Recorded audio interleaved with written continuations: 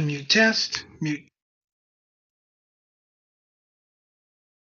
Unmute test. Mute.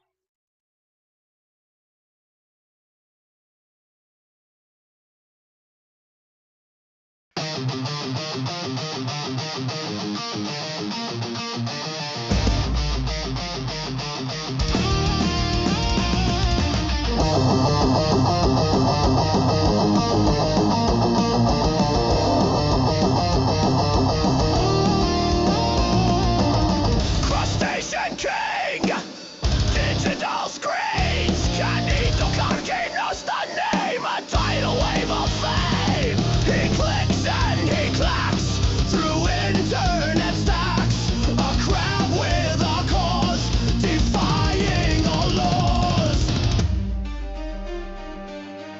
Canito Carquino's streaming tonight, burning so bright,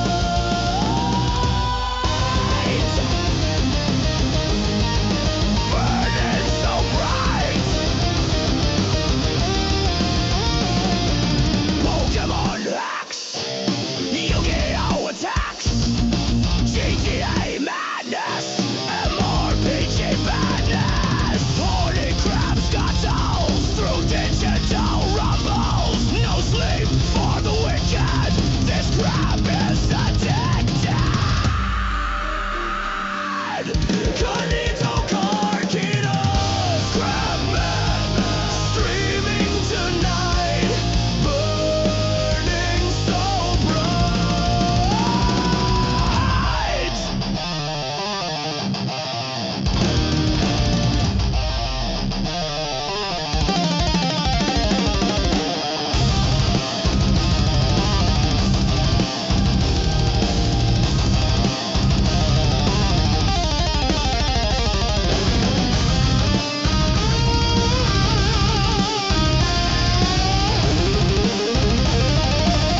Canito Carquino's crap madness, streaming tonight, burning so bright.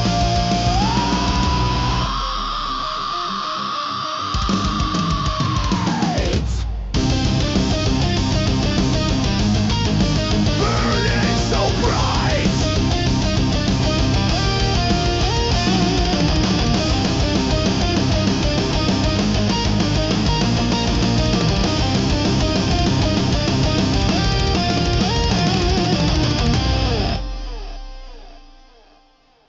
Clip it. Claws clicking on the mouse after midnight. Shell hard, but my heart's soft in the neon light. Another stream, another scream, another late night.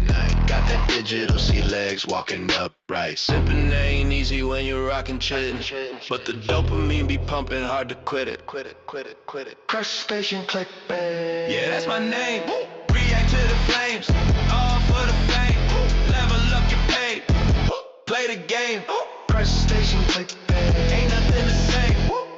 Pokemon rhyme hacks, yeah, I beat 'em all. From Lavender Town to Victory Road. Standing tall, emulator flow. Dropping dimes in the digital mall. Card game simulator, watch the metaphor. They say I'm down bad, crab with a screen, but I'm building an empire, digital machine. So let the haters hate, let them see them clean. I'll be counting my clam, living the dream.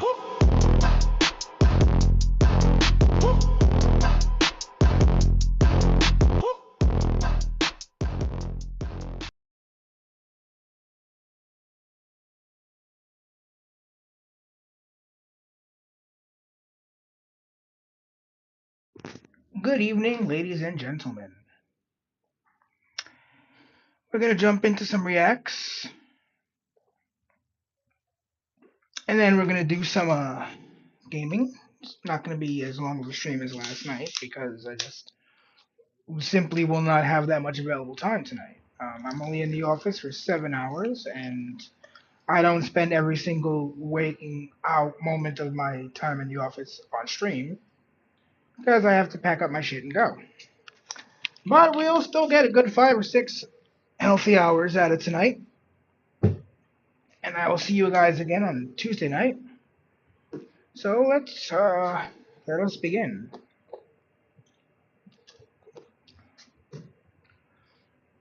We're gonna start off with some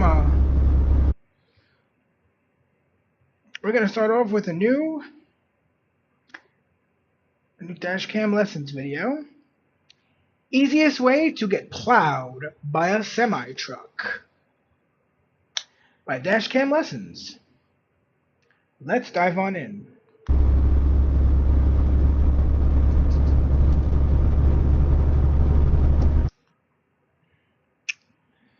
This guy right here is a little too close for comfort. I know he's technically still in his lane, but driving any vehicle that gets this close to the lane I'm in while I'm in that lane is that's too close for comfort. Yeah, see? You didn't get over, dude. Admittedly knew the right lane would end, but could not get over as another car was on my left. And the lane's ending, yeah. So he's gonna try to get over, but he can't. Go to the top of the hill.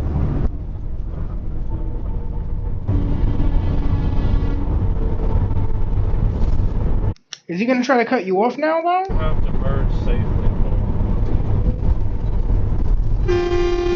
Yeah, I mean, that wasn't too bad of a cutoff, but in a semi truck, I think that might be a little bit.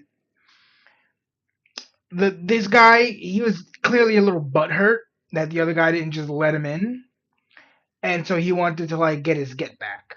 At least that's what it feels like. Hell, dude. You have to merge safely. Currently.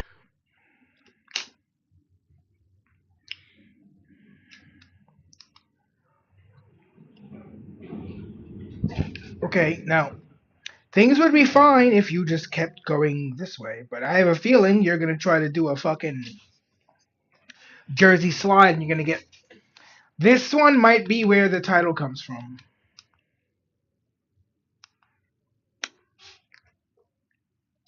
It's a little too late here.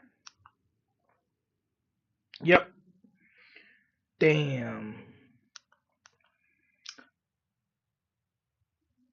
Damn. Hit and run. Holy shit. And the thing is, it's a U-Haul truck and trailer. Like, you're still gonna have to explain the damage to that shit. I mean, they'll probably lie about it, but god damn.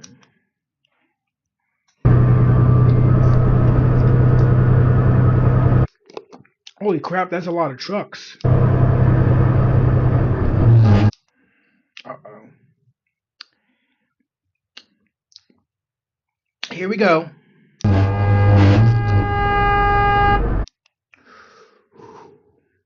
That honestly ended a lot better than I thought it was. I thought this guy was gonna get fucking creamed. Like, he is super lucky. You should not be pulling that shit, especially on a road with this many fucking tractor trailers.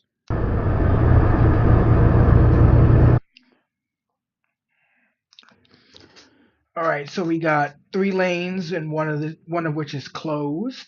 Let's see. Are the lanes? Is it splitting down into into 1 lane? Either way, um, if this guy tries to get over here, he's gonna be in the wrong, and he might get fucked.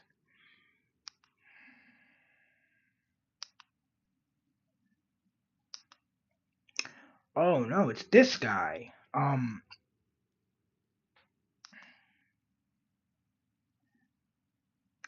Like, what are you doing? It's not that difficult. The lane ends. Like, you really didn't even have to do anything. You just had to keep going. Just like maintain your vehicle in the lane that exists that you were in. Hey, Red, what's going on? Like, I don't get it with some of these people where they just like, how do you just suck that bad? How are you just that terrible at driving? Yeah, your signal does not automatically give you the right of way. And a lot of people will be like, "Oh, why do you follow so close?" It's because in certain places, if you leave this much space, someone will try to sneak their way in, like here. And again, another one that's just lucky that shit didn't go wrong for them, cause shit could have went real bad real quick for that person.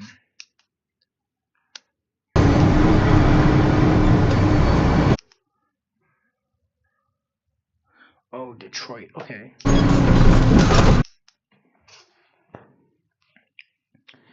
Oh, you gotta be the stupidest motherfucker ever. You gotta be the stupidest motherfucker ever. What in the? Yeah, what in the fuck? What in the fuck, dude? You didn't see like the truck turning? You weren't taught. I know you were taught. You have a driving license. You were taught. You just didn't fucking take the time to absorb that shit and learn it.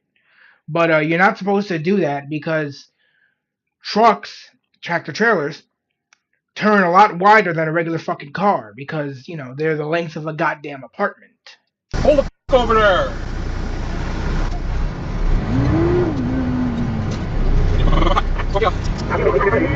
Don't tell me he just bounces. No fucking way. Yeah, I don't know where he's going. Yo, he just fucking wrecked that dude's shit and bounced. Now, I mean, the truck is probably fine, but in the same vein, like, come on, dude. Now the trucker, because remember, um, he's got to fucking explain to his entire essentially chain of command, like, what happened, and he could lose his CDL for this shit.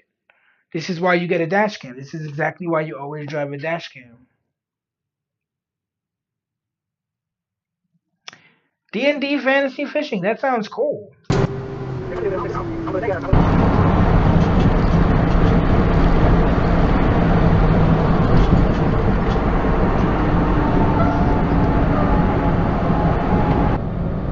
I mean that was just stupid.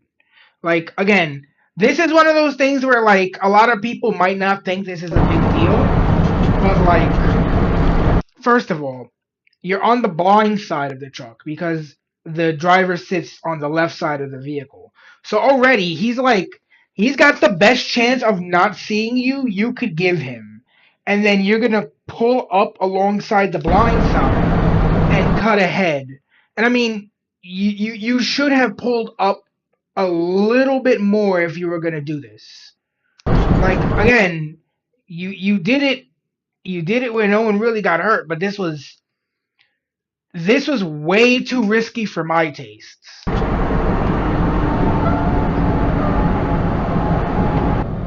I would rather go behind the truck than in front of them. What the fuck's this dude's problem here? This guy here seems like he might have had a little something to drink before he got behind the fucking wheel.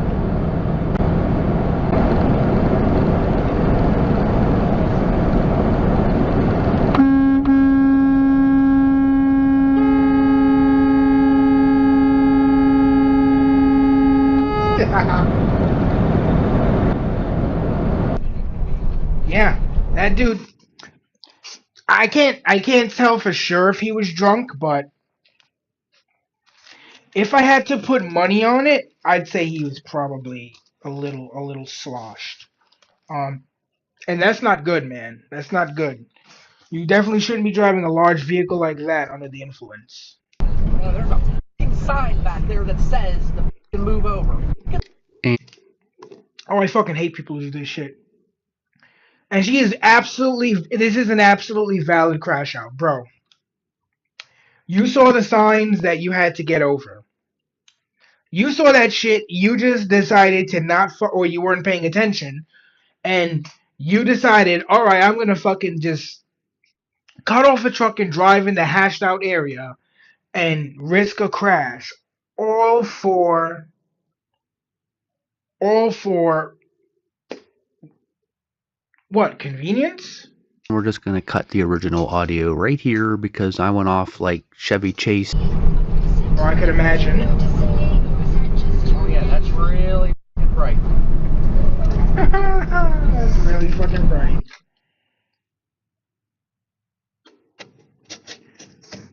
Columbus, Ohio. Oh no. Oh, come on, man. Come on, man. Why do you gotta challenge a truck like that? Like, do you honestly think you're gonna win?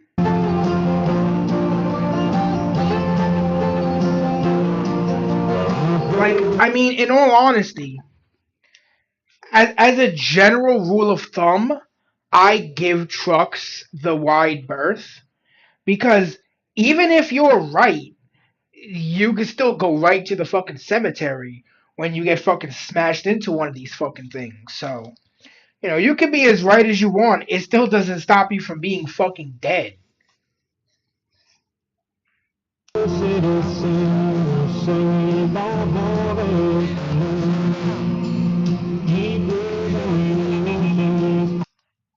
Solid white line, and off the right side. So many people think that this is acceptable. They think, and the problem is, you'll do something wrong and get away with it 999 times. So you think, yeah, nothing ever happened when I crossed over a solid white. Nothing ever happened when I passed on the right. And then the 1000th time, instead of nothing ever happening, you get into a life-altering fucking crash. And those sailors quickly realize this is going to be a weird ride, and they will later give statements. There are the reasons that we know what is happening on this trip. Don't do it. Don't and do so it. their statements to reporters shape what we know, essentially. For example, again, it's not so much about the 999 times that nothing happens. It's about the 1000th time when, someone doesn't do it fast enough, doesn't do it smooth enough, and causes a giant fucking wreck.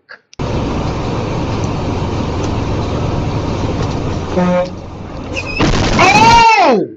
Holy fuckamole.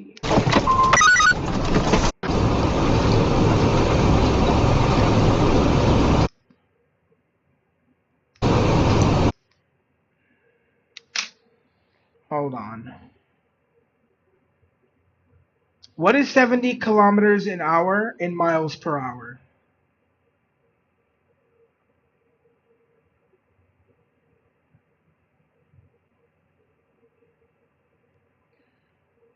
Forty-three and a half miles an hour. Okay, so yeah, he's going fairly slow, and this dude is probably not driving at the appropriate speed because this, I'm not 100% certain, but this looks like a 2-lane, one in each direction road, and I think this guy was driving a little too fast and a little too loose for the road conditions.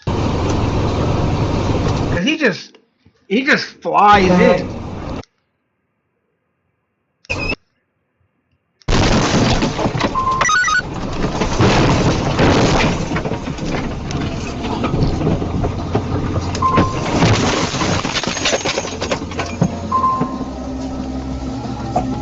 Driver of the pickup survived also. That's good news.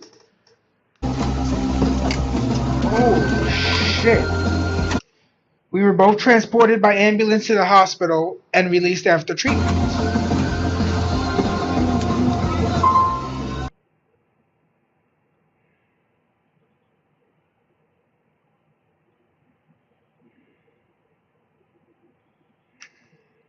Jersey slide in front of a truck. Now I will openly admit, I have on occasion done a Jersey slide. But when I do it, I make sure the entire road is empty. Nothing is coming from as far back as I can see. And even then I do it with extreme caution. I certainly don't do it in front of a truck at what appears to be less than a car's length.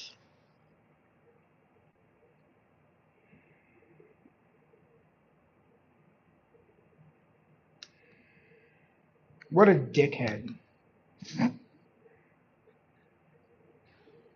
By the way, you're supposed to yield to traffic already in the lane, which means you're supposed to go behind them, unless they let you in front, which is a courtesy they're supposed to extend, not you're supposed to take.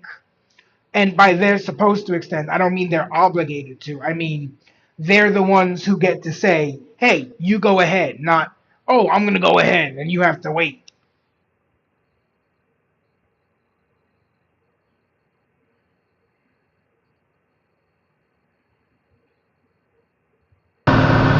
Like, see, that could have ended a lot worse if the truck driver probably was like, fuck it, let him go, because they were going at a low enough speed where he was able to reduce speed and time. But that's not a good habit to start making.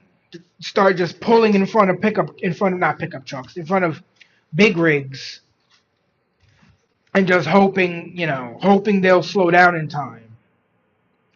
I will add those to the playlist after this, because I gotta run to my car and get something too. So I'll put up the BRB screen and then just grab those two grab those two videos off the Discord.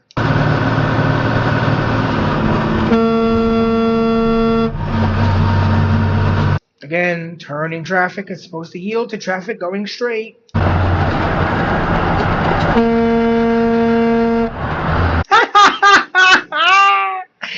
He was like, get back in your place. Hold on, I want to see that again. Get back in your place. Get the fuck back in your place.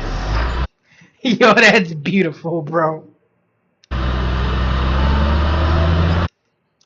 Oh, really, bro? Really? You're gonna try? You think? Okay, look at your car and look at this truck. Tell me which one you think is gonna win that clash.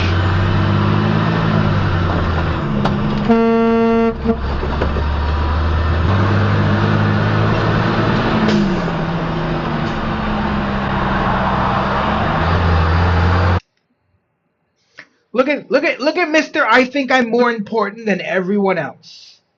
Right here. This guy right here is Mr. I think I'm more important than everyone else. So I'm going to go ahead of everyone and cut everyone off, and they have to just let me in.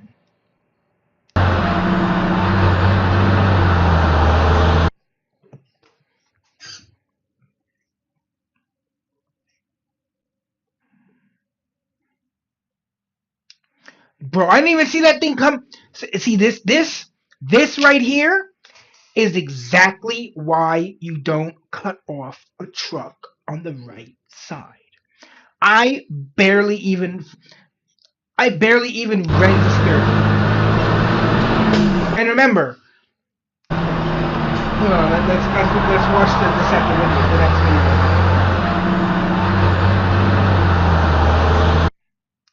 video. Okay.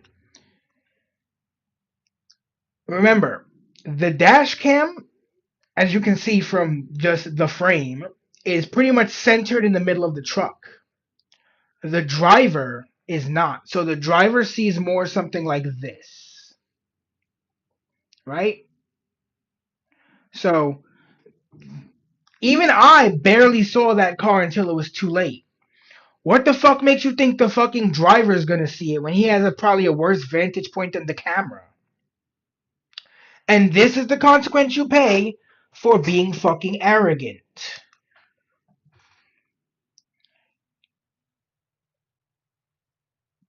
Blam! Wee!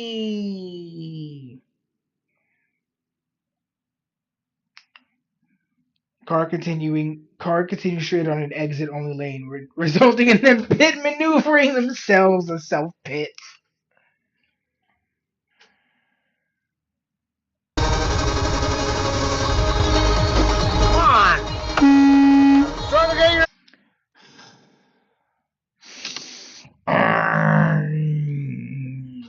This really irritates me.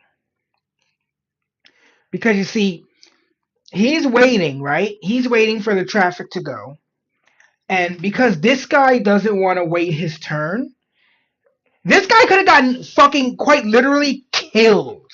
This guy could have not only gotten completely fucking flattened, run over, fucking steamrolled by this truck, but the truck wouldn't have even fucking registered his puny little body being crushed beneath the 18 wheels and tens of thousands of tons of that truck. The truck driver might not even have registered the impact, because as you can see, the light's fucking green, and he decides, oh, I'm just gonna shoot across because I'm a fucking entitled piece of shit. Just ran over, I'll fucking run your ass over too, you dumb. Good. See, light turns green, right? And in fact,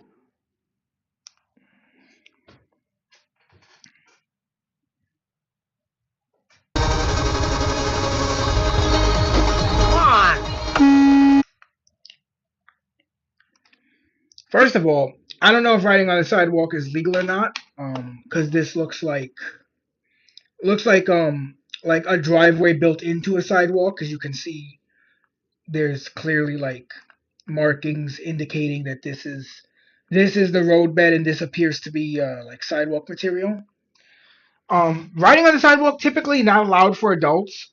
Also really stupid because that puts you at even more of a visibility disadvantage than if you had been in the street.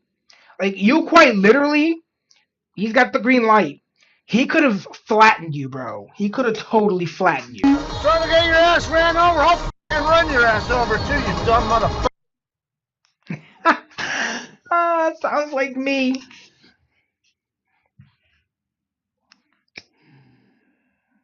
What a fucking retard.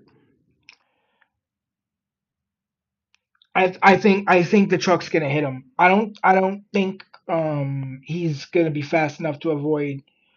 Maybe not getting hit here, but I feel like the bed in the back of the truck is gonna get whacked. If not, he is extremely lucky. Extremely lucky. That was probably a matter of inches between his truck getting whipped through this intersection like a goddamn Beyblade and getting away without a scratch. Because if this truck hits this truck is gonna just go flying. Wait, did he hit someone else? Did he get hit by someone else? Yes, he did. Oh shit. So yeah, he did wind up getting in a crash, which, I mean, fucking good for you. What the fuck are you doing making a right turn from what, if this half of the intersection is anything like this half of the intersection, is a left-hand turn lane. So you're literally cutting off at least two fucking directions of traffic. Fuck you. You got what you deserved. And you're lucky. You're lucky that you got hit by the regular car and not the semi truck.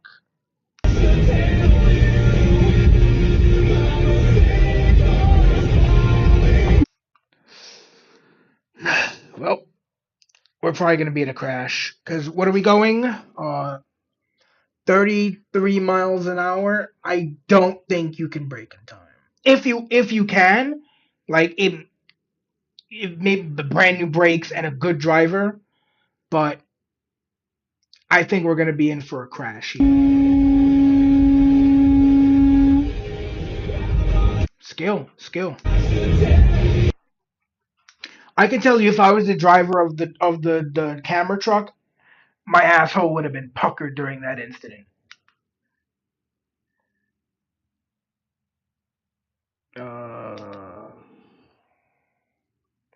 This is like the inverse of a bad driver never misses their exit, because they're actually in the exit lane and then they want to cross back over to like the regular travel through lanes.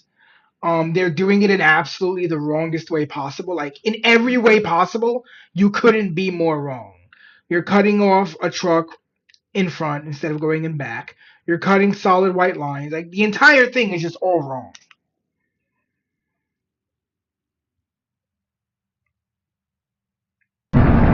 So many of these people are so lucky they didn't get hit by a truck. They're just lucky. It's luck and the skill of the truck driver to not hit them. Which they're lucky that they came across a truck driver with enough skill to not hit them.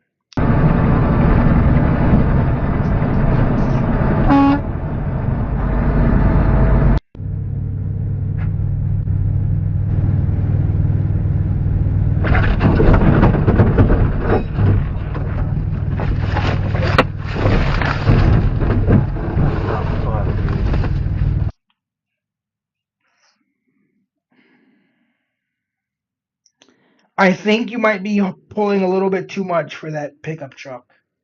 I think you might be a little bit at your limit there.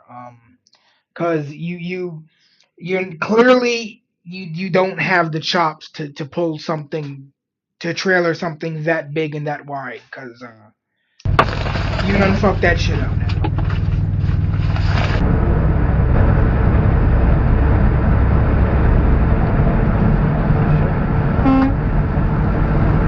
Wow, truck on truck violence.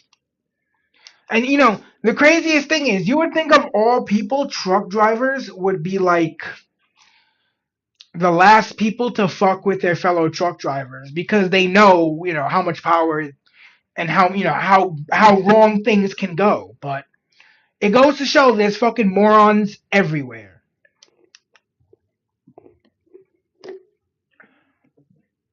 Wow. Oh shit. And see shit like this. I love driving, but shit like this is the shit that really fucking stirs my fucking pot because driving would be so much nicer of an experience if we didn't have people like this. Go, please. No, go. Step back, please. Back, please.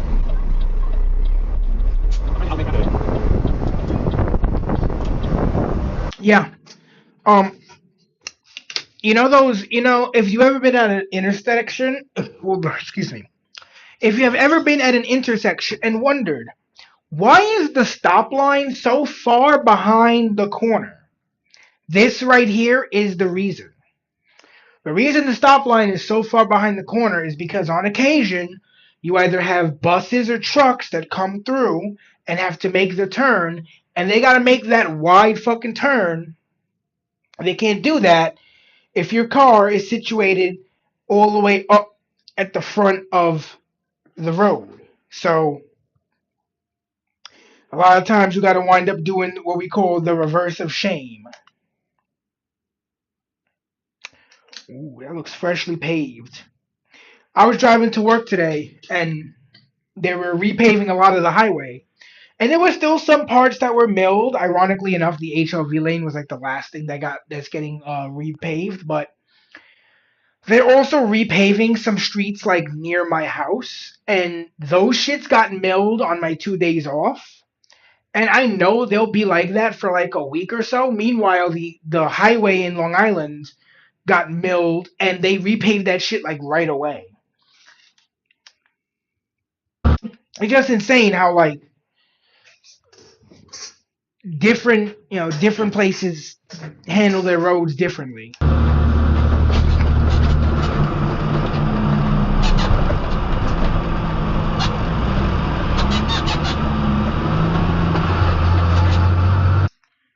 I see this guy here should wait. Well, Hope he did. folks, that's all we got for today. Thanks for watching. Until next time.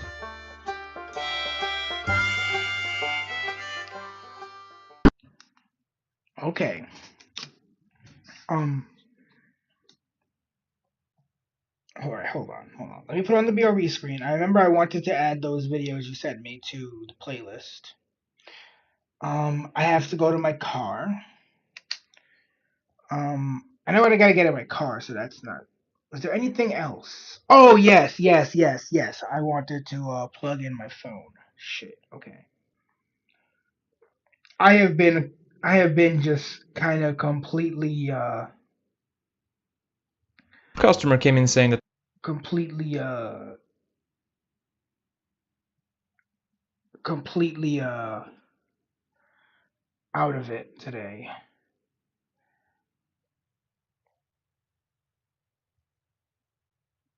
Oh, after storm Two fishing. fishermen, 11 jetty. Let's check that out.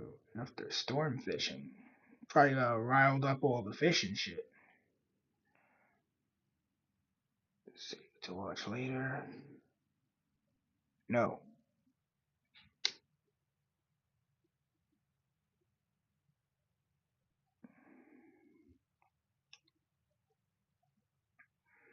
Close player.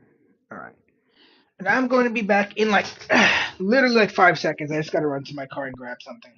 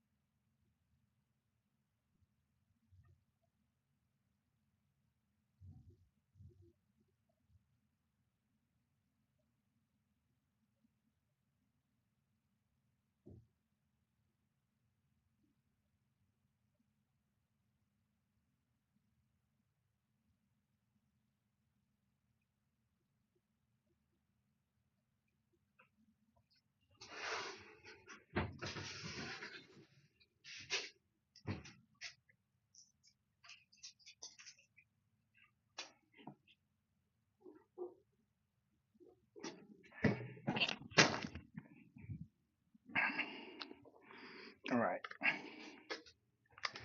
Let's plug in this phone.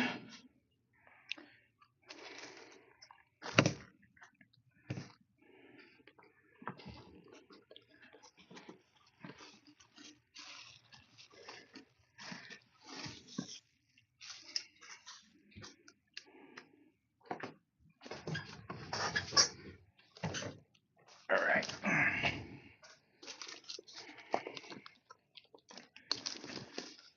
Let's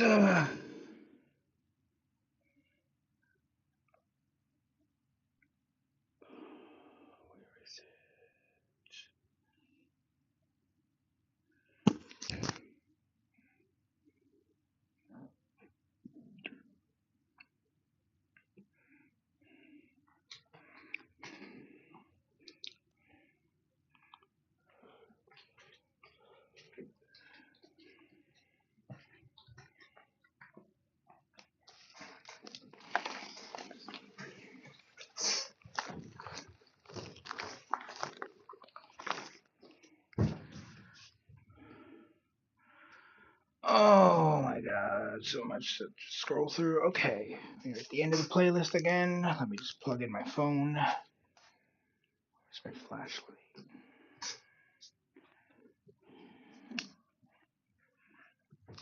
Alright.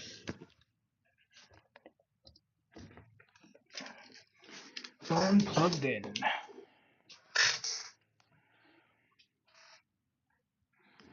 Okay, now let's see.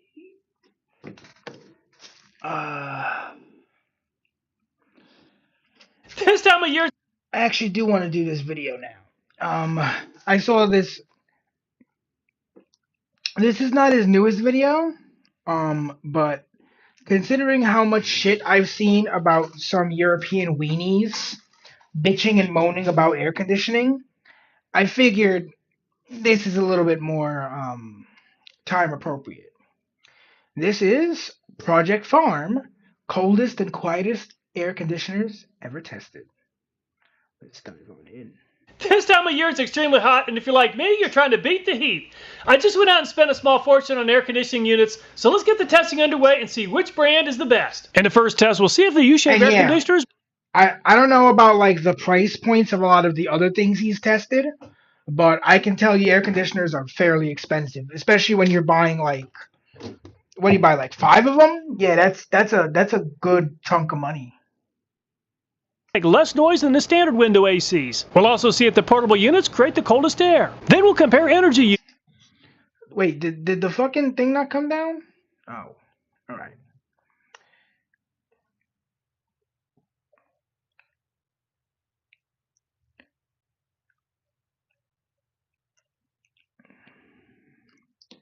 I must not have. I recently cut my right hand nails before they got so long they broke. So now I have to like relearn how to retap the screen because I don't have like a long ass nail anymore in the way. I still have some nail, but I cut a good chunk of it down. So now I gotta like remember my attack angle because sometimes I tap things and I don't actually tap them because I'm not used to using my finger at that angle. All right, let's do this YouTube intro again. All right, this is not his newest video, but it is relatively new. And I think considering all the European weenies bitching and moaning about air conditioning, that it's a little more appropriate to do right now. Coldest and quietest air conditioner ever tested by Project Farm. Let's dive on in. This time of year it's extremely hot, and if you're like me, you're trying to beat the heat. I just went out and spent a small fortune on air conditioning units, so... And yeah, I forgot how many air conditioners he had in the thumbnail, but it was at least like, what, four or five? That's a good chunk of money right there, because air conditioners are not a cheap product. They're not like even a cheap air conditioner is still going to run you like maybe, what, $200? So this is good. This is an expensive video to make. Let's get the testing underway and see which brand is the best. In the first test, we'll see if the U-shape air conditioners make less noise than the standard window ACs. We'll also see if the portable units create the coldest air. Then we'll compare energy use. At a very affordable price of only $125, is this Amazon... Okay, that's actually not awful. It's expensive, but I didn't think like an Amazon Basics air conditioner would be only $125.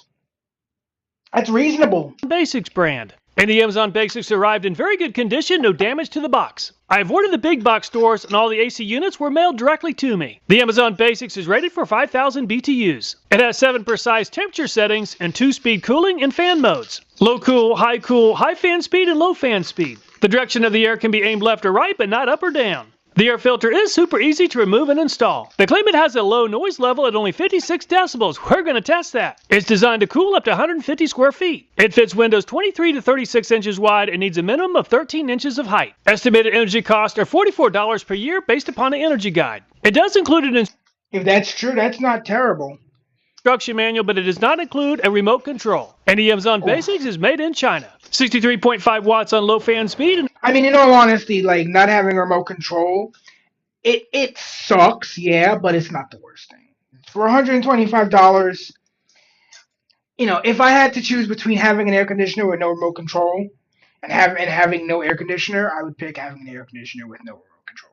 About 64 watts on high, close to 315 watts on low cool, and 315 watts once again on high cool. On low fan speed, around 5.7 peak miles per hour and close to 8.1 miles per hour on high fan speed. And the Amazon Basics weighs very close to 33 pounds. Let's put this thing together so we can install it and see how it performs. The first step is to attach the top rail to the top of the air conditioning unit using 4 screws. Slide the rail of the right accordion shutter out of the frame. Then slide the rail into the side bracket of the air conditioning unit. The last step is to slide the top and bottom rails of the accordion shutter into the top rail channel and the bottom frame. The AC unit took about 5 minutes to assemble. I'll be installing each of the air conditioning units into a window that has a width of very close to 37 inches. Fully extend the accordion shutters until they fit the window casing. There are several locations for securing the air conditioning components to the window casing with screws. Install the gasket between the lower window and the air conditioning unit and shutters. The air conditioning unit also includes a bracket and 2 screws to secure the position of the lower window. I'll just use some painter's tape to temporarily secure the shutters and create a tight seal. The last step is to install a seal that fills the gap between the upper and the lower window. The installation is finished, and unfortunately the accordion shutters do not offer much of a seal and a lot of air is going to pass through the gap. Let's use this compact blower and a tissue to see how well it's sealed. And there's a lot of air passing through the shutter and the tissue has taken flight. Let's test the noise level from 4 feet or 1.22 meters. And the Amazon Basics is pretty loud at 58.4 decibels on low cool. On high cool, the Amazon Basics is right at 59.8 decibels, which is pretty loud. Let's step outside and measure the noise level at 4 feet behind the window. And the Amazon Basics is making quite a bit of noise at 63.6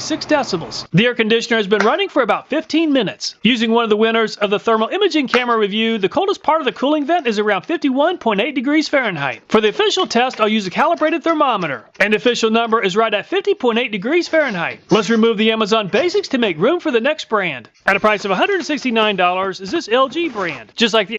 Nice. And also, again, not for an LG, for a name brand and not Amazon Basics, less than 200 is a lot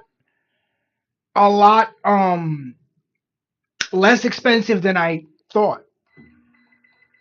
Amazon Basics, the LG arrived in perfect condition without any damage to the box. Window size needs to be 21 to 35 inches in width and up to 12 inches in height. They claim it's pretty quiet at only 50 decibels. The LG does come with a remote control. Just like the Amazon Basics, it also has 2 cooling modes and 2 fan speeds. It's rated for 5,000 BTUs and it uses around 450 watts. They claim it has an easy-to-clean, washable dust filter. The Amazon Basics was made in China, and the LG is made in Thailand. LG uses a little less energy than the Amazon Basics on low fan speed at 57 watts and around 57 watts on high. It's around 304 watts on low cool and around 315 watts on high cool. Really good airspeed on low at around 10.8 miles per hour and a peak of 14 miles per hour on high. With the LG, you can point the air in 2 different directions. And the LG is a little bit lighter than the Amazon Basics at around 32 pounds. With the LG, installing the top rail uses 3 screws instead of 4 with the Amazon Basics. The LG accordion shutters also seem to be of a little higher quality. There is a corner piece that is installed at the top of each of the accordion shutters. Installation is pretty much the same as the Amazon Basics unit. I'll once again use painter's tape to secure the shutters to the window casing. This kit does come with a bracket to secure the lower window. The LG does come with a pretty good quality stash shield to seal between the windows. The accordion shutters with the LG have a much smaller gap compared to the Amazon Basics, but there's still going to be some inefficiency. The blower did successfully blow the tissue away from the shutters, but there's definitely a lot less air movement. And the Amazon Basics is about 2.5 inches from the window, and the LG is close to 3 inches. The decibel is logarithmic. For example, every time you add 3 decibels, the sound's physical energy roughly doubles. And 51.7 decibels on low cool is a lot less noisy than the 58.4 decibels with the Amazon Basics. On high cool, 56.1 decibels is over 3.7 decibels less noisy than the Amazon Basics. It's hard to believe how much quieter the LG is compared to the Amazon Basics. The outside noise is also a little bit better at 63.5 compared to 64.8 for the Amazon Basics. And the coldest spot on the... I mean, that's a pretty expected little bit of, you spend a little bit more money. What are you spending? A little bit less than 50 more bucks and you get a little bit energy savings, a little bit cooler, a little bit higher product, little bit higher quality of product, rather. LG is around 47.5 degrees. The shutters are close to 81.6 degrees Fahrenheit. The official thermometer is showing 49.2 degrees for the LG, which is the best yet. Let's go and remove the LG to make space for the Black & Decker. So why buy a window air conditioner when you could buy a portable air conditioner on wheels? At a price of $260 is this Black & Decker.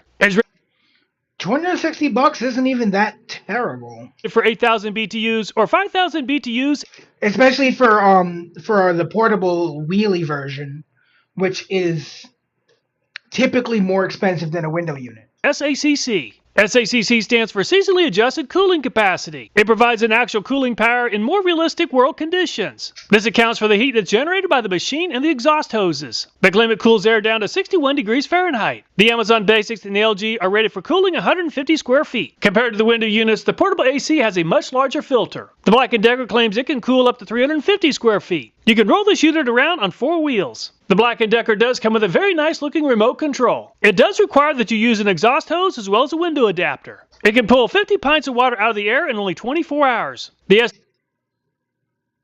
That's a lot of water for only a day. Estimate energy use cost to be around $80 per year. The cord length on the Black & Decker is 71 inches, and the Black & Decker is made in China. The Black & Decker is very efficient at 37 watts on low and 52 watts on high fan speed. On the other hand, it's pretty energy thirsty on low cool at around 719 watts and around 732 watts on high cool. It has by far the most airspeed yet at 13.8 miles per hour on low and 17.4 miles per hour on high speed. And the Black & Decker weighs very close to 50 pounds. Attach the window slider kit to the window sash. Adjust the length of the window slider kit according to the width of the window. Cut the foam seal to the proper length and attach it to the window sash. Cut the foam seal to the proper length and attach it to the top of the window. Close the window securely against the window slider kit. Unfortunately, part of the window is sticking up by about an inch and it's in the way of the exhaust hose connection to the slider. I'll go ahead and make it work, but it would help if I had additional foam insulation to achieve a more permanent setup. For now, I'll just use some tape to help seal up around the window slider kit. I've got the Black & Decker positioned about as close as possible to the wall and is sticking out from the wall by about 19.5 inches. With the unit pointed so that the air moves is across the room around 27 inches from the wall. It is possible to shorten the air duct to move the unit closer to the wall by a few inches. Not the best fit since the slider doesn't offer enough clearance around the window casing. It does offer a pretty good quality gasket that moves between the windows. Even though the blower does move a lot of air, the tissue just didn't move too much. So overall, a pretty good seal. Noise level is a pretty big deal, especially in living space. And the Black & Decker is the quietest unit yet at only 49.2 decibels. That's nice. Quiet, especially for someone like me who's a streamer, even though... Thank you, Microwave, for proving my point. Even though, you know, I also have a microwave and a fucking AC here that's like 2 feet from me. That is something that would be, you know, a thing I would consider. On low cool. On high cool, 50.4 decibels is by far the best yet. And the noise level is about 9 decibels quieter than LG at only 54.1. And the Black & Decker is not only the quietest, but it's also the coolest at 47.2 degrees Fahrenheit. The thermal camera is showing the coldest spot at 47.9 degrees, and the hottest part of the air conditioner is around 92 degrees Fahrenheit. The air duct is a little bit toasty at 105 degrees Fahrenheit. At a price of $158. Is this Garvey brand. The Garvey is packaged very well and it arrived without any damage to the package or the AC.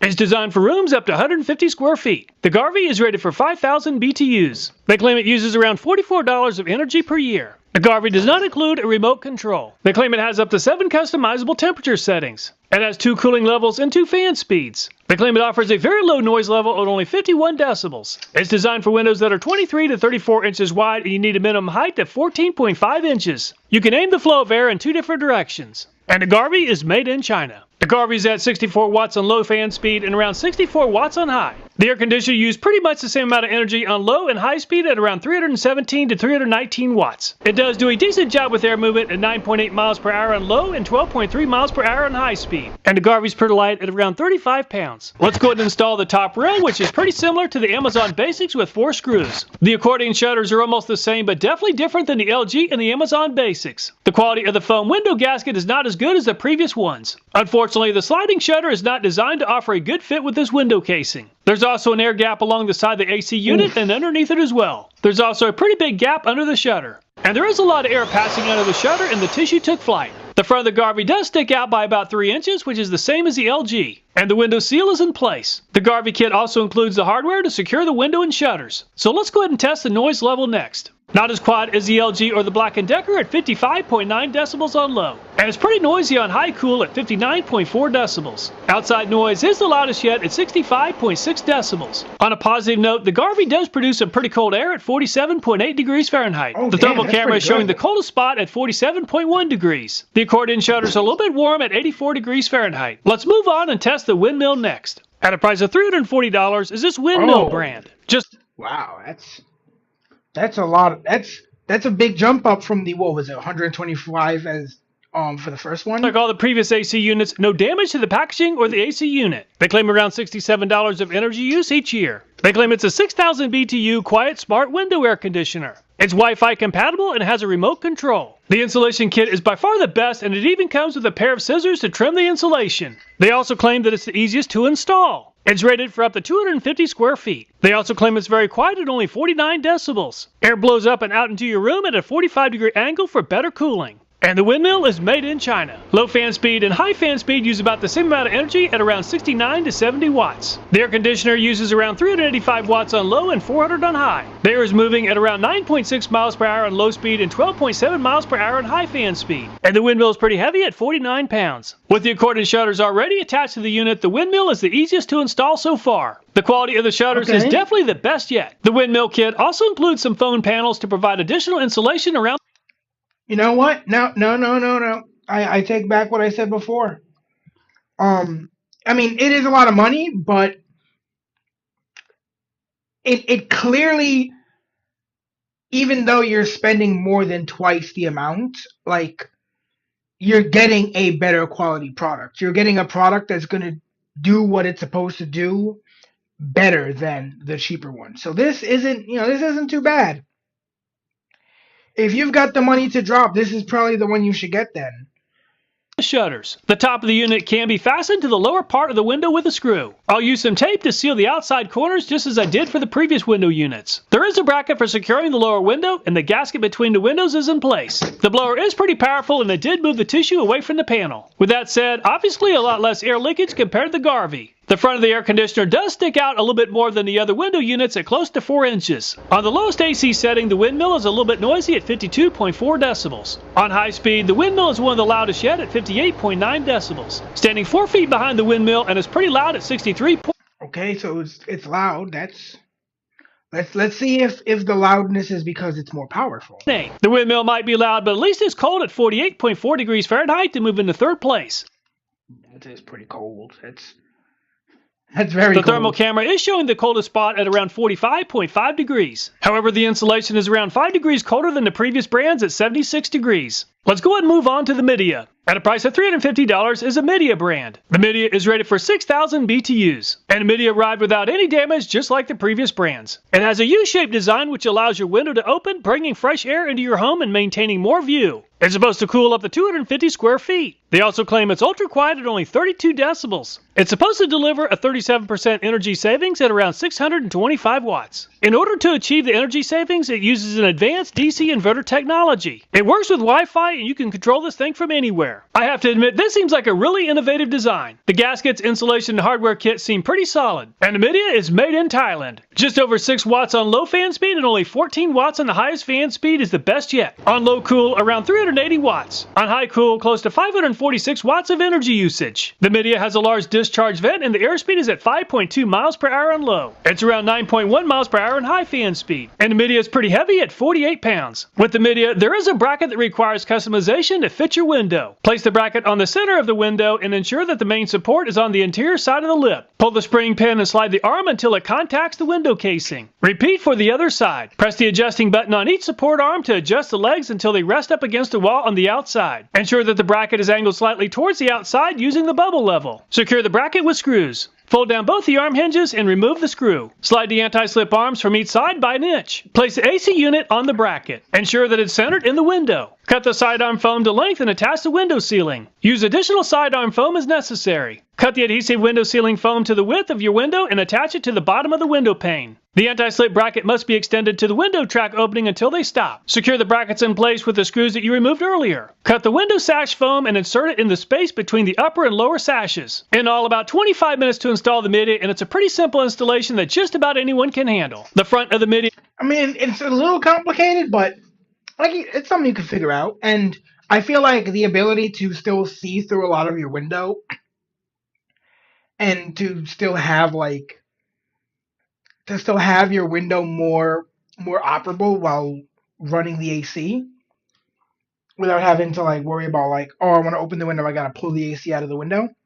That is a good win. It's extending about 8 inches from the window. And the Midea is installed, and this thing looks a whole lot better than the regular window unit. Much more visibility through the window. But the question remains, is it any quieter? And the Midea sealed up nicely. Even though it has a pretty good seal, enough air passed through the insulation to move the tissue. On low cool, the Midea is at only 37.8 decibels. Very impressive. On the highest cooling setting, only 45.8 decibels. Very impressive. 4 feet behind the air conditioner, and the Midea is at 56.7 decibels, which is pretty good. So the Midea is by far the quietest air conditioner so far. The Midea is also pretty cold at 48.4 degrees Fahrenheit. From an efficiency standpoint, the part of the unit inside the home does seem cooler overall compared to the traditional style AC units. The insulation is doing a great job at around 78 degrees. Let's remove the Midea and see how another portable AC unit compares. At a price of $389 is this Drill portable AC unit. It's rated at 8,000 BTUs or 5,000 BTUs SACC. You can keep the temperature between 61 and 86 degrees Fahrenheit. They claim that this is a self-evaporating portable AC unit. It does have a drain hose for those environments in which the humidity is above 90%.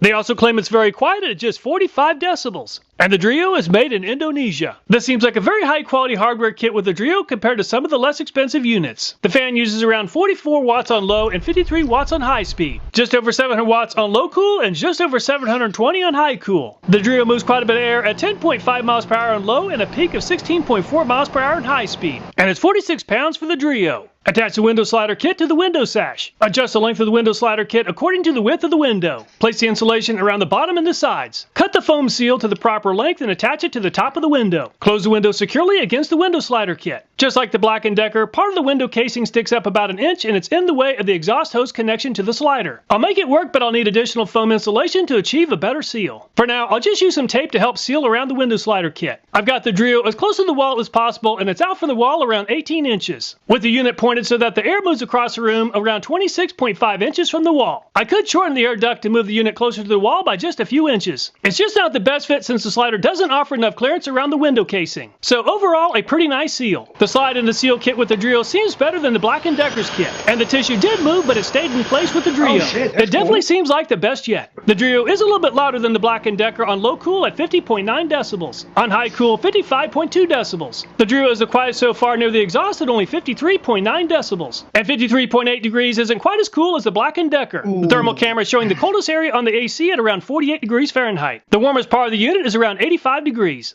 The exhaust duct is pretty toasty at around 112 degrees Fahrenheit. What's nice about the portable units is that they're very quick and easy to uninstall and move to a different location. At a price of $397 is this GE Profile. The GE Profile also has a very innovative design that's supposed to increase efficiency and reduce the noise. It's rated for 6,100 BTUs. It's supposed to condition a room that's up to 250 square feet. They also claim it's very quiet at only 41 decibels. It has an adjustable chaseway that accommodates a wall thickness between 4.5 and 13.75 inches. It fits windows that are between 20 and 40 inches in width and up to 10 inches in height. Control your AC with hands-free assistance and Wi-Fi connected smart devices.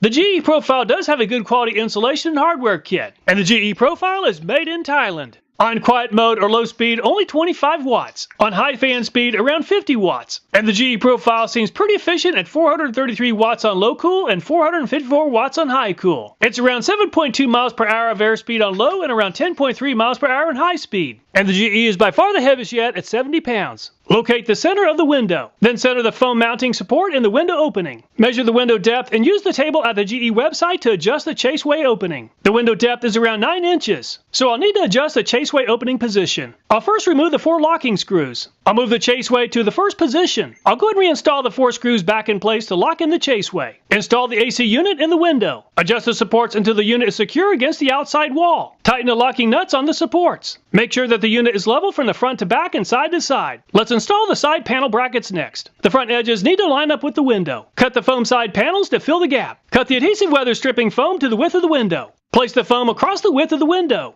A sash lock is included in the kit, and the foam top window gasket is in position. The GE took me about 5 extra minutes to install compared to a traditional unit. The front of the GE air conditioner sticks out by around 11 inches. The GE's gasket and insulation kit looks pretty nice. And the blower is able to move air past the gasket, but definitely much better than average. And the GE is supposed to be quiet, and it moves into a two-way tie with the media at 37.8 decibels on low. Very impressive. On high cool, 43.4 decibels is the best yet. Very impressive. There's quite a bit of outside noise at 66.8 decibels. And the GE is... I mean, who cares about the outside noise, though? Let's be honest. Come on. Let's be honest. I couldn't give less about how loud it is on the outside. That's everyone else's problem. Producing some really cold air at 47.3 degrees. The thermal camera is also showing around 42 degrees at the coldest spot. The insulation is staying pretty cool at around 80 degrees. Assessing overall build quality is highly subjective. However, the Media, Drio Portable, and GE Profile all received a very good rating of 1.5.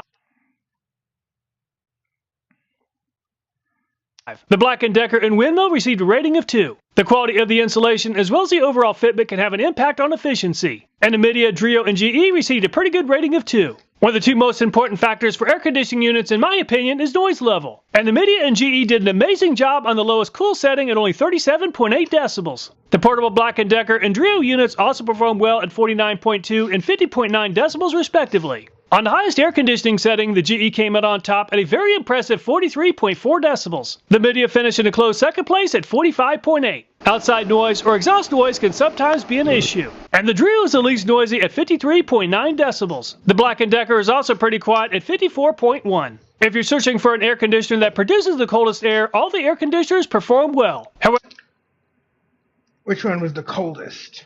The Black & Decker was pretty cold. It's not bad. The portable Black & Decker came out on top at 47.2 degrees.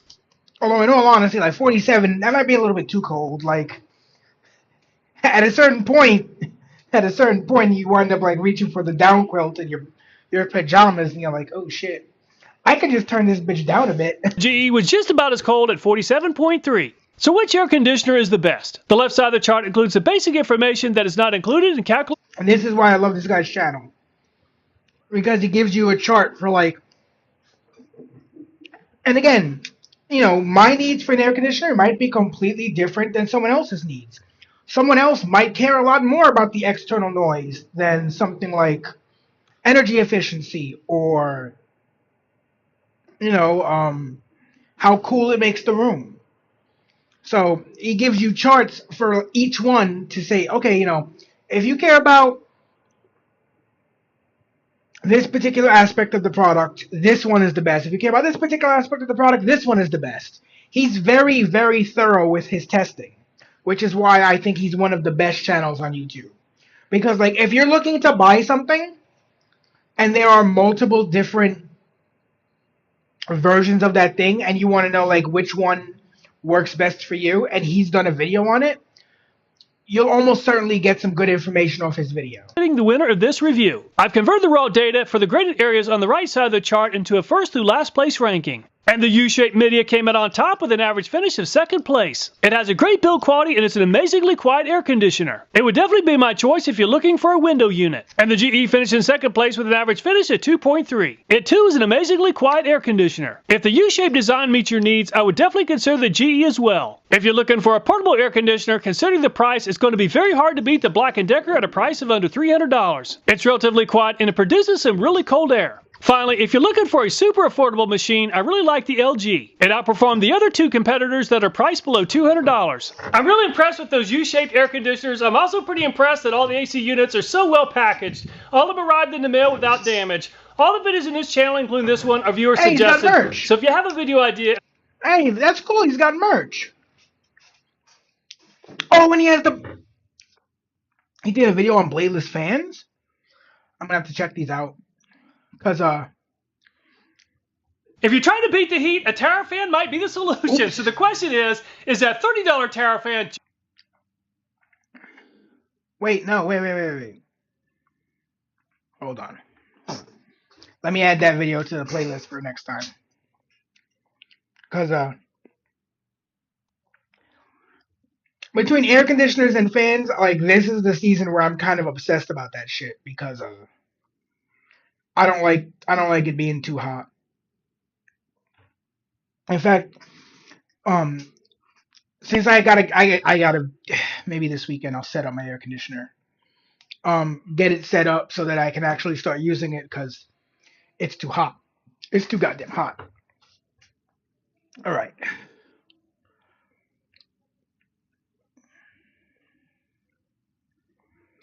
This time of year it's extremely hot, and if you're like me, you're... Was there anything else we missed? Place ranking. And the U-shaped media came out of needs. I would definitely consider the G-Orange. All the videos in this channel, including this one, are viewer suggested. So if you have a video idea, I hope you'll take time to leave a comment. Thanks so much for watching. Please take care and look forward to next time. A federal judge in Texas. All right. I wanted to make sure we didn't finish off on this video.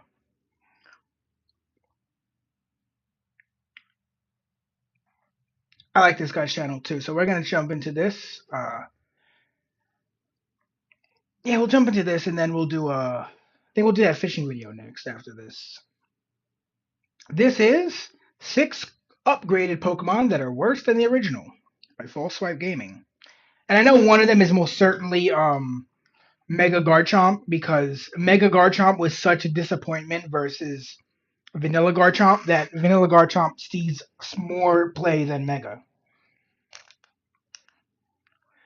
So let's dive on in. Today we're going over Pokemon whose forms gained later on did not perform the expected task of improving their situation in the competitive world. Even regional forms, which are ostensibly lateral moves stat-wise, come with the expectation of taking the original Pokemon into new realms of effectiveness, but not everything can be Galarian Darmanitan. There are also the cases of Mega Evolution, which are straight up supposed to be improvements, and yet those can fail as well. In fact, we're starting off with one with Mega Meowstic. Pokemon Champions has unleashed a... That thing got a Mega? Meowstic that is much less than the why does it look like a My Chemical Romance fucking background character? Potential it had when it was first unveiled. Why does it look like it's not okay? In Legends ZA. There, in addition to its superb new special attack and speed, it received a bevy of utility moves. Oh my god. Spikes, Toxic Spikes, and Stealth Rock? That's mean, and I love it. Most notably including Stealth Rock, Spikes, and Toxic Spikes. With this in mind, surely Game Freak were going for a complete reinvention, and this would mean it'd get an excellent ability as well, right? Well, maybe they were, but someone must have changed their minds at the last minute. Trace is also just such a...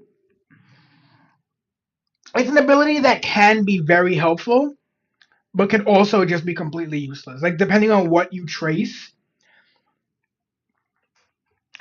it can either be a complete help or just might as well not even have an ability. Now that Champions is out, Meowstic no longer has the 3 hazards, and its ability has been revealed to be Trace, which not only doesn't carry the kind of impact Mega Meowstic needs, at least not consistently, but completely and unmistakably cements it as a much, much worse Mega Alakazam, which has the same ability. Mega Meowstic is weaker, slower, and doesn't even have the coverage of Focus Blast, poor as its accuracy may be. Okay, so Mega Meowstic is bad. It's still a Mega though. Almost no Mega, even the bad ones, are actually worse than their base form. Well, maybe they're quote-unquote Yes, there is.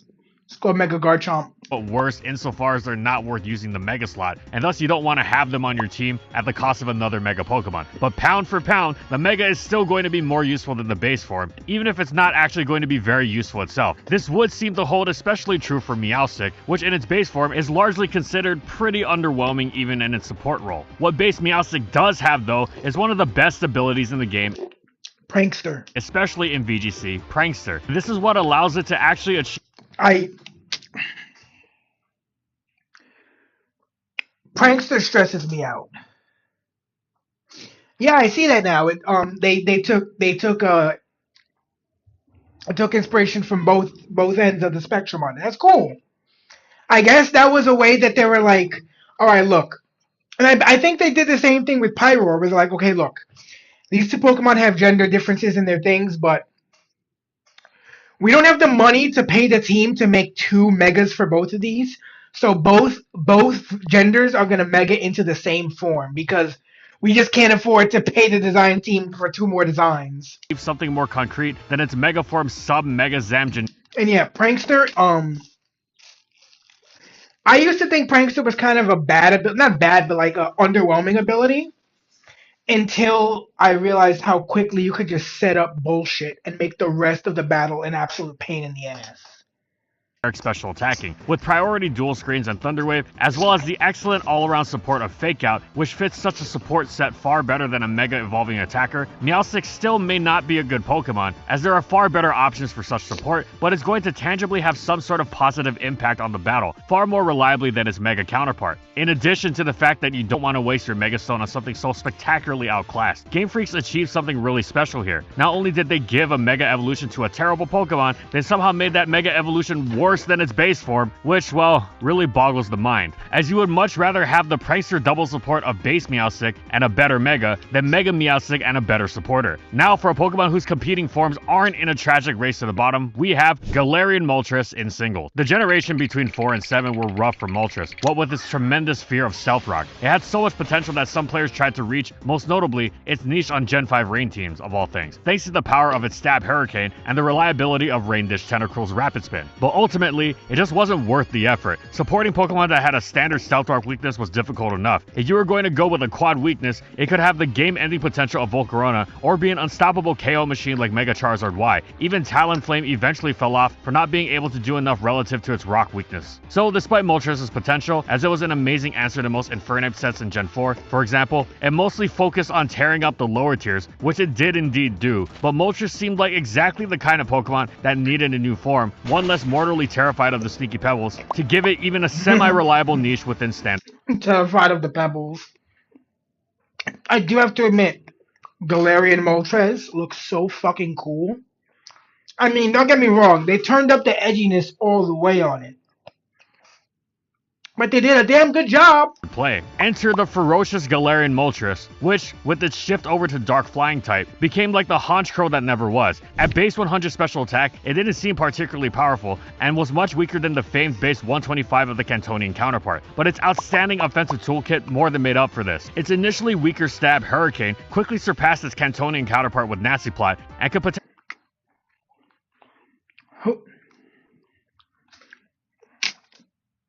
Where is it? Who are you? I'm you, but cool.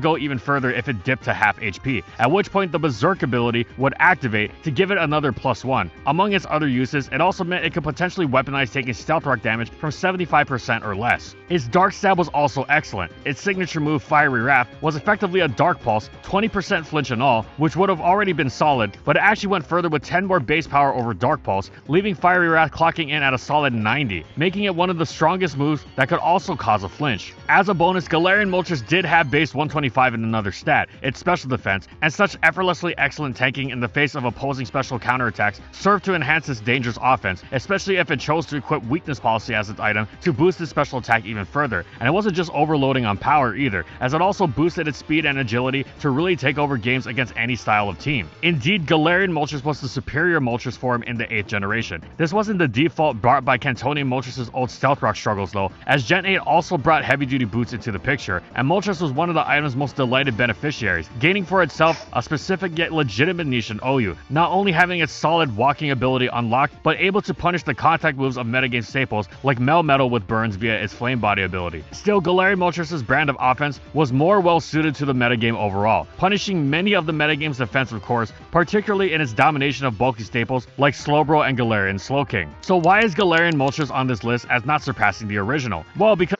yeah, it is pretty much like a Shadow the Hedgehog to Moltres. Gen 9 was to follow, and in this, the most power-crept OU tier of all time, Cantonian Moltres was unquestionably superior. It's not even that Galarian Moltres was bad either. It was actually quite solid in the same way it had been in the previous gen, while enjoying the flexibility that Terra provided offensive threats of its caliber. It had a good niche. K Moltres, though, went beyond a good niche to being a metagame staple, as despite not gaining any moveset ability or stat buffs, it notched its first OU placement since Gen 3. Even G Moltres in Gen 8 hadn't done that, having performed its role from UUBL tiering status. K Moltres was an outstanding wall against several top-tier OU threats like Great Tusk, King Gambit, and even a box office legend in Zamazenta. And not only did it wall them, its Flame Body punished them for daring to even attack it. Additionally, Moltres loved terrestrialization because even if it was forced to eat a knockoff and thus lose its boots, it could change its typing to another that wasn't eviscerated by Stealth Rock, to say nothing of the massive general defensive utility that it gained by taking on the excellent resist of a Fairy or Grass type. Galarian Moltres was still good, no doubt about it, but it was comparatively specific, whereas Cantonian Moltres was one of the best tools for regularly stifling the strongest, scariest metagame that OU had ever seen. And now, I believe we call that a glow-up. now for another bird in the form of Hisuian Braviary. Oh, say can you see the failure of Hisuian Braviary to improve upon the promise of the Unova original? Braviary was one of the better normal flying types. It was quite powerful, boasting a base attack stat slightly even higher than Staraptor's, but the set that most defined was the Substitute Bulk Up Roost set, which across multiple generations had the incredible quality of turning its ostensible checks into setup fodder, like those other great roosting, boosting sweepers, Dragonite and Gliscor. Braviary pulled off many a sweep in the face of multiple opponents with attacks that weren't just super effective, but often stab as well. Still, being normal flying as it was did mean it was relegated to the lower tiers, and also meant that a theoretical new form with different typing would probably not have much trouble improving upon it, so long as the shifts to his stats were within reason. Yeah, about that. Well, it's not that Hisuian Braviary was completely hapless. In fact, at first glance, it might very well seem like the kind of timely update on Unovan Braviary that would be able to play in the higher tiers. Going Hisuian shifted Braviary's focus from physical to special, and though its base 112 special attack was lower than its Unovan counterpart's base 123 attack, H Braviary also got pretty much the best ability it could ask for, Sheer Force, whose major boost to its special... Oh, damn, that's such a good ability. Attacks was pushed further by the fact that it also enabled it to run a recoil-free Life Orb as its item. For comparison's sake, Landorus Incarnate, the defining Sheer Force special attacker, was incredibly broken, while hitting from a base special attack of 115, only a few points higher, but its stab was the 90 base power Earth power, whereas H Braviary's Hurricane clocked in at a BP of 110, meaning it was hitting harder by a lot. Against a neutral target, Hurricane's minimum damage roll was still % higher than Earth power's maximum. Hisuian Braviary also had a secondary stab in Psychic, Psychic, which was almost as strong as Lando Eye's Earth Power, and also had excellent powerful Sheer Force boosted coverage in Heat Wave to crush the Steel-type stabs. As if that weren't enough, Hisuian Braviary also had Lando Eye's same boosting options, Calm Mind, to make itself even more absurdly powerful, and Agility to jet past would-be faster revenge killers. It's the whole package. So why is H Braviary on this list? Meaning it did in fact not run circles around its Unnovan predecessor. Put simply, it is slow. Simply leaving it with Unnovan Braviary's base 80 would have been fine. Not great, but certainly enough to fill its wall-breaking role. However, H Braviary goes all the way down to base 65, which, well, for comparison's sake, Pokemon like Breloom and Metagross, ouch, 65 is slow. Despite their occasional struggles with it, do just barely make things work with base 70, largely because they have actually decent defensive profiles, even the seemingly frail Breloom. H Braviary is even slower, and its typing is rife with easily exploited weaknesses. Another wall breaker like Crawdaunt may be even slower, but is not weak to Stealth Rock and has powerful priority. Put simply, H Braviary gets the worst of all its flaws without the tools necessary to compensate for them, and its stat distribution is to blame because not only was it made slower, it also had far too much poured into its base attack that it doesn't use at all, rather than really bulking it out, which would have helped some. Unnovan Braviary has a useless base special attack stat, yet in the most min-maxing generation of them all, H Braviary somehow doesn't get the same treatment. As a result, Unnovan Braviary utilizes its higher speed and even its more useful typing, as being ghost immune instead of weak is far more preferable, while still being able to dish strong hits out itself, and thus is the better of the two. Still worse though it might have been, at least it wasn't as cursed as Galarian Corsola and Cursola. Don't get me wrong, Corsola is well deserving of its status as one of the worst Pokemon in the game. It's all... Sadly, I love Cursola. Excuse me. I love Corsola. It's one of my favorite Pokemon. I think it has an amazing shiny. But it's fucking bad. Even in a single player playthrough, it is an underperformer. I know, I've used it. Of slow, weak, and frail, and with typing that really does it no favors, meaning it really does just about do nothing. But that's exactly what's so astonishing about its Galarian counterparts. You would think there'd be nowhere to go but up for them, yet they somehow managed the miraculous task of being even worse, which is especially egregious considering Corsola doesn't just get a Hisuian form, but that form also gets an evolution. How is this possible? Well, of course, Galarian Corsola is bad, and is basically just Corsola but with Mono Ghost typing, but A, that should be better than Water Rock, a terrible type combination. That was fucking diabolical. You gotta see. Well, of course, Galarian Corsola is bad, and is bro, that was fucked basically up. just Corsola but with Mono Ghost typing, but at least it's defensive. That should be better than Water Fucking Leaf just Rock, a terrible type combination, famous for plaguing Pokemon like Amistar that have good defensive stats, which are consistently undermined by how ridiculously easy it is to hit them super effectively. A bulky water that can't take hits, in other words. And B, Galarian Corsola, by virtue of having an evolution, could significantly bolster its bulk with Eviolite. Its move pool even had the incredible utility of Will-O-Wisp, and while it lacked reliable recovery, it did have Strength Sap, which replenished its health while further weakening the opponent's attack. Then there was Cursola, which had no physical bulk, but packed titanic special defense and absolutely monstrous special attack, the latter of which was poised to cause some serious destruction as a ghost type in the generation where Pursuit was removed, and it can't be overstated just how incredibly strong it is. Cursola was as strong as Spectrier, who was resoundingly banned for destroying everything with Shadow Ball, while Cursola has some actually useful special attacks supporting its own, like Hydro Pump, Ice Beam, Earth Power, and Giga Drain. There's a lot to like. Yes, Cursola is still an absolutely terrible Pokemon, because it's Snorlax and slow twin level slow, and it's absurdly frail physically, while its awful HP undercuts its special defense as well. But surely spamming Spec, Shadow Ball, and Ghost offense the generation is going to be more of an accomplishment than any of Jotoni and Cursola's non-walling. Just like Galarian Corsola, while itself the epitome of a slow, passive wall, still seemed like it'd be more impactful than anything Corsola could do. To this, Corsola would say, nice argument. Unfortunately, I am inside your home. I mean, I have the Regenerator ability. It seems ridiculous, but Regenerator is a ridiculously powerful ability for how it allows Pokemon to switch into attacks over and over and over, making even Pokemon Regenerator and an ability that can switch you out like or an attack rather that can switch you out like Volt Switch, Flip Turn, U-Turn, is a really good kind of 1-2 combo. ordinarily wouldn't be too tough to take out without it, like Tangrowth and Tornadus into paragons of longevity. In addition to Regenerator, Corsola has Recover, meaning it has recovery on par with the notoriously durable Slow Twins, also boasting such dual healing methods. This, in conjunction with some of the best utility moves around, like the ever-important Stealth Rock, the burn spreading of Scald, meant that if you had to wring some use out of any of these three, Jotoni and Corsola would be your best bet. And this isn't just a theory either. There was an actual Gen 7 OU tournament game where a top player brought a team with 6 Regenerator Pokemon, which was partially a joke, but also not really, because Regenerator was just that good. And yes, They never die. You damage it, it switches out. You damage it, it switches out. It heals. Another guy comes out. You damage it. It's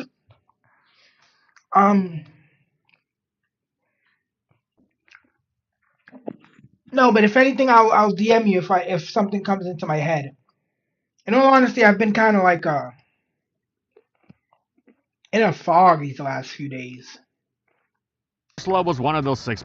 I literally spent like 7 minutes looking for something in my car that I was already using. So I'm kind of can't get in gear right now.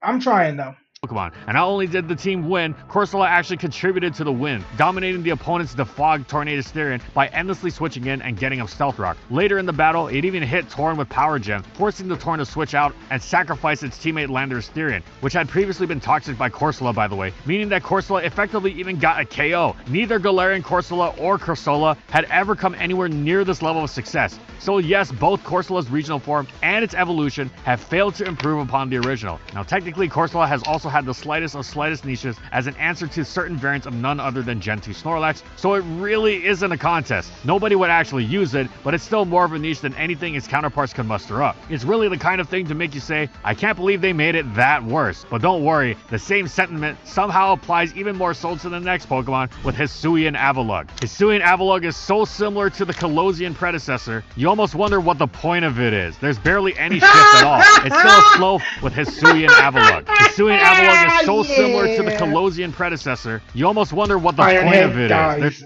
barely any shift at all. It's still a slow, physically oriented, specially deficient ice type. It's ludicrously over the top physical bulk with base 95. But see, now he's got a beard. See? He got a tan and a beard. HP and 184 defense remaining unchanged, but it doesn't seem worse. It's frailer on the special side, going from K Avalugg's base 46 to a truly despondent 36. But does that really make that much of a difference? Or rather, does it make much of a difference than the fact that K Avalugg's base 117 attack has been upgraded to H Avalugg's more impressive base 127? This is almost on par with that other feared ice-type attacker, Mamoswine, or the fact that H Avalugg is also faster, coming in at base 38 speed as opposed to K Avalugg's base 28. This means it can actually outspeed Snorlax and the Slow Twins now, and it's even gained the Strong Jaw ability.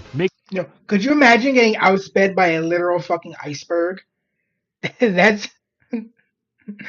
bro. Its biting attacks even stronger. The answers? Yes, the lower special defense actually does make a difference. K Avalugg may have been absurdly niche, but it did have just enough special tanking ability to, with investment, shrug off hidden power fires from Kyurem Black and Gen 7 OU, allowing it to counter an otherwise nigh uncounterable Pokemon. H Avalugg can't hack anything of the sort. As for its impressive attack stat, which is its signature move, Mountain Gale, that's all very nice and good, but it's still far, far away from anything resembling an even passable speed stat. The extra power of Strong Jaw is completely pointless since H Avalugg doesn't have any reason to run biting moves, as Mountain Gale is stronger than even a boosted Ice Fang, and it has better things to do than non-stab Crunch. That said, none of this actually suggests that it's outright worse than K Avalugg, just that it's not all that better and it could probably go either way. But H Avalugg is in fact the worst of the two, and spectacularly horribly so because of its typing. K Avalugg may be cursed with being a slow defensive Pokemon with mono ice typing, which is the worst in the game, lacking in resist and redolent with weaknesses, but somehow H Avalugg upped the ante. Remember how Corsola was an example of Rock Dragon and otherwise elite defensive type?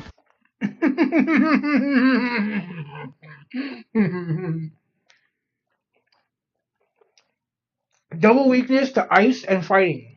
In water, so far down that the type combination became outright terrible. Well, what if you did the same thing, but with the worst type? And you get a weakness to water.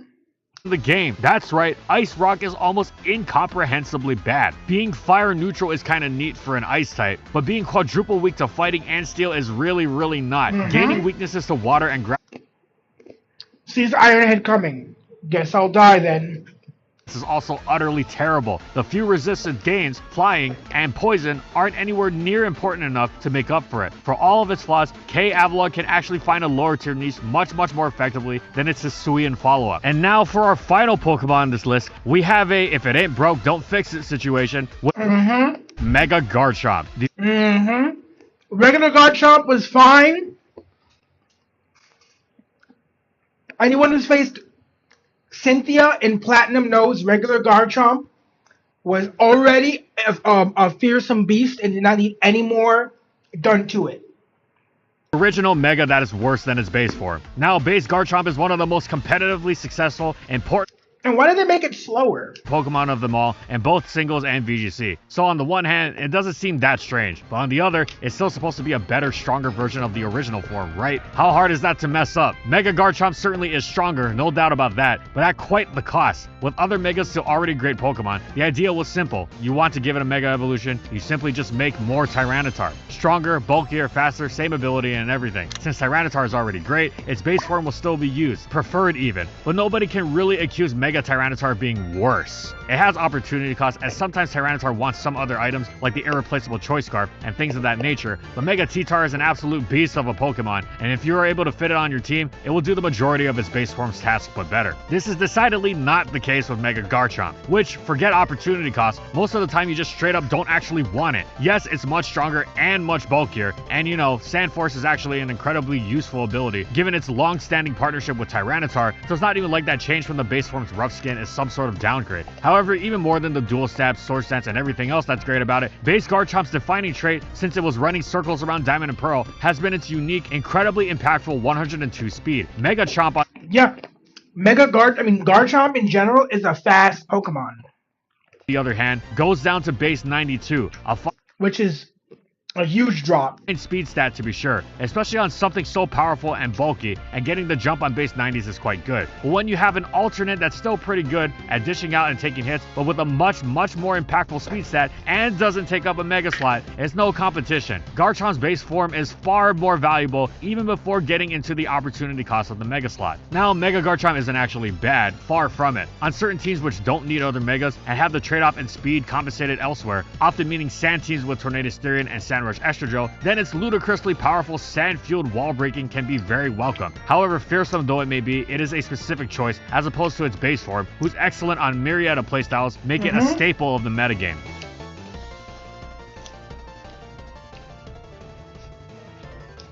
Yeah, I never use Mega Garchomp. I only use regular Garchomp. And thank you so much to our Platinum patrons. Thank you to Alex Sable, Anthony Belval Renault, Daniel Isbeast, Corman, Don Creek, Eric Dissing, Espion Lover, Funky, Glitcherton, Howl, Jack G, King Yabber, Nightfall, Megamon VGC, Mojo Game Slayer, Nurse Jake, One Penguin to Rule, Pretzel SK, and yeah, Dinosaurs is a really good idea. Plutonian Shores, Schmooter, Seagulls Incorporated, Sojiro Sakura, I'm pretty sure you can find a bunch of interesting Source dinosaurs. Shiwei Miji, Stoneface Colin, Tyler, Kiboflu, Wardeen, Zachary Stimson, Zathor for their major support of our videos. I think the claims that... Alright, let's watch something a little more fun now. We're going to watch the... Two fishermen.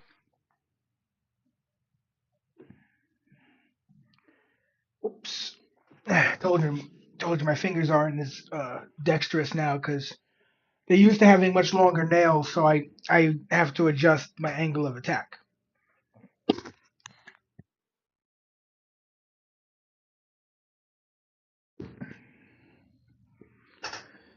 All right. This is The Fishing Went Crazy After the Storm, Episode 4, Texas Shetty Tour by GG Anglers. Let's dive on in. Two fishermen, 11 jetties, hundreds of miles of Texas coastline, and one goal. Can we conquer them all? Fish! Fish! Fish! Big fish! Let's go! Nice bull. That's a big ass fish, bro. Right there. Guys, look how Bro, what even is that? That looks. I know it's not, but it kind of looks like a tuna. huge that jack is. It's a giant trout, guys. Oh, dude, fish. Big fish, big fish. Oh. Oh my God. Bro, what was that? What? Guys, look at that. A giant jack. Oh, it's red, it's red, it's red. Right here, right here. There we go. I side casted it, bro. Welcome to the Texas Jetty Tour.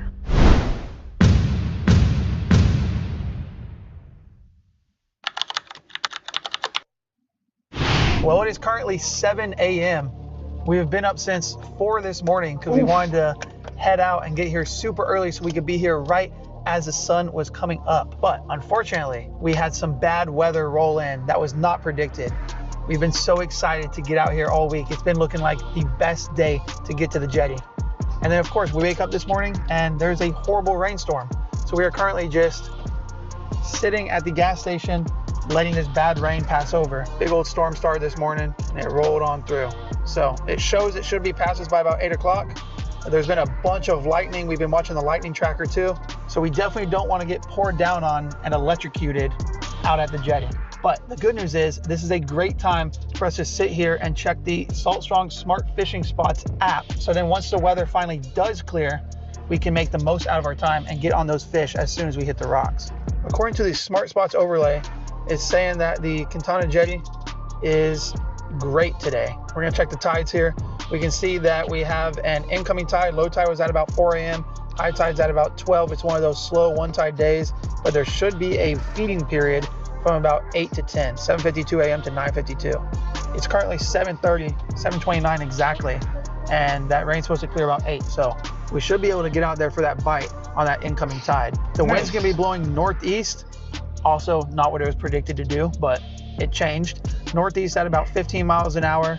The good news is that we'll be at our backs at Quintana. And just like we did at Surfside, we're gonna use the 1 foot contour overlay. See if we can find some good spots to hit. We'll turn off the Smart Spots one so we can see clearly. Boom. We're gonna look for some deeper holes where those fish will be holding today. Northeast wind will be blowing from the channel, so we'll be fishing the beach side as long as it looks decent. You can see right here, as we're going down, it goes from 2.5 feet, 2.5 feet, and then 6.5 feet. That comes in closer to the rock, so that's definitely a deeper area. Keeps going down, you can see more of that. And that's what we're looking for, those holes right there, like this one. A little bit of a deeper area right in the middle. Not too far off the rocks either. We're gonna go ahead and get some ice and then head over to the bait shop and get some live shrimp, and hopefully they have some. We also have to get some mullet and crab for those big fish on the jetty. We're gonna try to target some bull reds and huge black drum. So let's get it.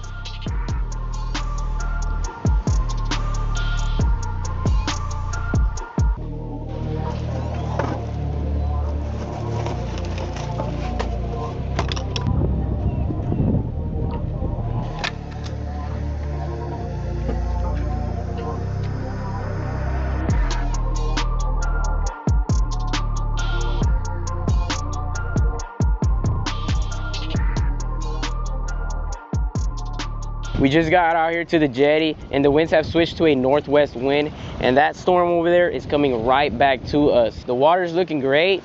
That north wind actually flattened the water down, so it's a little bit calm. So I think that's gonna be good. We're gonna grab all of our stuff, all the rods, the wagon, the live well, and we're gonna get over there and catch some fish.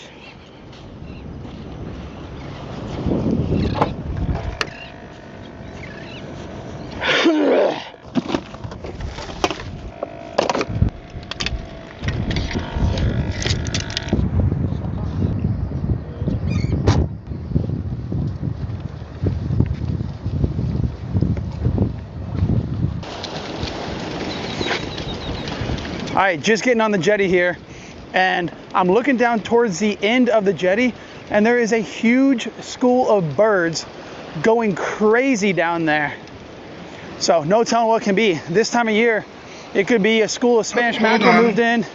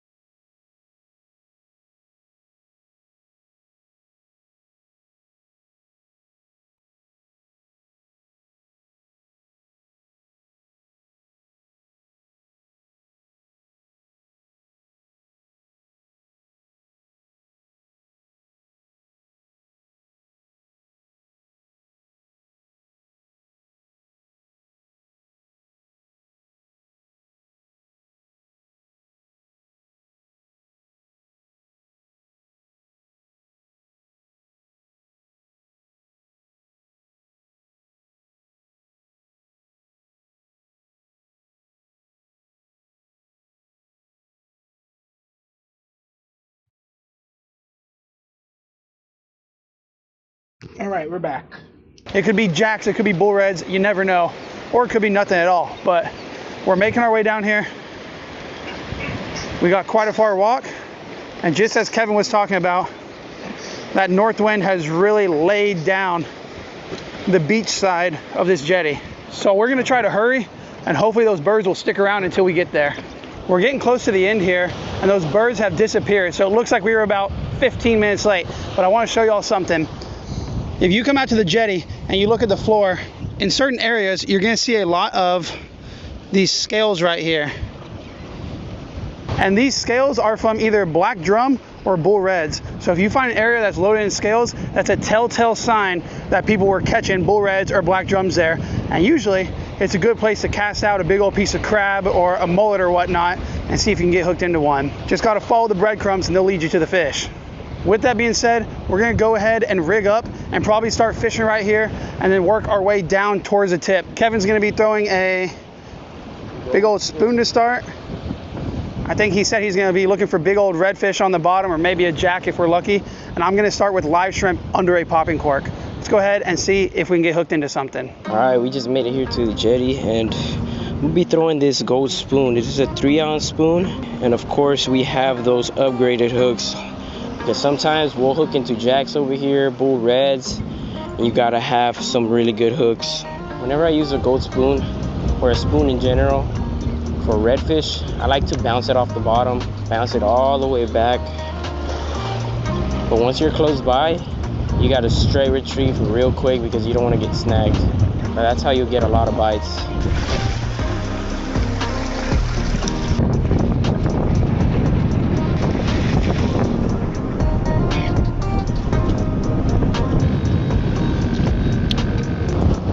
I got a fish. Got him. Nice fish. Yep, that's a good one. Oh, nice trout, dude. Man, that's a real good one. That is a nice trout, dude. That was quick. That bait was in the water for like, what, 30 seconds? Yep. Get him in. Woo! It's a good fish. Good trout, dude. Boom. First fish at Quintana Jetty. And it's a beautiful keeper speckled trout. Should we let him go or keep him? First fish, we should let it go. Yeah, let it go. For good luck.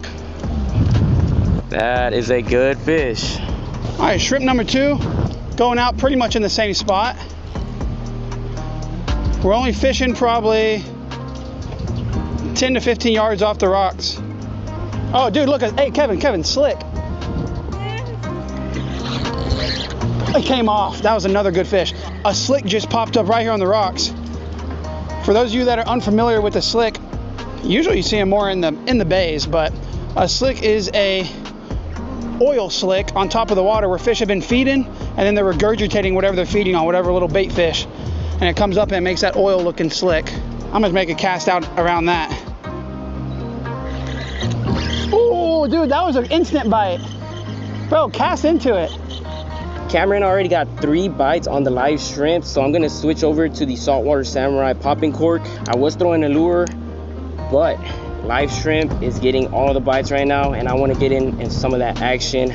The trout right now are stacked. All the ones that Cameron has hooked so far, they look pretty big, and the one he caught was like a high 19, almost 20-inch trout. So, you know, I can't miss out. And I think for the leader, I'm gonna go about 7 feet long. And if I gotta shorten it, then I will. But usually I like to start with 7 foot and then go down as we fish. Camera's actually on right now.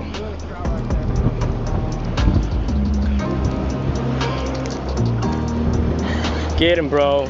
Good trout too, dude. There you go. That's a good keeper. Oh. Jetty tour, baby. Woo! Just gotta look at that guy. Beautiful, nice keeper speckled trout right there. We're gonna go ahead and throw that guy on the stringer, and he's going home with us. Hey, that's 1 of 3. Let's see if we can get some more. We definitely got to put that cork on. All right, let me grab my first shrimp. These are perfect too. We're gonna go ahead and hook this shrimp right under that horn. Look at that perfect bait. We got this 7-foot leader, and of course we got the split shot about 12 to 15 inches above the hook.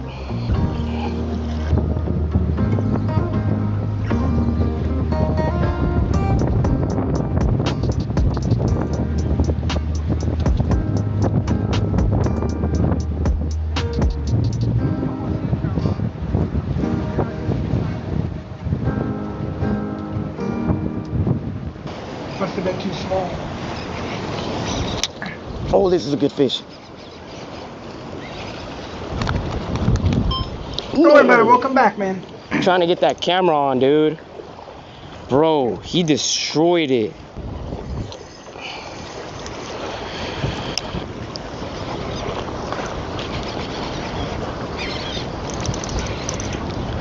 What is that, bro? A trout? That is a good one, bro.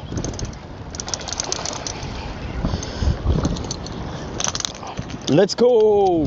Switched over to the shrimp and we're on them, and that was a pretty big shrimp too. I think they're actually more keyed in on the big ones. Look at that. Inhaled it. That is a beautiful 16.5 to 17-inch trout. That thing inhaled that big shrimp, and I got a bite with that shrimp earlier. I just casted it right back out, and boom. I really wanted to do the whole thing I was about to say about there being... What is that? It is trout, bro. It's a tiny guy, though.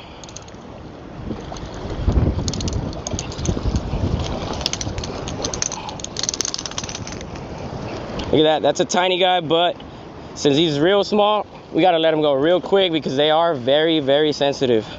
Bro, you're down. Huh? You were down that whole time. Bro, you're... Yeah, doubled up. Oh! You got a better one than me. This is a good one. Guys, this is a really good one. This guy's staying down. Oh my God. Look at that trout, dude.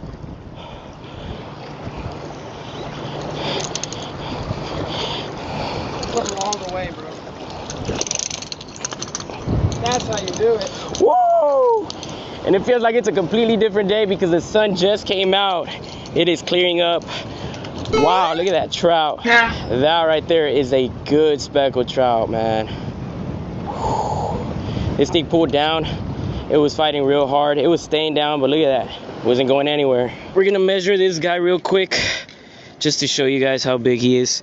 Right there at 0, and he's 18.5. So he is perfect to keep. Trout have to be between 15 to 20 inches, and you can keep a max of 3 per person here in the state of Texas. But since that is a keeper, we're gonna go ahead and put him on the stringer. I need one more for my limit. Man, it's been a great day today. Over there, they don't bite them. They're not biting over there, right? Yeah, I was checking the Salt Strong app, and there's a deep hole right here. As Kevin just said, the sun is out. That wind is still ripping, but it is beautiful right now. And just to think, man, we almost wanted to go home this morning because it looked bad. The lightning was going crazy all around us. Another little guy. To show sometimes you should. What is that? You should. You shouldn't. You know. What's the word? You know, the day started out looking kind of iffy, but they stuck with it, and it wound up being a pretty good day. Sand trout, man. There's another. I mean, I think 3 a day is not terrible. Like, because think about it, that's 3 a day per person. So even if you're a family of 4 people, and you bring your son out fishing, right? That's still 6 fish. If a family of 4 can definitely subsist on 6 fish a day, even 6 fish, 6 fish every other day. Yeah, it's not. I mean, I think the limit used to be 5, but you know, the limit going. I understand that the limit going down does suck, but I don't think 3 is completely unreasonable. Like, it could be worse. Like, I'm pretty sure in New York you could only keep like 1 or 2. Although, to tell the truth, like a lot of the people say I see fishing on Coney Island Pier, I don't know if they have licenses. And then again, I also wouldn't, like I said before, I wouldn't suggest eating anything caught in the waters of New York City. You might get something. A common species you can catch out here at the jetty. These actually make great bait, and they are good to eat when they get a little bit bigger.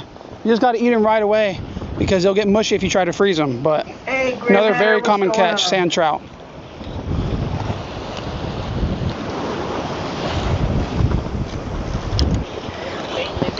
Whoa, that's a fast fish. That's a good trout. Man, what an unusual trout bite. Why is he so fast? Bro, That fish took the cork straight sideways. Usually trout are going to go down. No. Oh well, it happens. All we can do is get another shrimp, try again, because there's a bunch out here and they're still biting good. All right, so we're catching a bunch of trout right now, as y'all are seeing. But since the bite is so good, we want to go ahead and throw out one of the big rods to see if we can hook into a bull red, black drum, a shark, really anything. We just want to land a big fish up here on the rocks. That's a big fucking fishing rod. That's like a level up or two from what they were using before. And that's like 5 levels up from the dinky ass little rod I have. I gotta invest in a better rod. But again, I don't fish to eat or to make money. I fish just because I like being out on the ocean. It has a calming effect on me. So for bait, we're going to be using one of those sand trout that we just caught. But for the leader, we're going to be using a saltwater samurai leader. Now, something really cool is that we actually collaborated with Saltwater Samurai to get some special Texas Jetty Tour leaders made just for this video series. So y'all can take a look right here. I'll show y'all what they are. They're real simple, guys. These are just 4-foot bull red leaders or big fish leaders, whatever you want to call them. And just take a look right here. So we have the awesome Texas flag colored beads. We got our big old snap swivel right there, heavy duty. Some real heavy monofilament line, and that just goes down. I mean, that's some thick ass line. That looks like the kind of shit you fish up the fucking megalodon with. To a big old circle hook. God damn. If you're interested in checking these out, I will have the link for Saltwater Samurai in the description down below. So let's go ahead and hook up a bait and see if we can catch something big.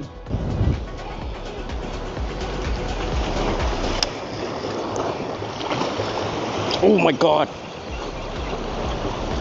Oh my goodness. Why are they biting so aggressive like that? Look at that trout, dude. Oh my goodness. That's over. Yeah, that is a good one. Turn around, turn around. Ooh, no way. Bro, they're so thick. Look at that, another good trout. This one is exactly like the last one, so I'm gonna guess 18 and a half, and that is my limit right there. Very quick today. Woo, beautiful. Well, it seems like that bite is starting to slow down. It is currently 10:37 right now, and the Smart Fishing Spots God damn, hammerhead sharks? Said that there was going to be a good major feeding period from about 7:52 to 9:52, and I'd say that was spot on, because right at about 10 o'clock those specks disappeared and we haven't caught one since. Unfortunately, due to the weather, we were only able to get out here and hit the last 30 minutes or so of that bite, but fortunately we did put 4 nice keeper trout on the stringer, so we can't complain at all. It was a very, very fast bite when we got here, and we ended up with some good fish. We're gonna keep on going. We got a lot more shrimp, might throw in some lures, and we're just gonna start moving up and down the rocks and searching for any stragglers that are still looking to eat something. Let's get after it. I'm gonna scoot down the jetty here a little bit. Kevin switched up to the lure. I'm still throwing the live shrimp. And there's a slick that just popped up right.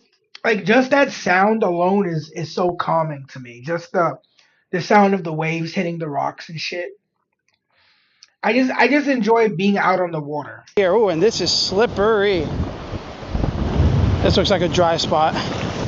I really want to get my limit here, but I mean, you can't complain. Technically, I did catch it. The first fish I let go, and the last one I was just being dumb with, and I should have flipped him over, but instead I flipped him up on the rocks, and then he slipped down whenever I went to grab him. But I still count that.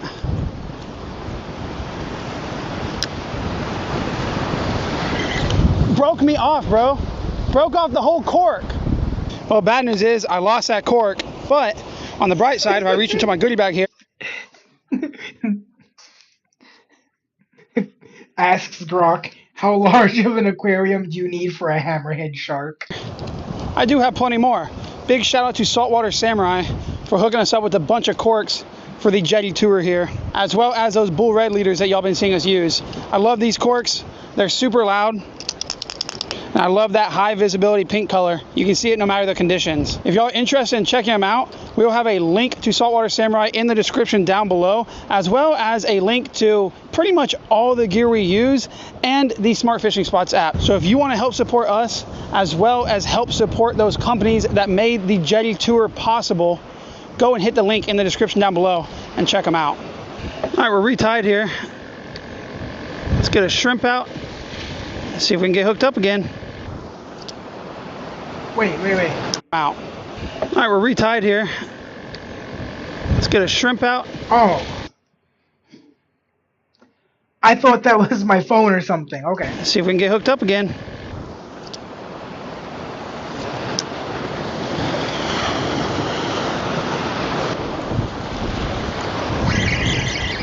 I mean, the scenery is just so beautiful.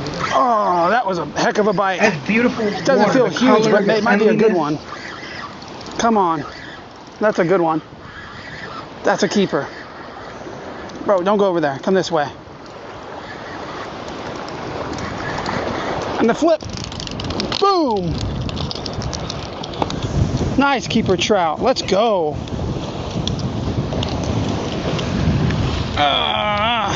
There we go. That's a beautiful keeper trout right there. That is number 2 for me. That's gonna go on the stringer. We're gonna see if we can get one more, but nice fish, probably a good 16-inch trout. And he ate that live shrimp under that cork. Let's go try to catch some more.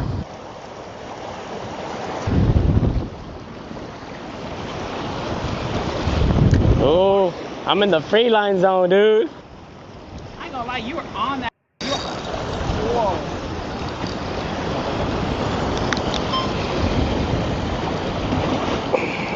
That is a good fish, dude. Oh my goodness. Good trout, free lining. Started free lining some live shrimp, no float, just a little pinch weight, and instantly hooked up to another nice keeper trout. I already have my limit and Cameron's trying to catch his limit, so we're just gonna let this guy go. And he's gone. Well, I think I'm gonna change it up here a little bit, y'all. I haven't gotten a good bite on the popping cork in about 30 minutes, and Kevin just caught a nice trout free lining, and then he got hit again on the very next cast. So I think I'm gonna join him in doing that, put on a little hook, and we're gonna see if we can catch those fish, because they may just be deeper down in the water column, deeper than my cork is reaching. All right, we're rigged up. I'm gonna go ahead and hook this one up through the tail. I don't think it... Wait, you actually can take home the hammerhead? Can you eat that? Can you eat hammerhead shark? And if so, how does it taste? Matters. Let's toss them out. Because I kind of like the idea of like, oh, you know, I'm so afraid of a shark eating me, so I eat a shark instead.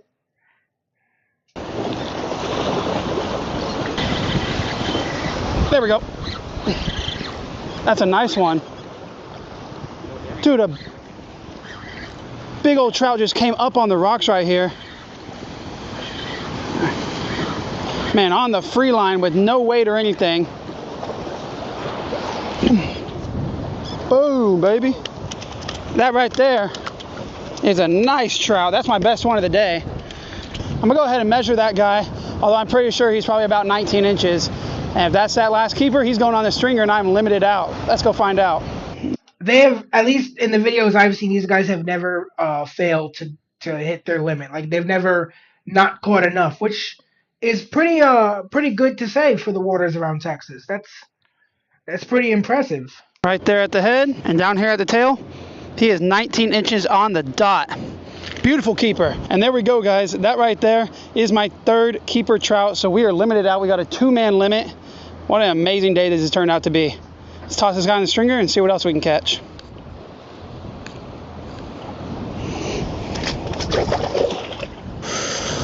Look at that. That is a good haul. I think we're gonna start calling it a day now. We've been casting around with the lures and live shrimp and we just haven't gotten any more bites. So we're gonna start heading back to the car. We're gonna reel in the big rod with the big bait. Still no big fish, but we still had a great day with the trout as soon as we got here. All really good size. Unfortunately, the crabs did get them. You can see some of the fins are bit off, but they are still great to eat. Let's go. Well guys, it is the very next day and we are back at the house with some of those fresh trout fillets from yesterday, and we're going to be doing a quick catch and cook. And we are keeping it really fresh and really simple because today we are going to be making speckled trout ceviche. So we've got all of our ingredients here. Of course, we've got some tomato, some cilantro, some jalapenos, some red onion, and then we wanted to keep it with that tropical vibe, so we got some mango, pineapple, and of course, you can't forget the limes.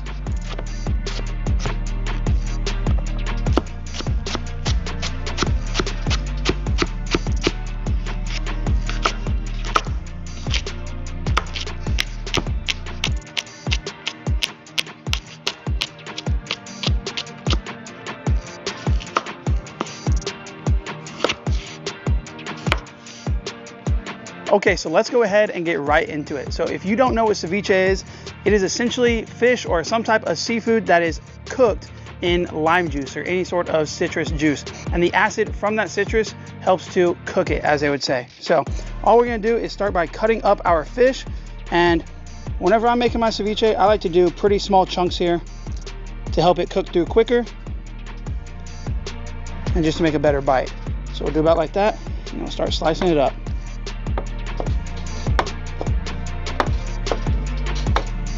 We're just gonna dump this in the bowl, and you want all of your chunks to be pretty close to the same size so they all cook at the same rate. And now the next thing that we gotta do is start squeezing these limes and getting that fish covered in that lime juice. Oh, that's cool, they got a lime squeezer. And that is one juicy lime right there, goodness. And once we get this covered in that juice, we're gonna throw it into the fridge, and we're gonna let it sit for about 30 to 45 minutes. And that's just a personal thing. You can let it go for hours if you want. It all depends on what texture you're looking for in that fish. The longer you let it sit, the more that fish is going to firm up and get cooked through.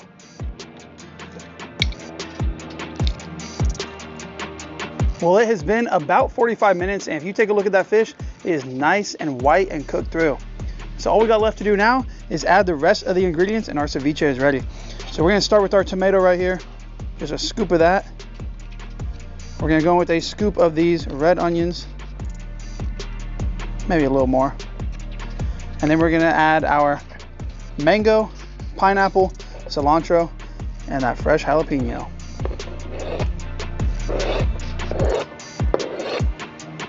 That should be good. Mix this all together. And look at all those colors, man.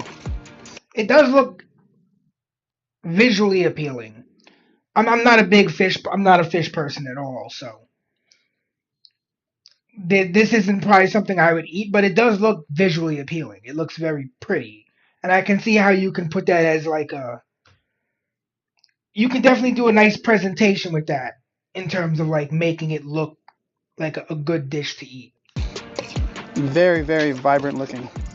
And of course, the secret... I can appreciate the aesthetics even if I probably wouldn't appreciate the taste or texture or scent. Ingredient. Clamato. I started doing this about a year ago, and I don't think I ever want to make it without it. Just a little bit. And that is it right there, y'all. Take a look at that. Beautiful speckled trout ceviche. Let's go ahead and give it a taste and see if it's good. Let's get Kevin in here for the taste test. All right, let's see.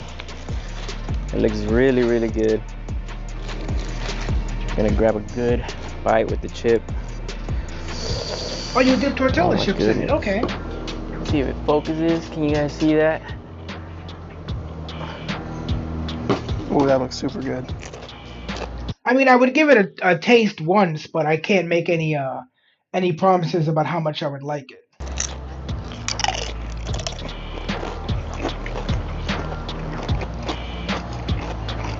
That's really good. There's something about ceviche that is it's just so good because it's so easy to make. It's really quick, simple, and obviously when it's super hot outside and you don't want any like fried fish or anything like a hot meal like that, man, something fresh and cold like this, can't beat it. Yeah, it feels really fresh. And this is the first time that I try it with pineapple and the clamato juice. And it is really, really good. Dude, I'm going in for another bite. Oh yeah, definitely.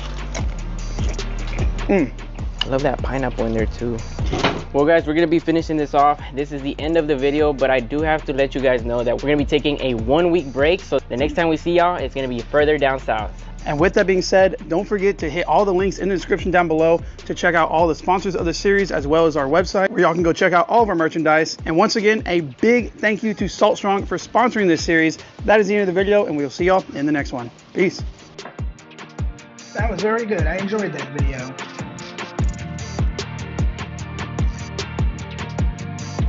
Thank you for the recommendation. If you're trying to man. beat the heat, a Terra fan. No, we're not going to do another one of those videos tonight. We're going to save some stuff. I don't think we actually did this. Yeah, we didn't do this one.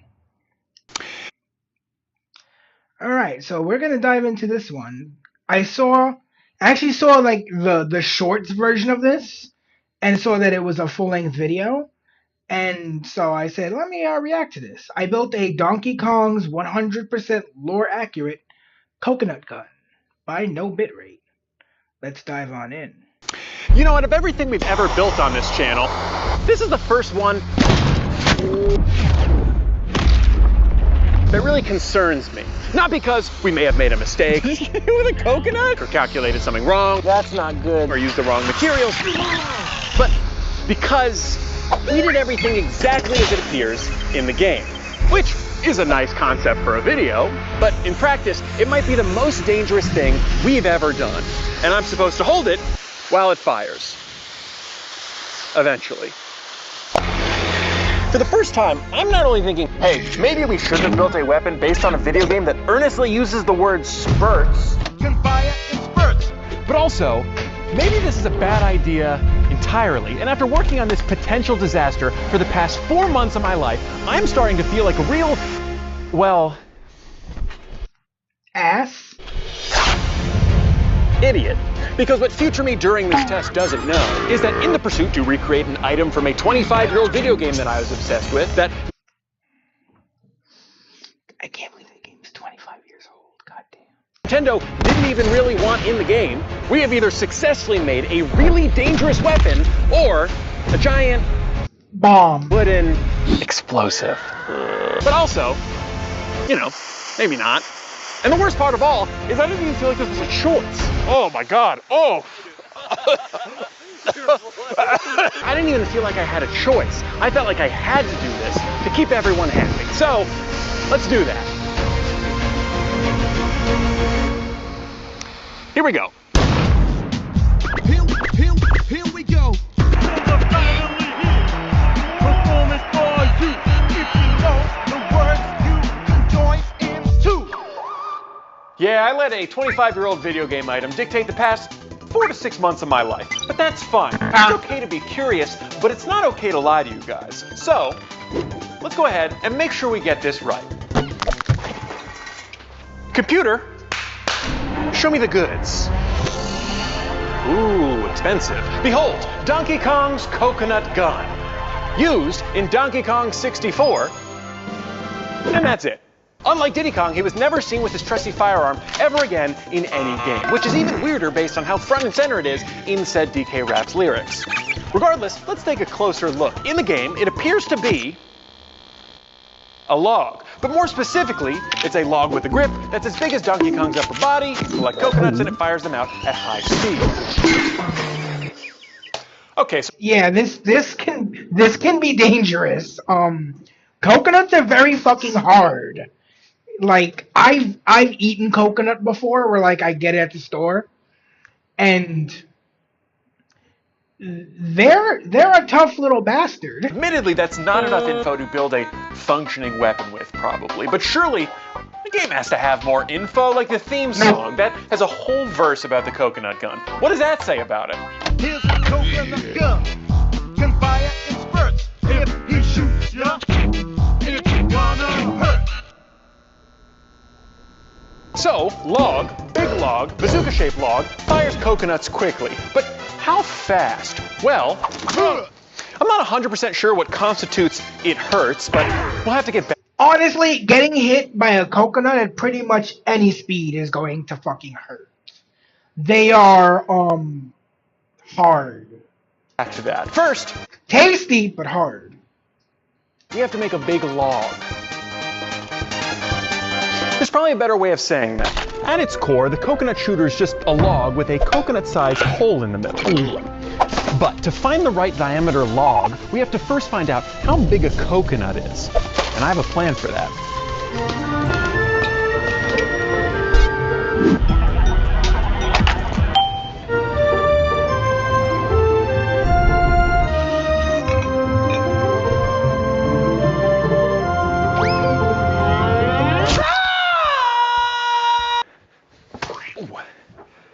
So we have the size of a coconut. We just have to get a log that's at least this thick so the coconut fits. But there's one big question about that, which is, where do you get a log? The woods? I mean, I'm pretty sure... Actually, that's a pretty good question. Like, where would you go to purchase a wooden log? God damn. Option 1, a place that sells firewood. Unfortunately, all... That's what I was originally thinking. But if you look at all the firewood in the background, that shit's already been split by an axe and is no longer actually a log, but a quarter of a log. Your logs are either tree-sized or have already been cut into firewood, which is like logs, but much, much worse. This guy stinks! Home Depot sells logs, but they're the wrong color and they only sell them online, so this is a green screen. I'm not driving all the way there. You could get logs from some guy on Facebook Marketplace, but then when you reach out, you'll only be told tomorrow, and then when you say okay and ask again tomorrow, he'll simply say, log's gone, goodbye. So it's also not ideal. He logged out? So it turns out if you actually want a log, all you have to do is go into the forest and a tree with a and then put it into your drive away, and to have enough finish this. And now that we have our freshly cut tree, all we need to do is put a I mean, that will work. You just find a tree. Coconut-sized hole in it with a roughly coconut-sized drill bit, which I definitely owned a drill for and didn't have to go buy right now. Thank you. Anyway, let's go. Thought you said you weren't going to Home Depot.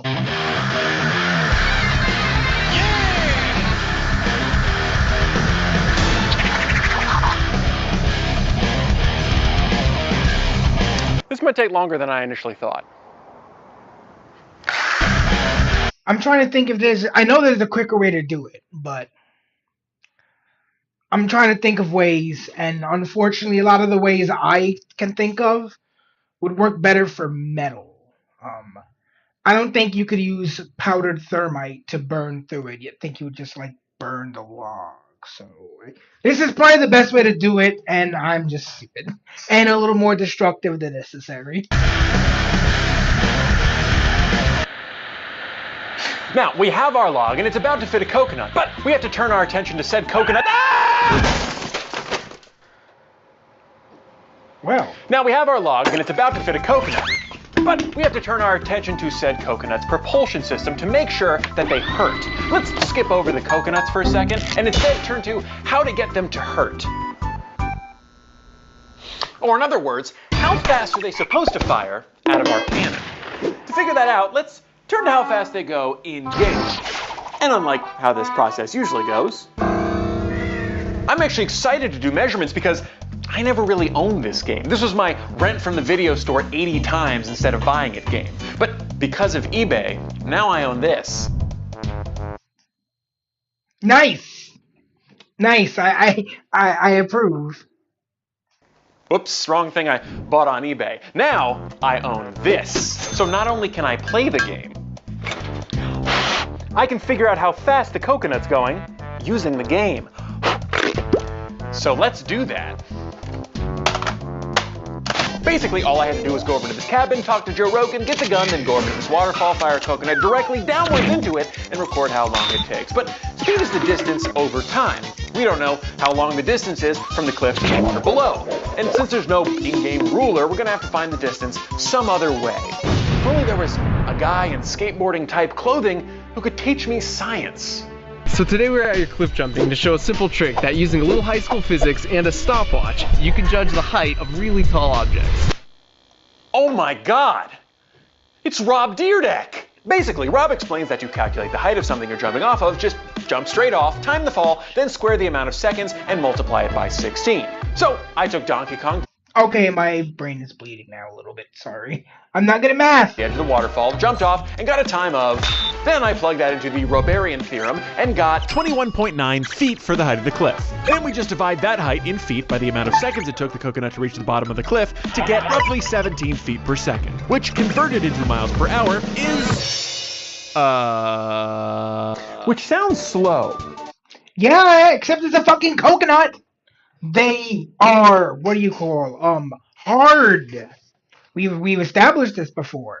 Getting hit with hard object hurts. In fact, it sounds way too slow. And while I do have a history of doing basic algebra really incredibly wrong in these videos, I double checked, and that's what it comes out to in-game, which I guess is my fault for trusting a game to be realistic. When the final boss is defeated simply by getting turned on by a hot monkey wearing clothes, and then getting kicked in the butt by a rocket launcher that shoots a boo. That all means we're going to have to use a different method to determine our coconut's speed. Well, that and... Rob Deerdeck lied to us! Rob Deerdeck lied to us! Be gone!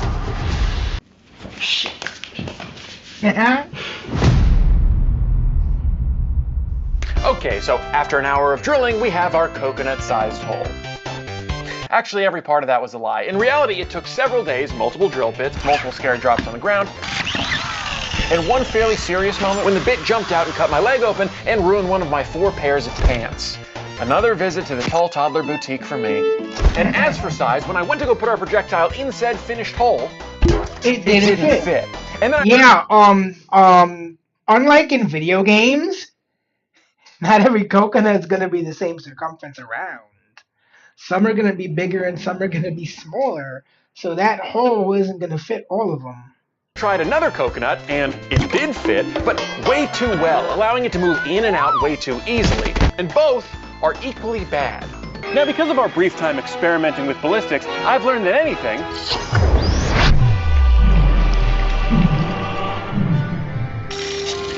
can fire out of anything. It just has to fit perfectly. Now, giggity.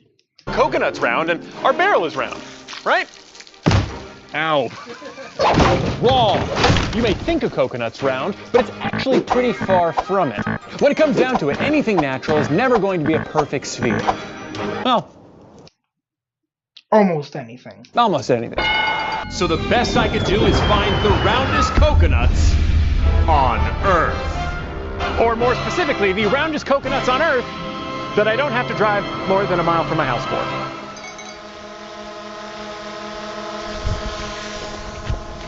Enter the coconut measuring column.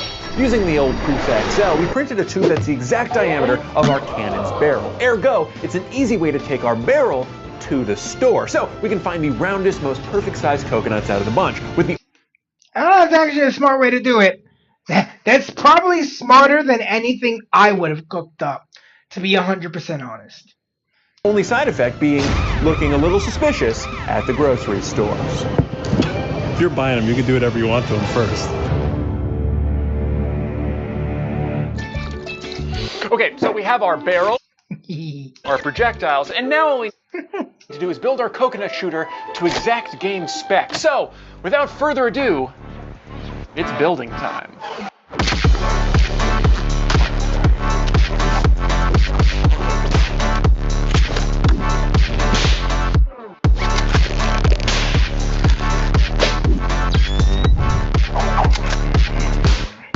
What? Okay. It is still June. It's done. We already did it. Basically, as the game shows it, the cannon's just a log with a pistol grip. So we cut a trigger out of a 2x4, finished it to make it the right color, attached it to the cannon, and that was honestly kind of it. The hardest part was actually finding the perfect little twig to have stick out at the top of the cannon. But with all that being done, it's time to get to testing.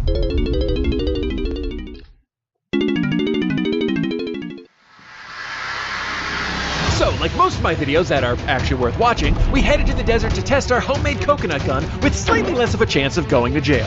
And with a build so simple, there was really slightly less. Nothing to complain about. I'm sure this isn't going to get old at all, moving this 100-pound log around all day. Okay, there was one thing, and it's that it was 105 degrees out there. 82 at night! No! Oh, god damn. Not that we made the coconut gun too heavy for me to hold. I gotta put it down. Can you do one over your shoulder like this? Help, help, help. That was after 15 seconds. Complaining aside, this was a 100% functional weapon from one of my favorite games ever, and I couldn't believe I was holding it. For multiple reasons. But enough about my lack of upper body muscles, let's talk about our test. I will hold the coconut gun. Then we will put in a modestly sized gunpowder charge to act as our coconut propellant. Then we will put a coconut in, fire a coconut out. Then it will hurt someone in front of me. Seems easy enough. There is just one little hiccup. Turns out we can't do any of that without potentially blowing up. A wise man once said a cannon is just a bomb that only blows up in one direction.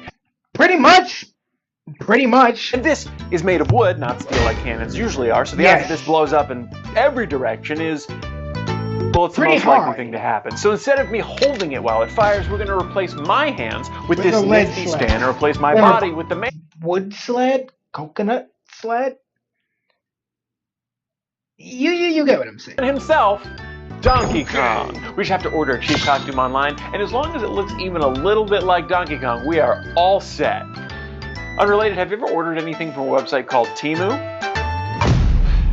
So it's not Donkey Kong color, but maybe we can fix that. And it also just looks like it's made of pubes. But that's secondary. The first problem is it's the wrong color. Actually, all that was secondary to the real problem. Jesus Christ. Kill it! Kill it! It's close enough. It's Kill it me, with fire. the famous Nintendo character, Donkey Kong. Well, at least the hands are accurate. You look like Alf. Every part of this is so penisy. No worries, we had the world's greatest production team to transform this sad monkey into DK himself in no time.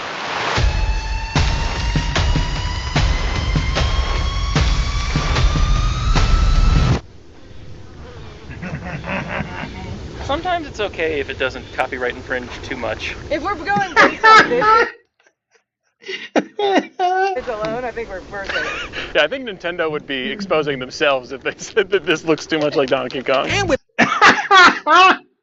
our monkey standing in for the person firing, it was time to tackle problem number 2. So this is the coconut gun, or scale. It's a costume from Temu.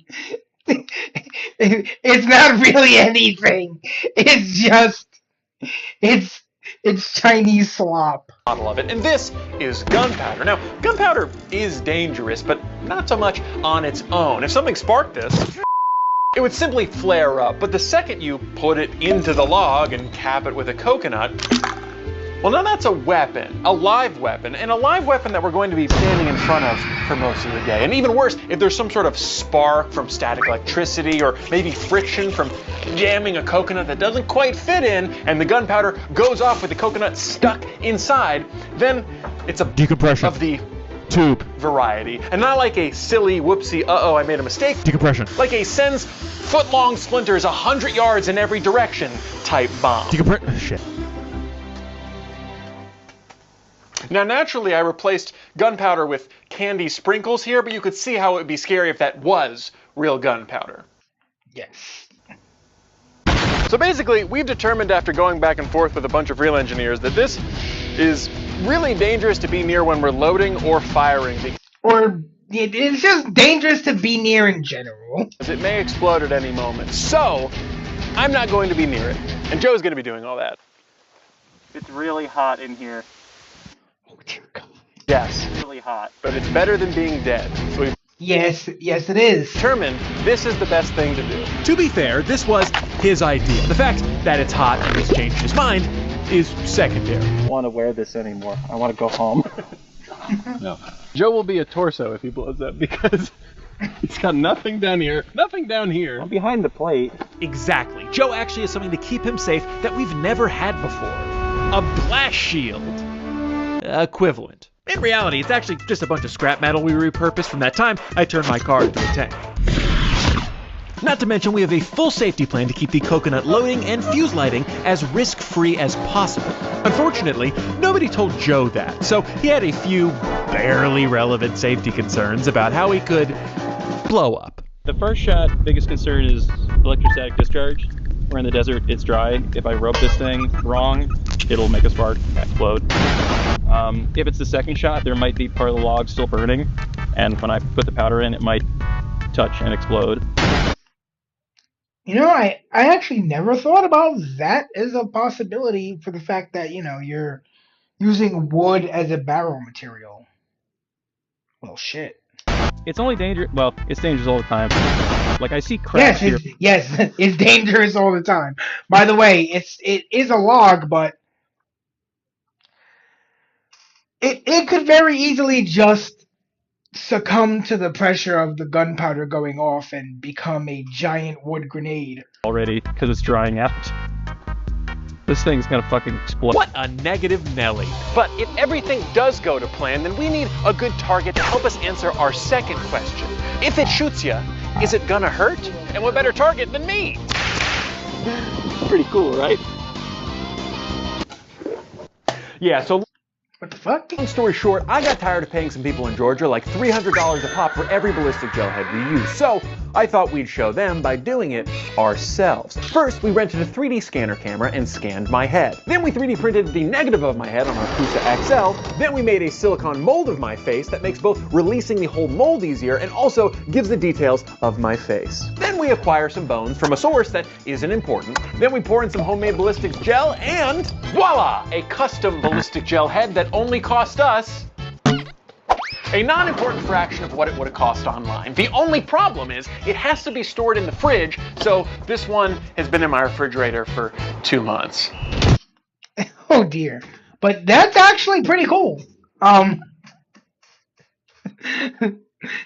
would be a fun little thing. And with that, it was time to launch. We just needed to wet down our coconut, log, and, well, everything to ensure that we didn't get any errant sparks in the barrel. Then it was time to weigh out the charge that's going to propel the coconut, and finally, it was actually time to fire this thing. You know, every time I've done this is the part where I walk up the hill and I go like, oh, this is so crazy, I'm so scared. I am. But I'm also just, what are we doing? And this time I don't know. We should honestly be. I'm actually gonna be Joe for a sec. Joe's being me. Joe's doing a stupid thing. I need everyone like as low to the ground as possible and not.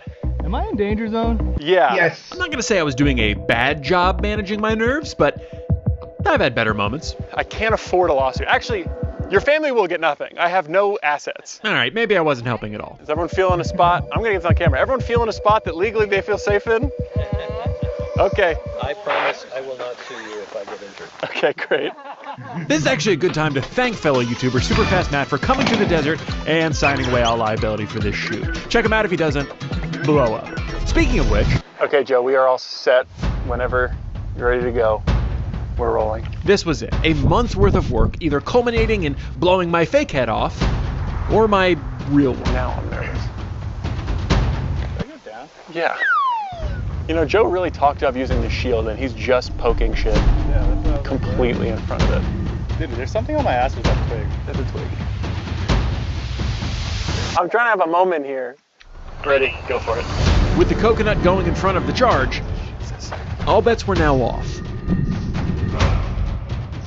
FYI, we also don't like that we're hammering it in like that. Ready? Fire in the hole!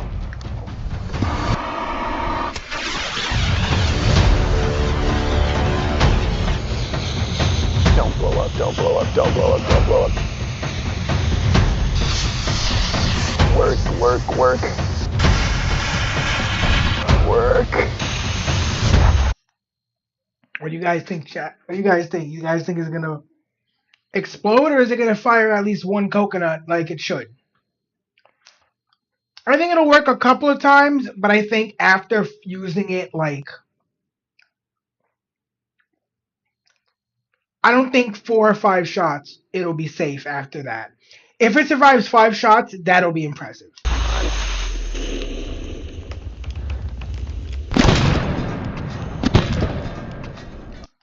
Survived the first one. Ooh.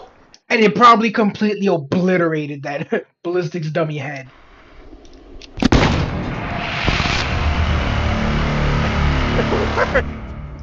It did it!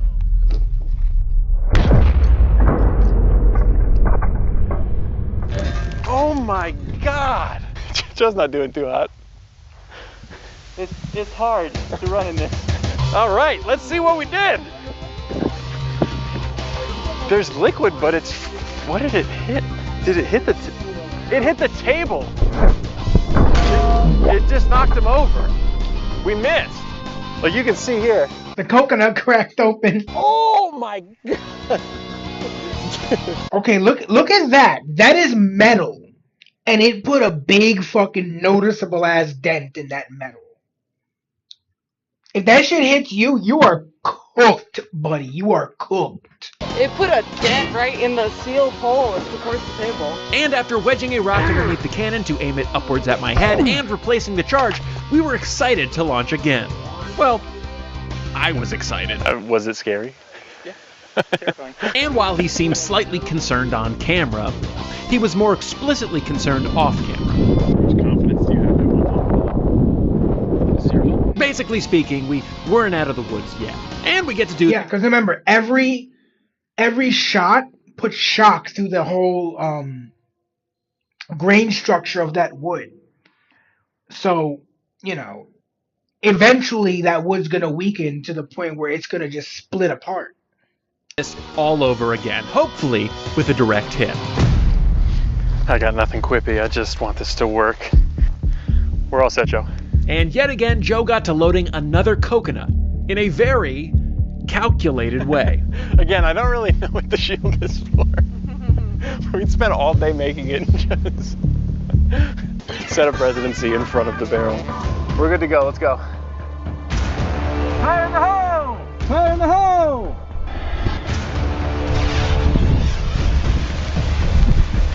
Come on, come on. Yeah, I'll save us some time. We got it.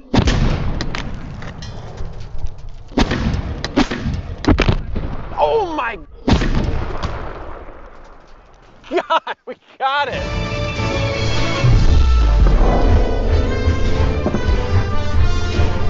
I did a flip, but I'm still intact. Got me right in the neck. Doesn't look like I hurt at all. Oh no, I'm not doing good. I mean, I have some coconut in my neck. You see, I mean, it got to the bone. It'd be a big bruise. Yeah, okay, so his neck is broken. I'm now realizing when trying to put him back up. I mean, that would hurt. That would... Yeah, you might die from that. Hurt. You know what? Or worse, you might be dead from the neck down. Which is honestly worse than just regular dying. That would hurt. And there you have it. A coconut gun would hurt. The end. But there's still like half the video left. Have mercy. Just kidding. We aren't done, and that's because this still wasn't the cannon's actual full power. Why? Coconut fitted. Want to know how I know? What? The coconut? That doesn't seem right. It probably wasn't moving that fast. Exactly. The coconut wasn't moving at full speed because of our silly little fear of the coconut being too big and getting stuck in the barrel and blowing up. We went with smaller coconuts. Put simply, poorer fitting coconuts equals more air passing by in the barrel and less compression. Not satisfied with this outcome, I made a less than educated call. We're using a coconut that just barely fits in. And when I say that, I mean it doesn't fit in, but we're going to ram it in with the pipe as hard as we can. Okay, now we're getting into really dangerous territory. Like really, really, really dangerous territory. Because again, like coconuts are fibrous. The inside of the barrel is fibrous, so there's going to be a lot of friction between those two materials, and if that material can't get clear, it could just blow up the fucking log. Can I take that again? We're gonna stick it in as far. Well, we're getting. I can look like an idiot territory, because for all intents and purposes, Joe was right. We did it his way, and it fired out, and it hit the dummy, and it didn't blow up. But now we're pushing how tight the fit is. I think if you just go like this and then just jam it, yeah. And it might blow up. And with our biggest coconut that barely fit in the barrel and our last backup ballistic gel head, we chased one final dramatic result. Whatever that's gonna end up meaning. Ready? Yep, let's do it. Fire in the hole! Fire in the hole! What a funny run.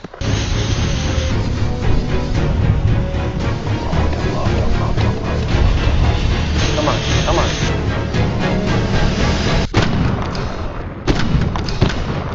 Oh! Mr. President, we got him. Oh my God. That had some punch. No. Oh. Oh, you're cooked. Yeah, that like ripped the top of your head off the bottom. I went to go move him out of the way and his head just came off. Oh, that's not good. Okay, so it does hurt. Oh, I mean, it hurts for a second, but then it doesn't hurt anymore ever. it looks cool as hell, but you don't want that happening to you. Oh, dude, we got him right in the face. You know, I'm usually not affected by watching my own footage, but watching my face get its teeth knocked in is admittedly a little hard to watch. Coconuts are hard, man. I've been saying that.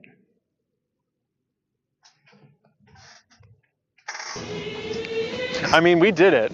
It's not super practical, like as a weapon.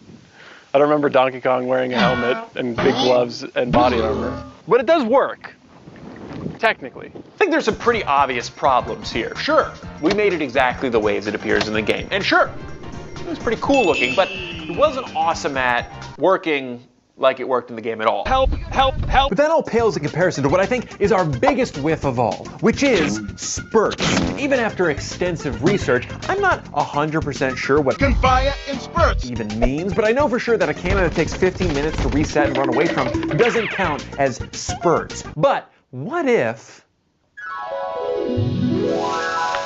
instead of gunpowder, we used compressed air?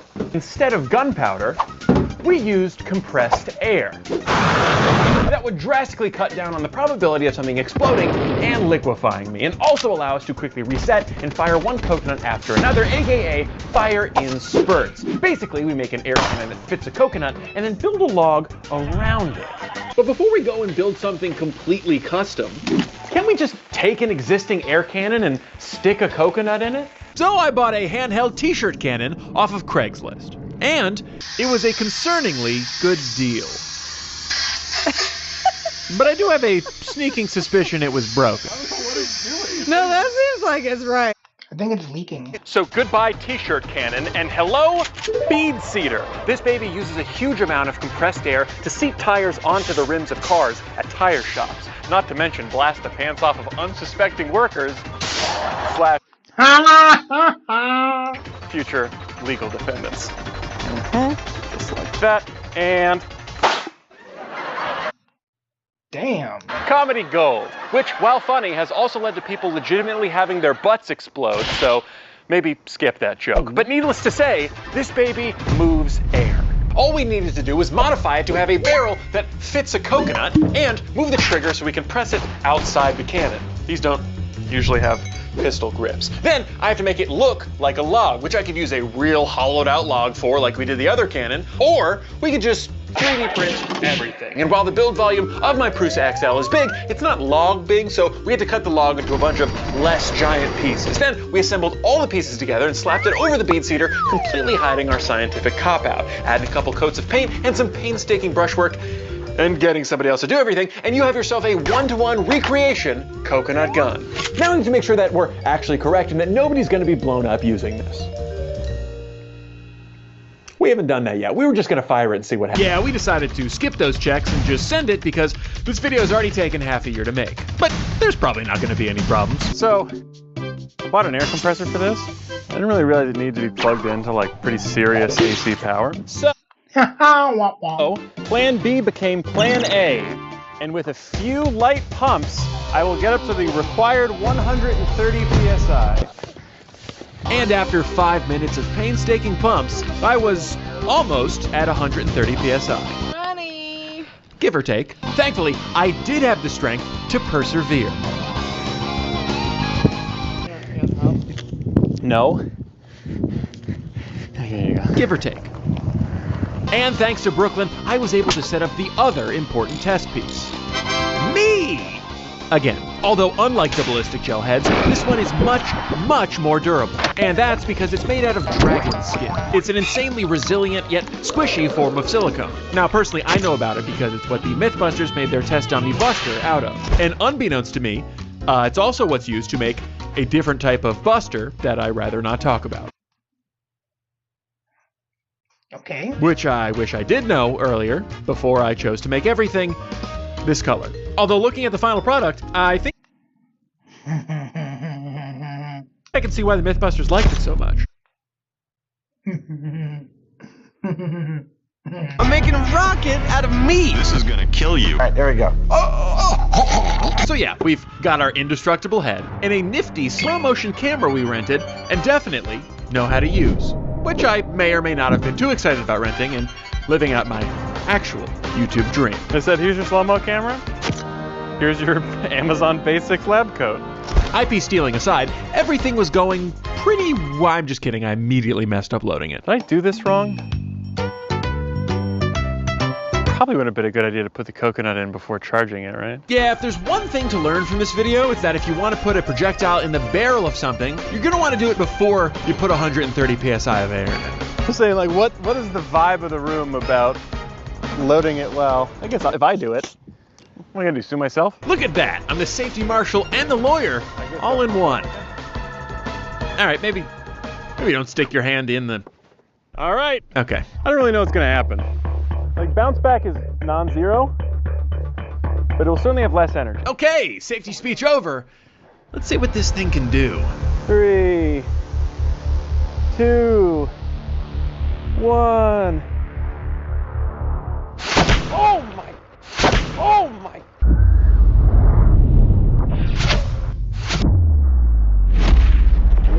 Damn! The way the head is just stretched. Oh my god! That's hilarious. Oh my god! Well, that did it, dude. It just it left a big skid mark on my face. Oh my god! Oh my. Face went really outy and then it went really in. I feel way worse about loading it while it was pressurized. If that went off, it would have taken my hand off. Like, all my fingers would be gone. And that wasn't even at its full power. I was too scared to fire it initially at the full 130 PSI, so this first test was only at 90. I have no idea what more power will do. So let's see what it would do to a person with me, baby! That's right, the dragon skin head was just to make sure that the coconut gun worked. And it did. But now it was time to see what it would do if it hit a human. It was time to load the ballistic gel head on our very scientific IKEA end table. Attach a few name tags of some of the subscribers on our Patreon, pump up our cannon to a slightly higher 100 PSI this time, and safely load in our, god damn it, I'm doing the exact same thing. Coconut in the gun, it was time to see what it would be like if Donkey Kong shot me. 3, 2, 1. Please work.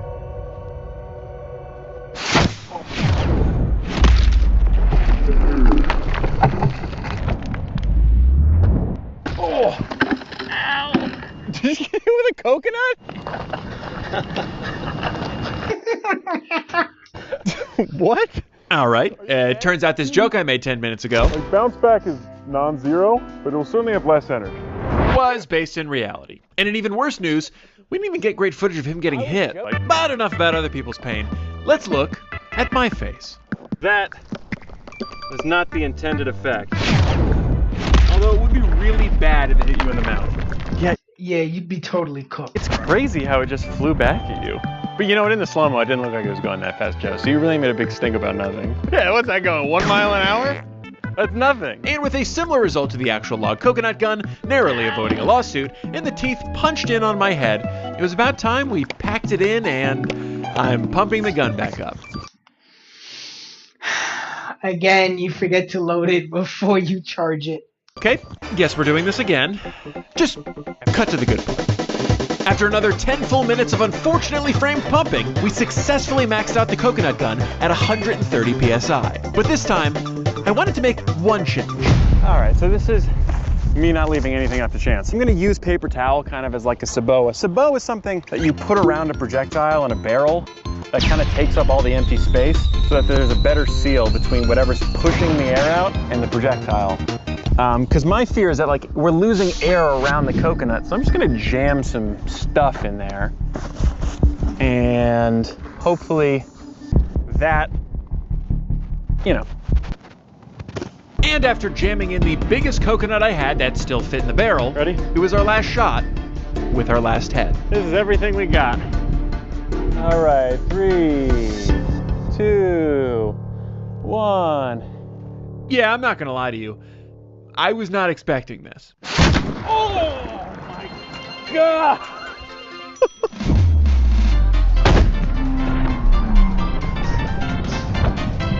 Okay, yeah, that's certainly lethal.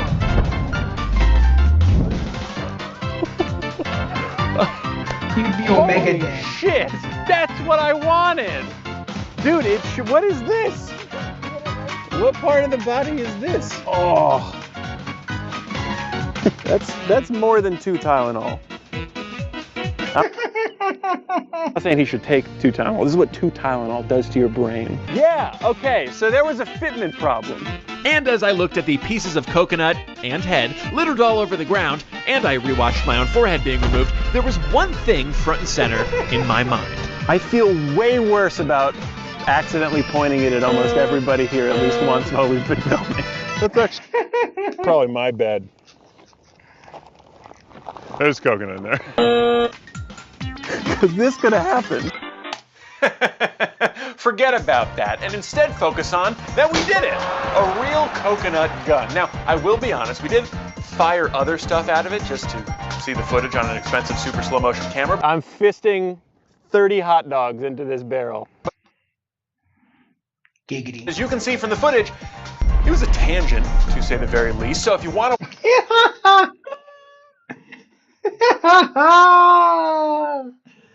The average woman during college. Watch that. We put it over on Patreon. Again, all for free like we always do. Unless you do want to throw some financial support our way, I'm not going to stop you. Just type this into the search bar and you'll find it. I believe in you. And if that didn't convince you, the next 30 seconds...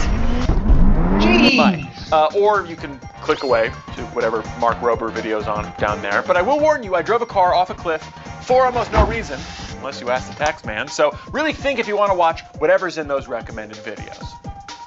You don't. You want to watch the car go off the cliff. Also, another thank you to I do kind of want to watch that. I'm not gonna lie. I might wind up reacting to that later this week. Fast Matt. He saved like 2 different things by showing up, so go check out his channel.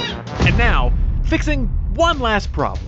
If you're an eagle-eyed viewer, you probably realize that I said I was going to put a name tag of all my patrons on something that's going to be destroyed in this video, but I missed a few names. Now, I'm a man of my word, so allow me to fix that right now. Listen, what kind of guy would I be if I didn't do this? Probably a good businessman. Hey, did you notice this video has no sponsor?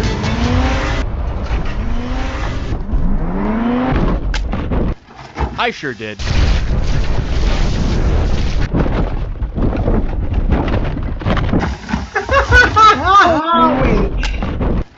I sure did. Watch it.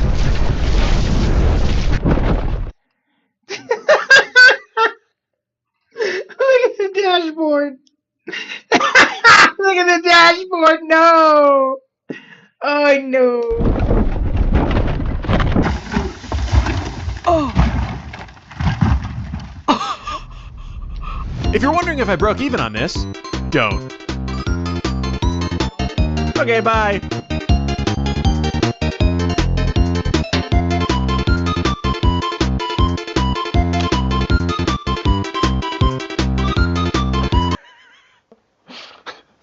Great. Okay. Cut. Sure. Alright. I'm gonna take a little 5-minute break.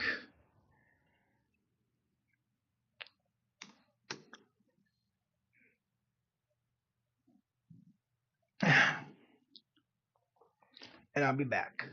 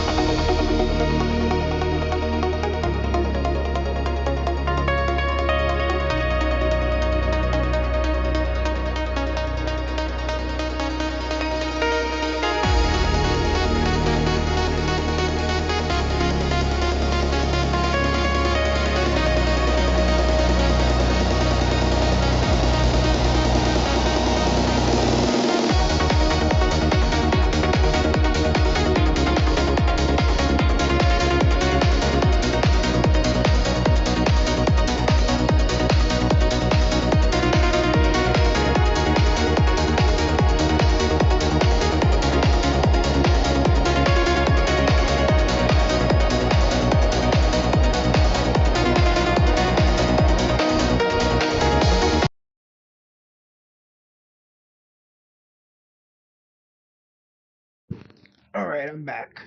We are gonna do a couple more reacts. I want to save some of this stuff for Tuesday. Customer came in saying that their car's But we do have another what's the word? Oh my god, my brain. We do have another viewer suggested video, so we'll check that out tonight. The worst car owners just rolled in.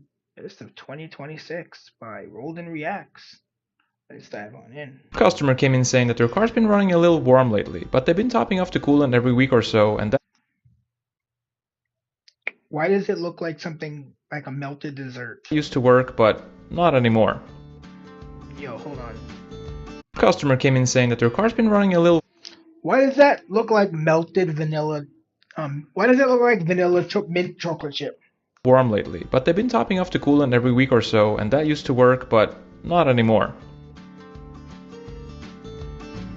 Thermostat stuck?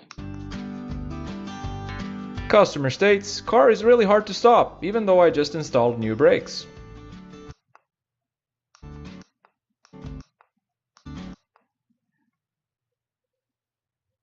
think you need new either wheels or tires, but that's not This Hellcat came in because the owner said that the wheel was just a little bit wobbly.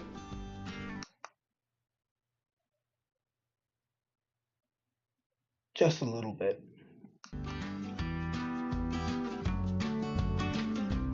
And this is exactly what happens when you only change your oil every 63,000 miles.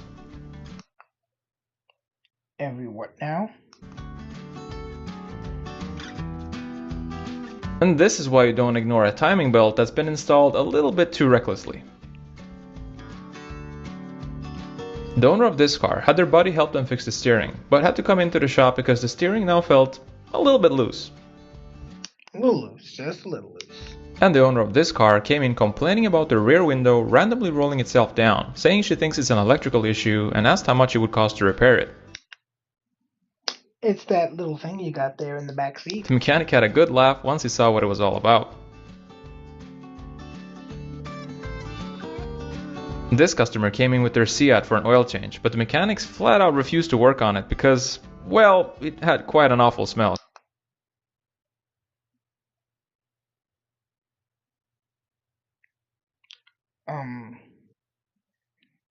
Ew.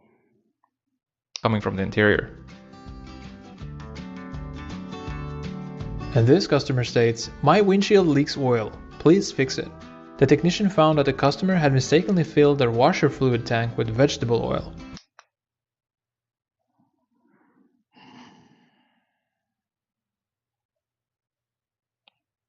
Why?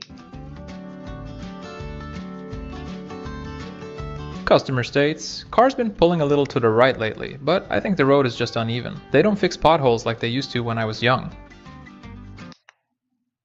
You need new tires. You've been needing new tires.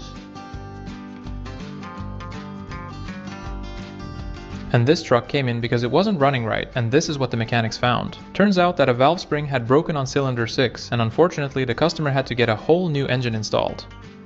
Oh shit. The owner of this car came in saying that he had benched it on a dyno not too long ago after a total engine rebuild, but that he forgot to add the correct amount of engine oil and the engine totaled itself about halfway through the test. Oops. This car came in because the owner said he had a clunk and dunk sound when driving after he had installed sportier suspension together with his friends a few months ago. The owner of this Jeep came in saying his wife had taken it out over the weekend to go see some friends, and that she might have clipped a curb on the way back. The mechanic got it up on the lift and found Bro, she didn't just clip a curve, my dude. the spring hanging halfway off the shock absorber, the frame underneath all bent up, the side step pointing somewhere it was never designed to point, and a lug nut that had clearly had a very rough Saturday night. This customer came in for a tire swap and the mechanic discovered this. The customer insisted that their calipers had a few more miles on them and declined all repairs. This mobile mechanic was called in because the customer had a pretty bad oil leak that he had tried repairing by himself, but without much luck.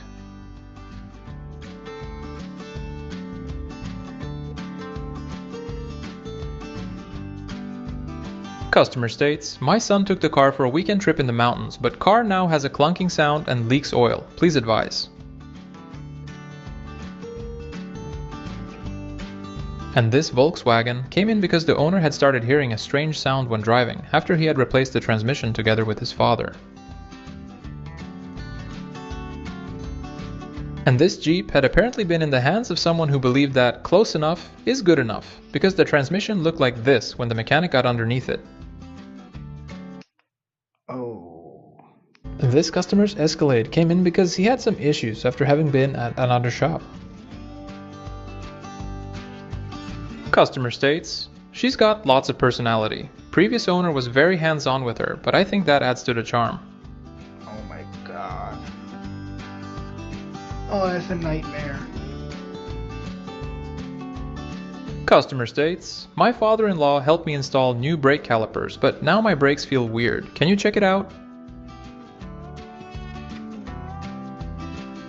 Yeah, I don't think he installed them. And this customer's car rolled in on a tow truck after it wouldn't start.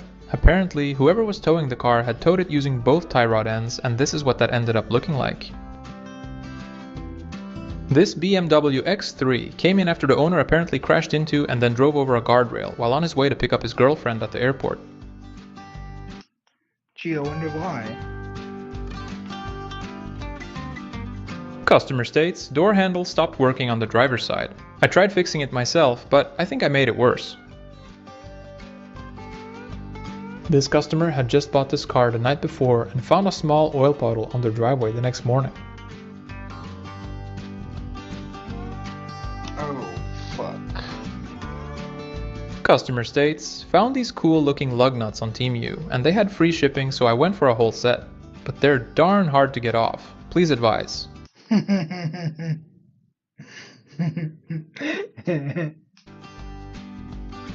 Customer states, I have a really bad noise when braking, but my brakes aren't even that old. Are you sure about that? Customer said that they apparently hit a curbside faster than intended because it was a foggy morning and they didn't see it. And the owner of this car came in saying that the brakes make a little noise here and there, but that she stops fine and thinks it's probably just some surface rust from the rain. Oh, This customer came in because they had a weird noise from underneath their car. Aww. The owner of this car rolled in because he said he only needed a tire rotation because he was going on a longer road trip soon. When the mechanics told him to think twice about driving a car like that longer distances, the customer just rolled away. This customer came in because they've started hearing a knocking sound, and it apparently also gets worse every time they go to top off the washer fluid. The owner of this car had apparently driven all the way to the shop with a roof box clunking on the roof the whole trip because it had never been properly latched onto the roof rack.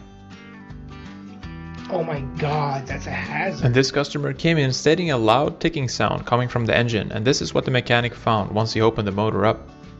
That shit ate itself. The owner of this car came in saying it felt sluggish and he thought the nitrous setup he'd installed might need adjusting. The mechanic had a look and found 3 nitrous tubes sitting in the passenger footwell, not connected to a single thing but the customer's imagination.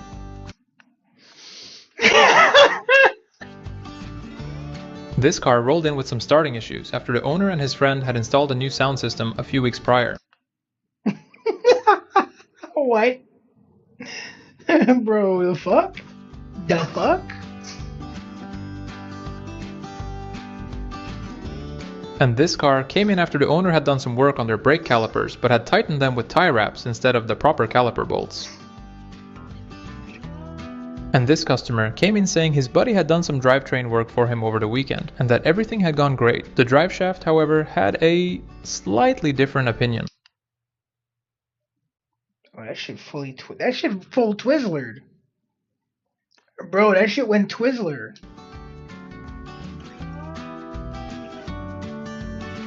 And if this vehicle is still on the road, Lord help us. Oh dear.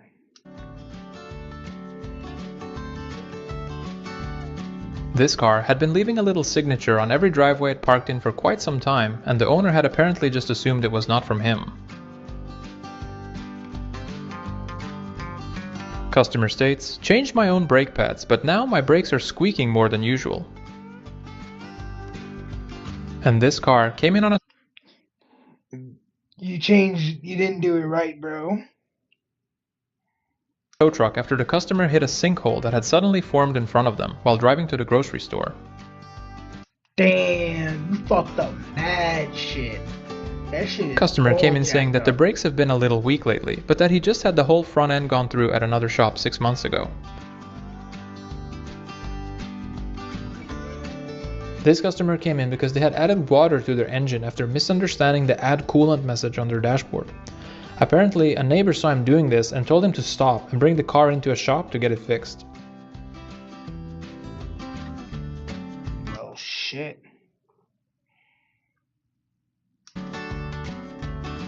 And this is what an engine looks like when it has a very bad day and decides to vent it out with the oil pan.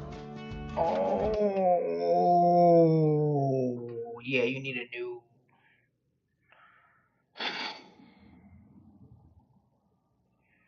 You need a new everything.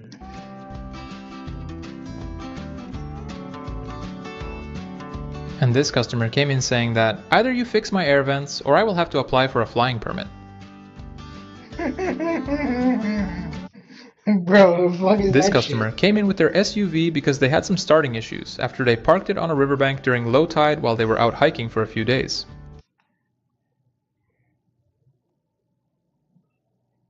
Once they came back from the hiking trip, they found half the car to be submerged in water. The mechanic who got underneath this one was not prepared for what he found, but he did have to admit it was a pretty interesting creative choice. Customer states, wobbling steering wheel. Wonder why. And Bro, this is terrifying. I share the road with these kind of people. What the this is fuck? exactly what happens when a car has been in one too many minor incidents that the owner forgot to mention when he dropped it off.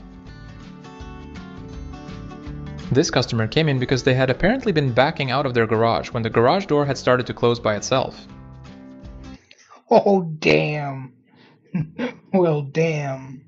Yeah, that's not good. Customer states, I think something's leaking. Can you have a look?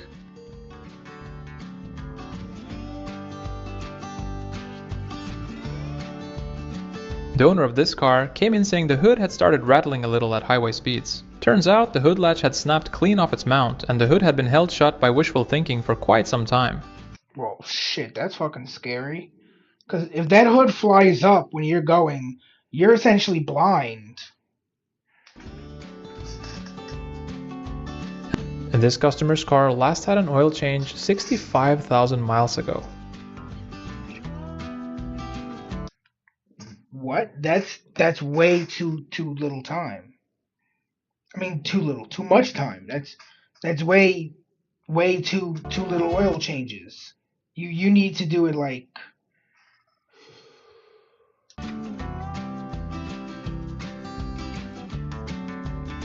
The owner of this car had his little brother, who's an apprentice at a local garage, tune his engine a little by installing some high-performance ignition coils, and this is the result. Oh shit! Yo, those shits got launched. And these lifters have definitely seen some better days. This Ford van was just in for an oil change when the mechanic noticed that it actually was quite a piece of art. When asked about it, the customer said that he's done all the work on it himself, together with his cousin, and that he's also learned everything he knows from his uncle, Big Bob Towhead. Customer states, I live near the ocean, so yeah, there's a little surface rust, but she saw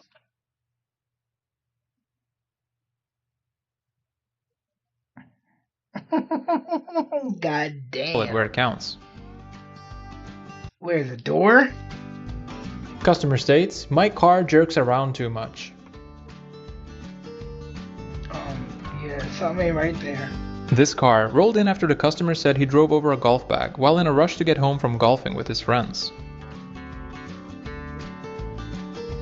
Oh yeah, you broke some shit.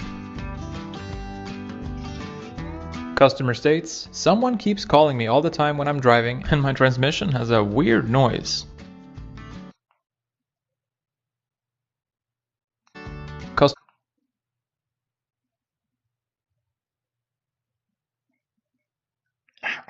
How? Customer came in complaining about a weird sound when shifting after another shop recently flushed out the transmission, but by the looks of it had forgotten something quite important. Customer states, just had the engine done by my uncle. Cost me a fortune, but he said it's basically brand new now. There's just a tiny bit of oil in the driveway, but he said that that's normal for the first few days. Customer came in complaining about a loud noise from the rear and wants new shocks. I think And this is exactly why you don't let your nephew rebuild a truck engine in the front yard after watching a 3-part YouTube series on it over the weekend. The lifters came out looking like they'd been installed by someone who was maybe a little too confident going in. Oh my god. And this old Volkswagen rolled in because the owner complained about it making too much of a pataka taka taka noise.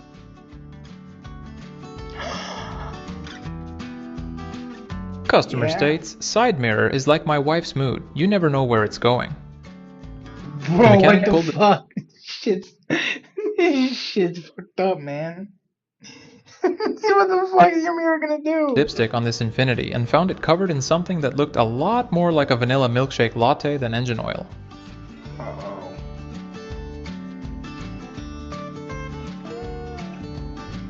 Customer states, my gas mileage is horrible and my fuel tank seems to be having a rave.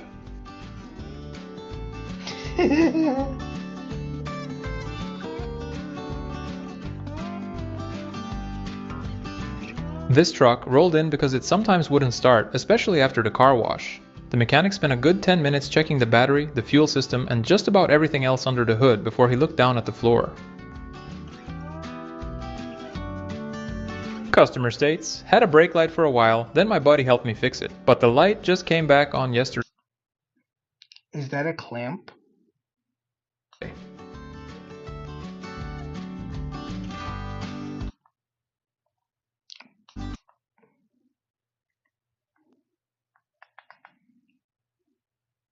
Customer states, had a brake light for a while, then my buddy helped me fix it, but the light just came back on yesterday. That's not even the worst thing. It's not even the worst thing.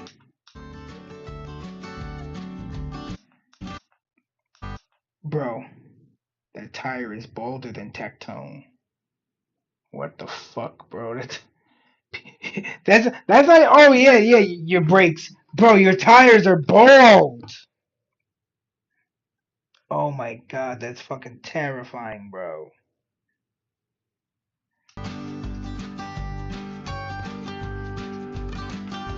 The owner of this car said that he had eaten something bad. What? Tectone is bald. He is bald. And suddenly had to drop the kids off at the pool real bad, so he pulled into a parking spot with a pretty high curb, going a bit too fast. Luckily, he... Yeah, your shit's bent, bro. You might need a new wheel. Because metal isn't always as strong as it once was when you bend it back into place. And that wheel might now be cooked. ...it on time, but now needed a new set of front rims. Yes, you do. This car came in with a bit of a rough idle and an occasional misfire after the customer's uncle had recently done some ignition work on it. The mechanic had a look under the hood and let's just say it was putting on quite the light show. This customer complained about poor braking power and clunking sounds.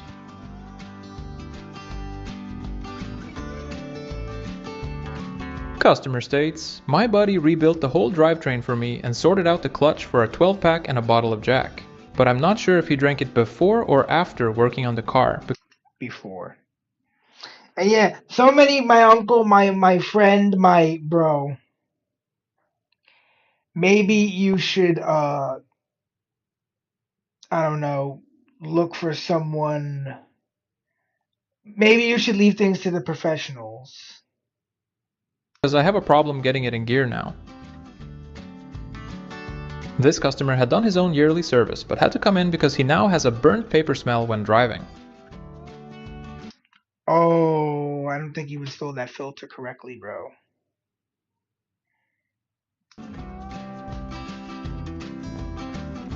And if you work a lot on cars, you know that 10 mils have a tendency to fall into black holes and yeah, they do. Show up again in random, unexpected places, such as behind a wheel well liner. Customer came in saying that he needed to put a parking disc in the windshield, but had locked his keys inside, so he had to think fast.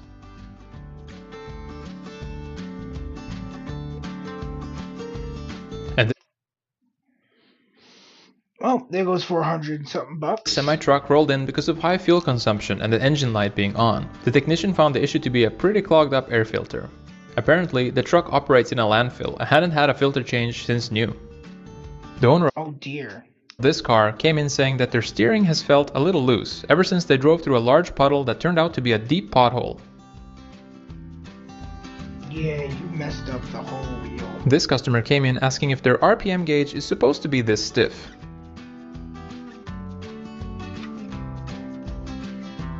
Customer states, my car's got the crabs, please advise. Aww. The owner of this Beetle had been on his way to a flea market when the hood started making a strange rattling sound. He pulled over, popped the hood, and found a possum just hanging out. Oh, shit. And this customer had driven their car like this for about a year before finally deciding to come into the shop to have it fixed.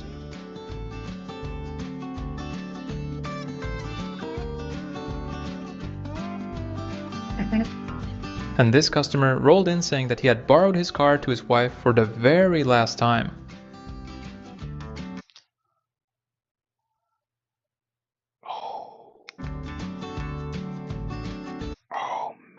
Yeah. I think she needs to lose her car privileges after that. Damn, you put your hand in that shit. Customer states, I always do my own repairs, but I just had to come in because I can't get rid of all this smoke I'm getting while driving. Customer states, grandson tried installing new speakers in his car, but door is now really hard to open. Customer states, I filled her up 3 days ago, so the tank is basically full. The gauge is probably just being finicky again. Customer states, I hear a clunking sound coming from the back.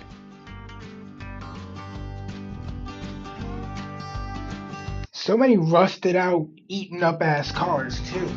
This truck had apparently been to a shop about 8 months prior for some fresh brake pads, and the customer was very confident that the brakes were basically brand new. The mechanic pulled the first wheel and found the rotor looking like this. This customer had their car in for a yearly service at another shop, but had to come in because they now have a misfire. This Ford SUV came in because the customer complained about lots of road noise when driving on the highway. Again, so many cars just completely rusted out. That shit is absolutely... Yo, that shit could like snap in half on the fucking road. Just break apart.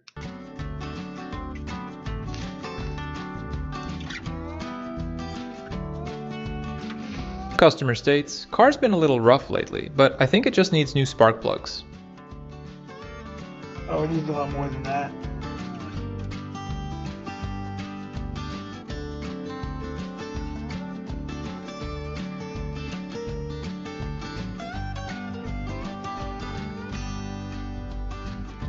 And this one rolled in with a wobble the owner said had been going on for a few days. And when the mechanic got to the front axle, the tire had long since given up and was just hanging onto the rim for moral support.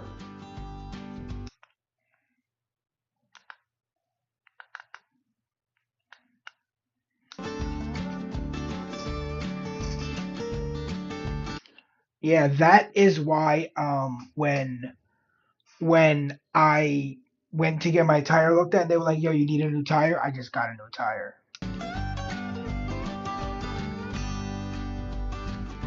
And this one rolled in with a wobble the owner... And this is the facelift of my car. I have the one before the facelift, but yeah, this is essentially... And this is the higher trim level than my car, but I drive the same car essentially. Said had been going on for a few days. And when the mechanic got to the front axle, the tire had long since given up and was just hanging onto the rim for moral support. And this poor car hadn't had an oil change in God knows how long. Oil is now a solid. It is now plastic.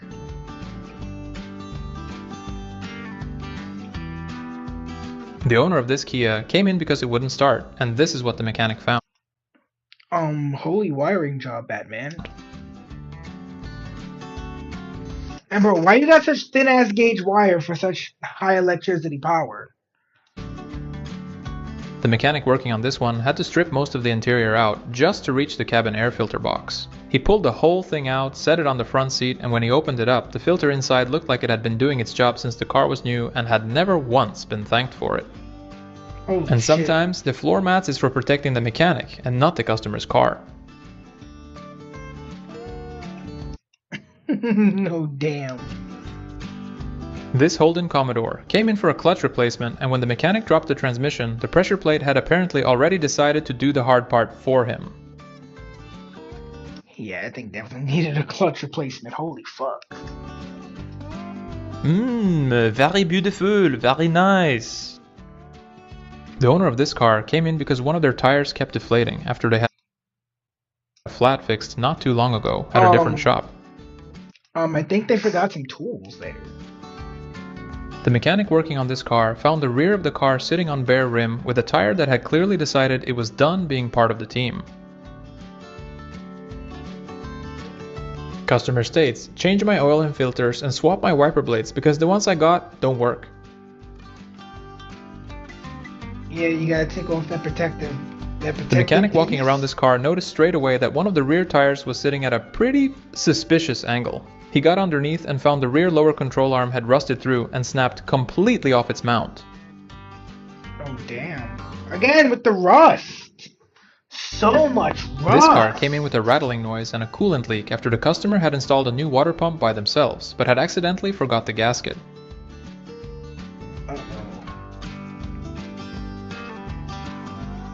Customer came in complaining about their air vents sounding like a Spitfire airplane.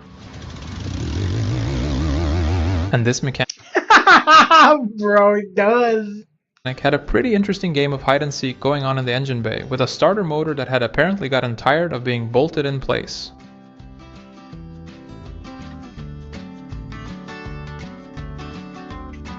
This customer rolled in complaining about bad clunking sounds when driving over bumps. The technician found that the CV axle was the main culprit. Oh my god. The owner of this BMW came in saying the suspension felt a little bouncy after his neighbor had done some work on it over the weekend to calibrate the handling. A little bouncy. And this customer had just picked up his new Dodge from the dealership when he accidentally lost control of it while trying to drift around a corner and ended up driving straight into a higher curbside. Oops. This Dodge Charger was in for some differential work after the customer had done a few donuts at the local mall parking lot. Damn. And this customer came in saying, I washed my car 2 days ago and now it looks like this.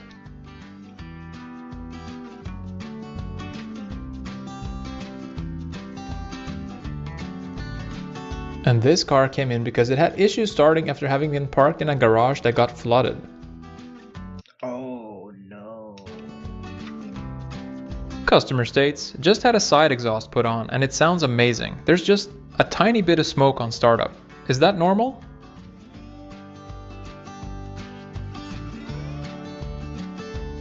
And this customer had done some trailer hitch wiring on their truck together with their father-in-law, but had to come in because their truck had issues starting. Two fishermen. 11. That was funny. Let's see. Oh, it's over here. All right.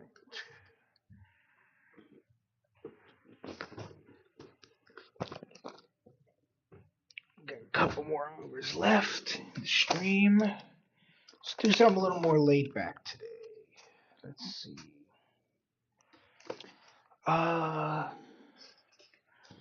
Oh yeah, I really enjoyed those videos. Thank you for this. Thank you for the suggestions. I am tripping over my tongue today like nobody's business. Alright, let's put up the BRB.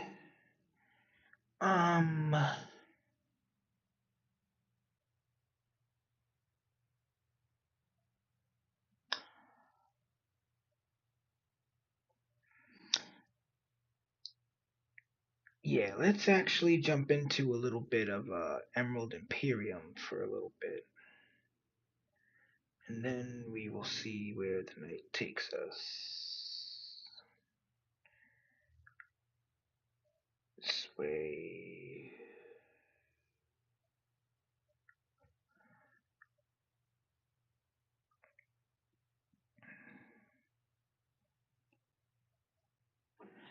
Okay.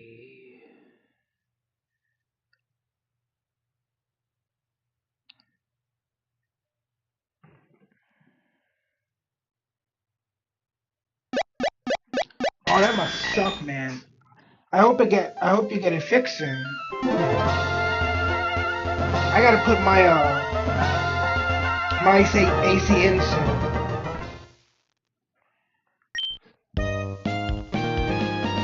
Alright, now my dumbass already forgot. So let's see. Hey Kenito, it's great to see you've got the 4 badges required to face me in a real gym battle. But there's one more thing I think you should do before challenging me. You should go to the Trick House on Route 110. Complete 3 puzzles. Trick House on Route 110. Okay, Trick House on Route 110. Now where the fuck is that? Route 1, 2,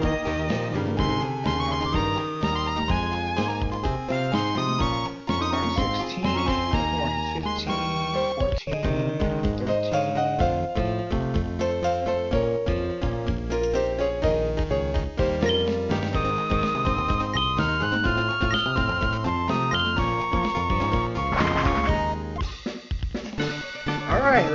to the trick house.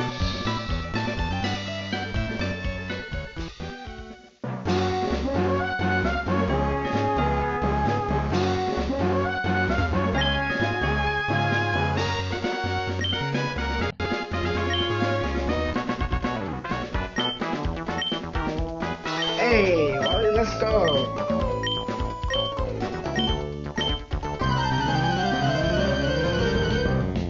Alright, you have a good night too, man. Thanks for stopping by.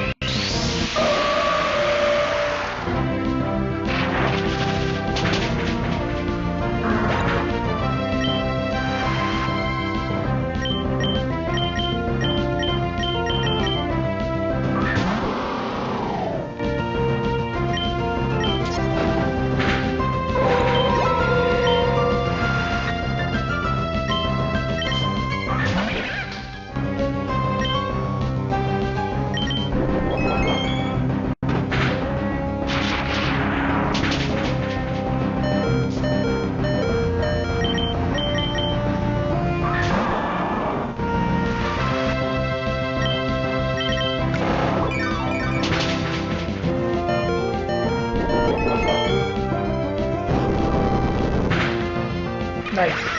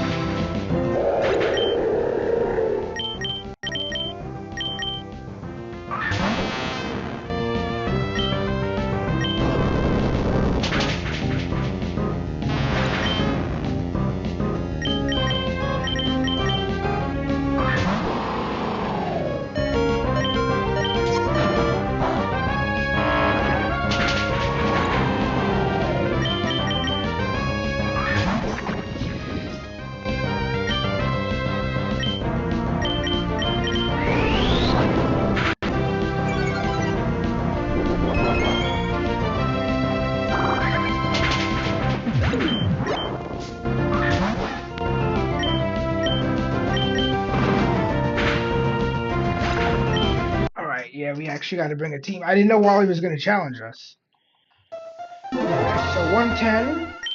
Now, before we do that, let's actually build a team.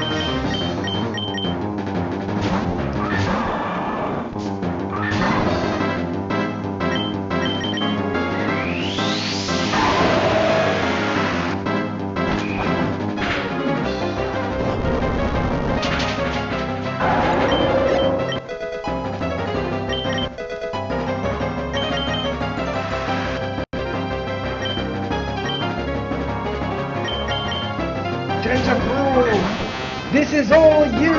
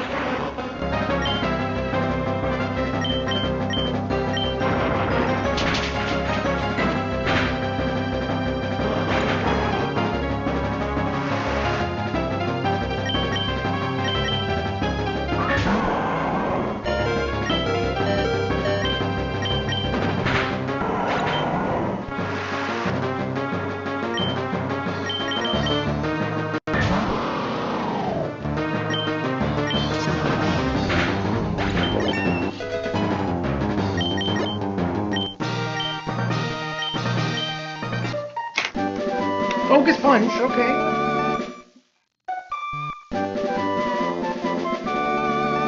Focus blast. Drain punch!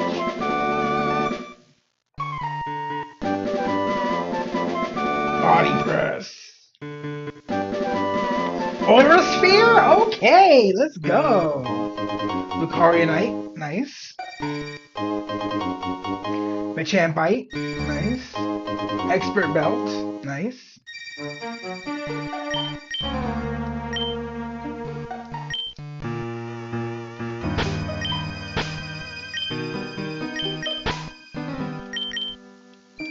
Thank you for the battle. And thank you for the swag.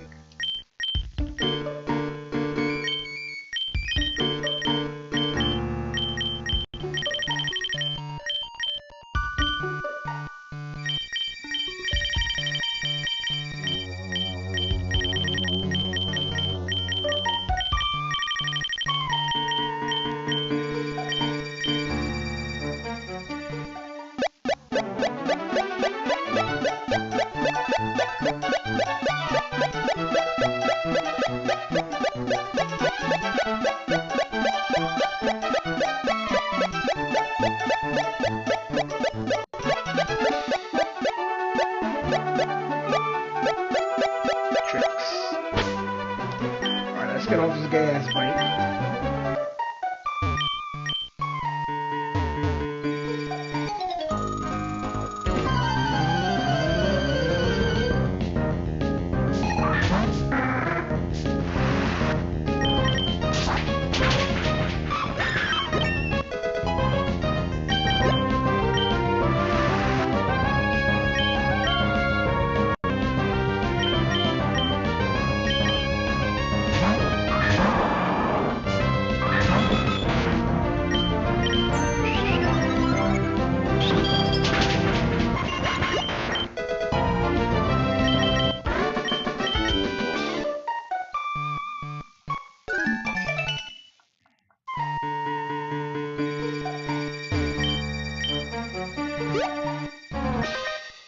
Double battle!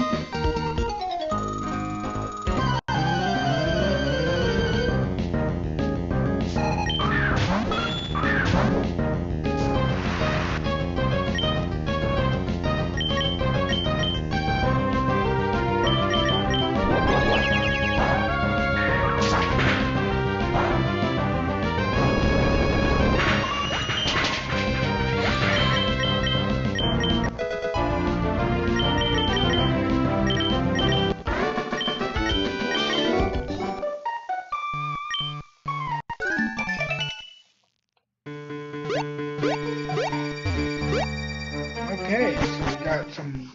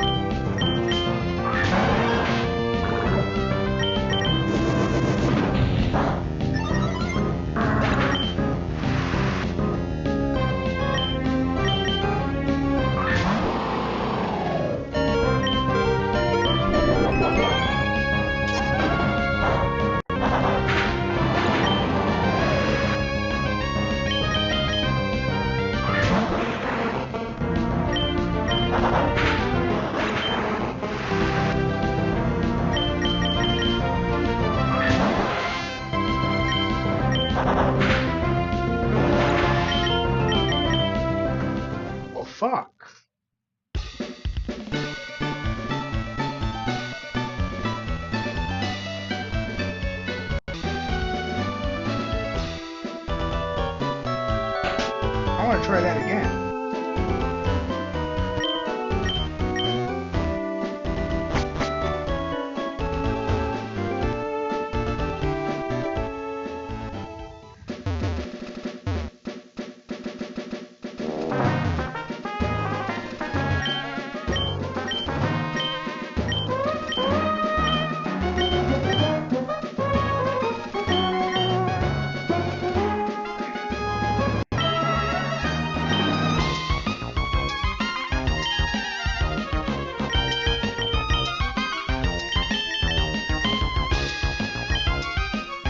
Alright, so those are the rewards.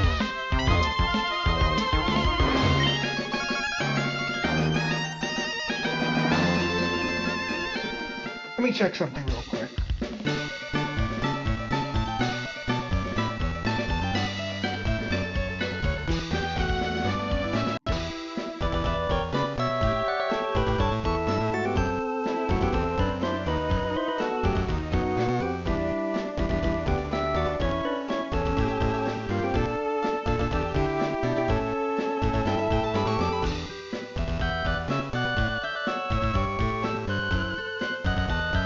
Okay.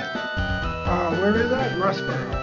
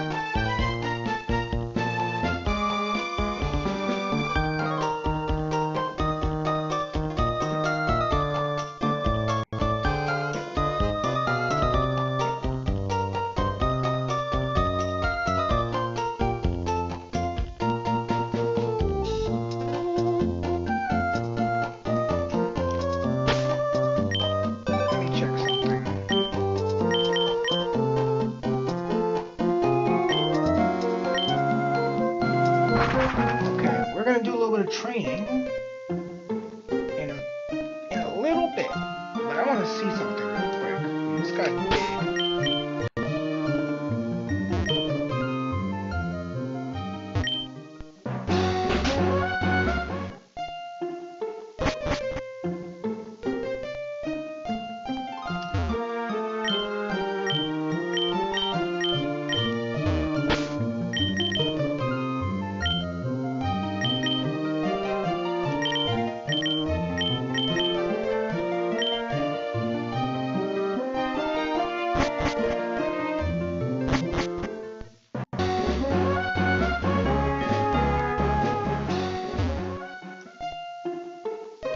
okay, well, let's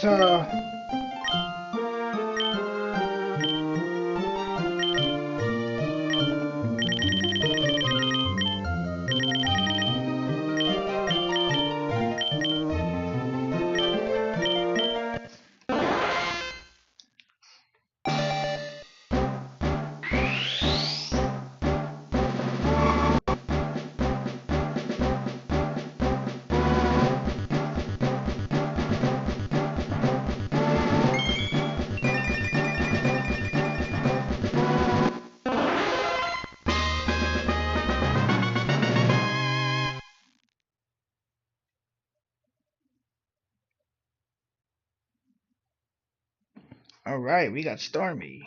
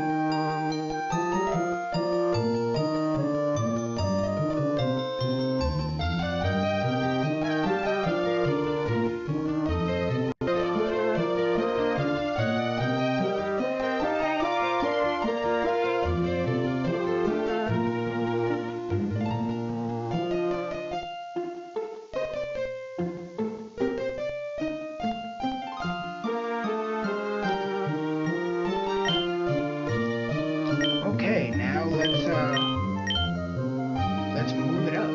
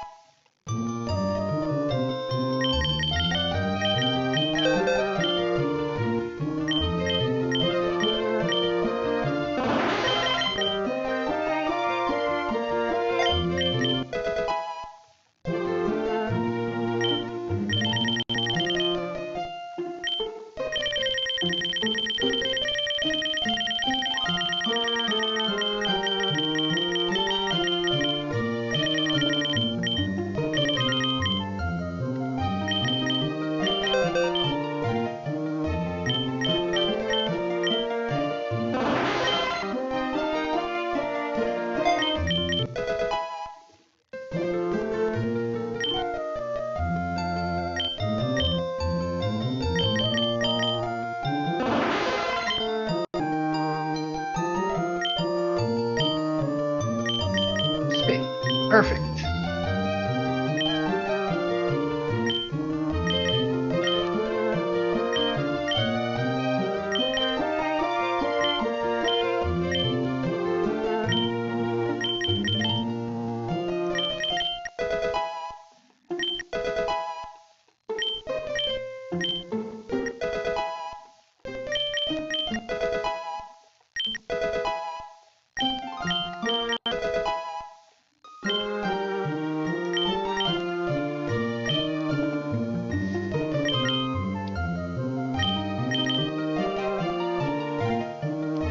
Let's try that again. I actually want to beat that little house. And we're gonna beat it twice.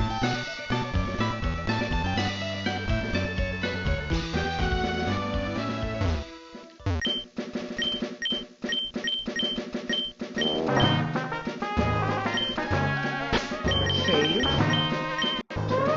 Fucking money.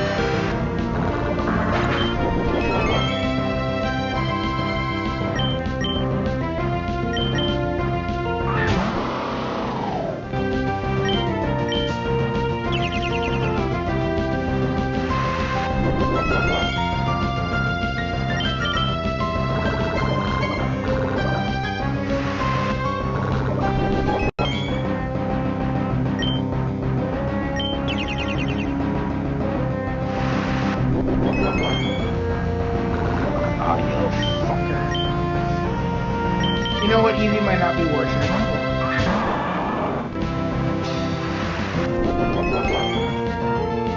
If we get wrecked by this, it might not be worth it.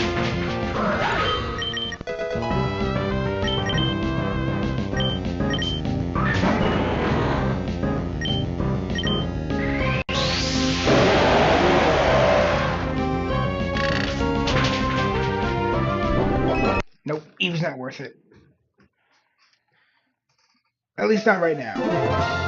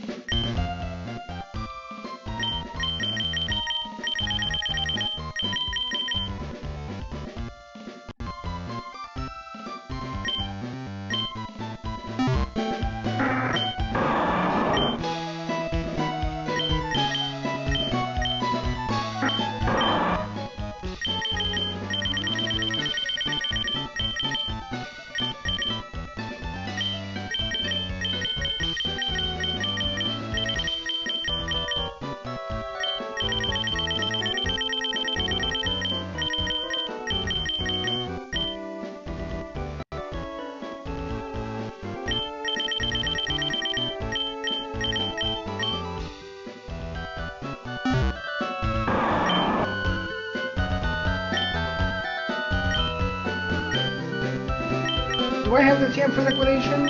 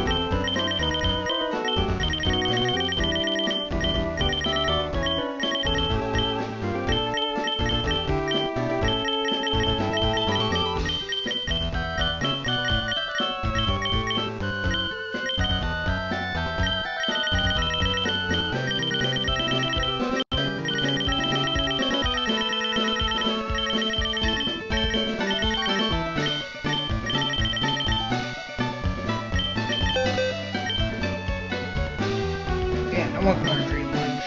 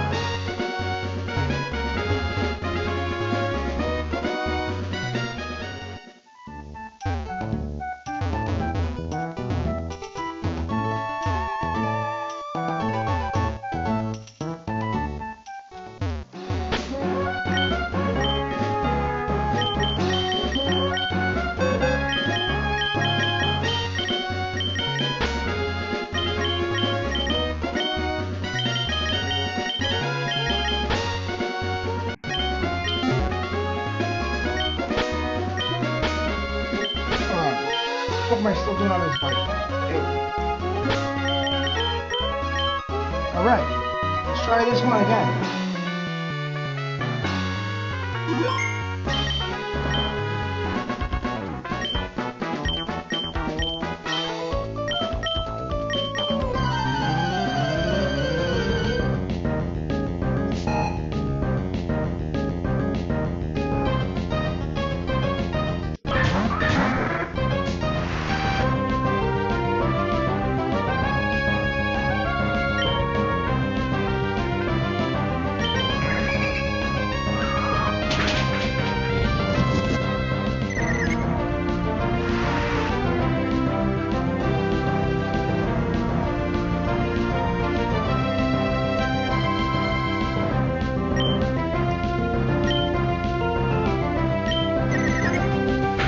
Nice.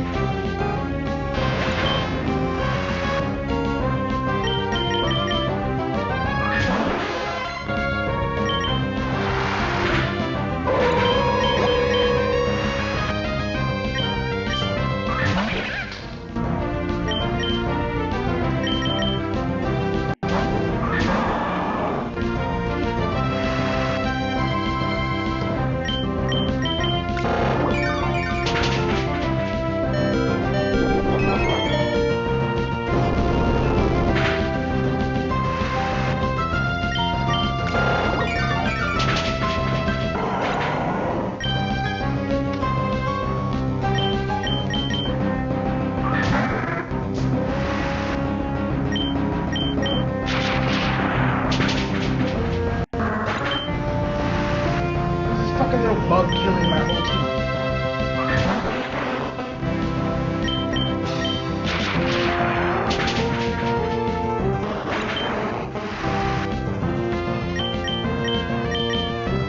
Okay, fuck this. Alright, 1 second.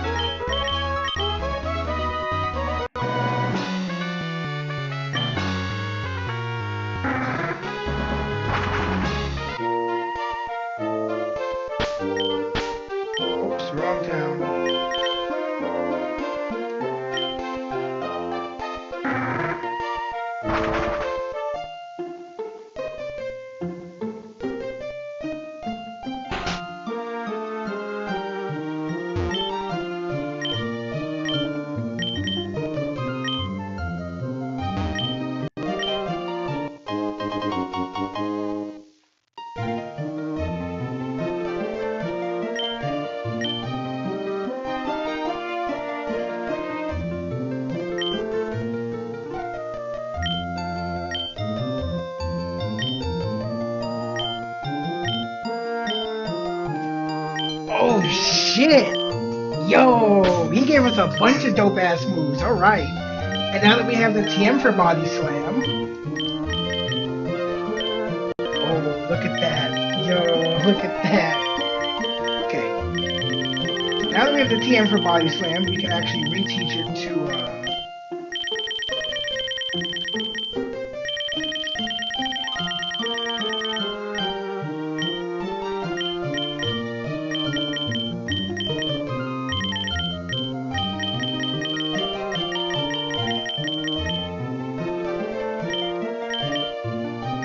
and we can reteach Pelipper Air Slash if we need to. Dope. Although I don't think we will. I think we're gonna keep it the way it is.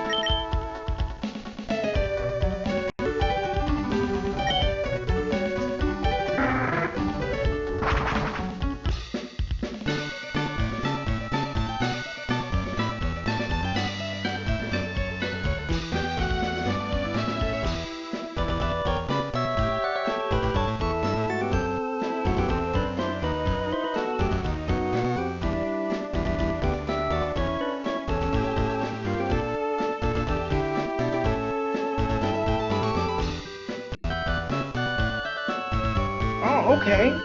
We get TMs from defeating the Trick House. Yo, let's go. Fuck that. Let's go beat these people.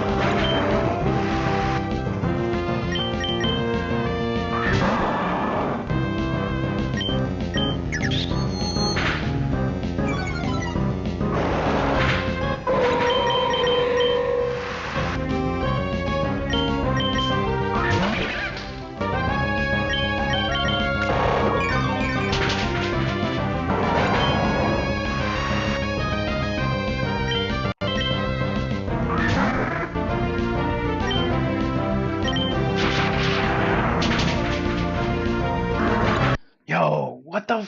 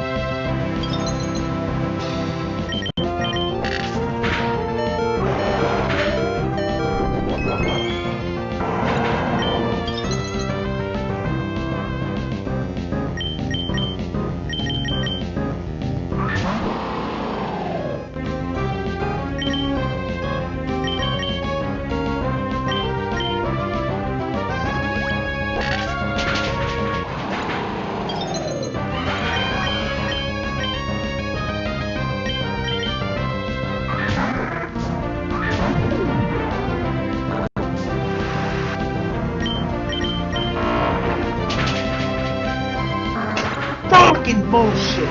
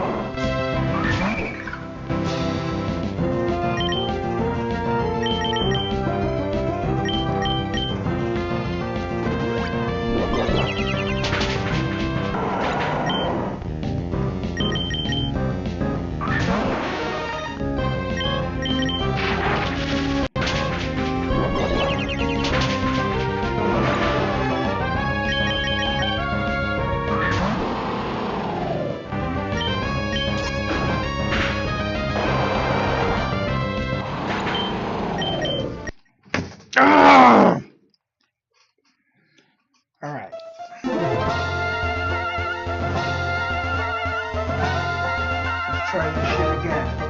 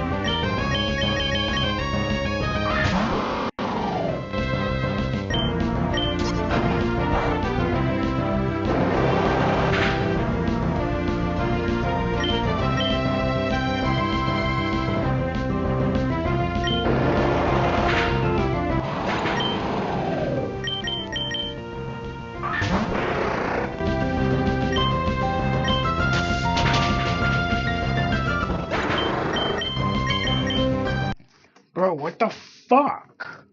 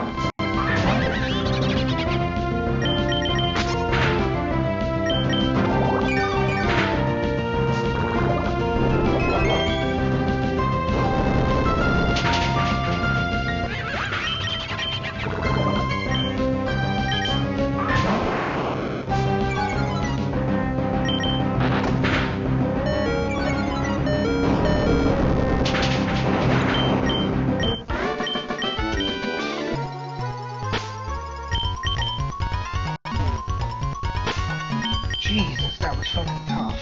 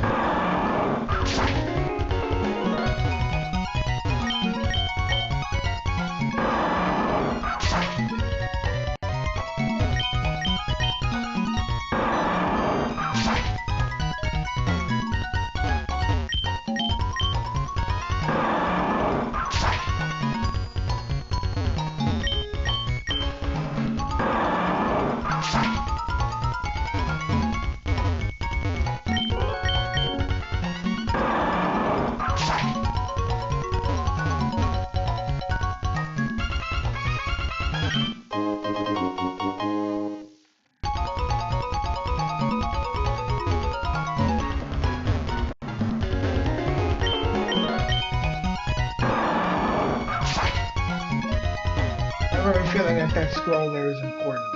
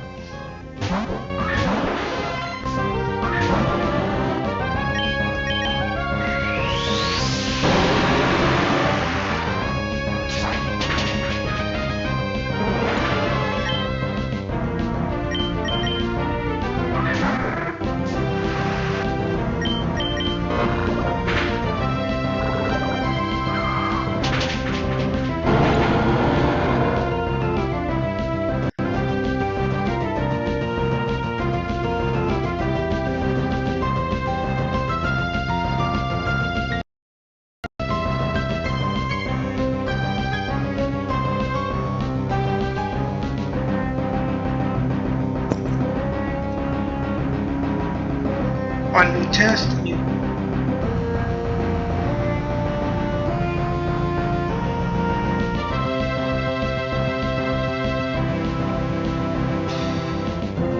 Unmute test. Mute.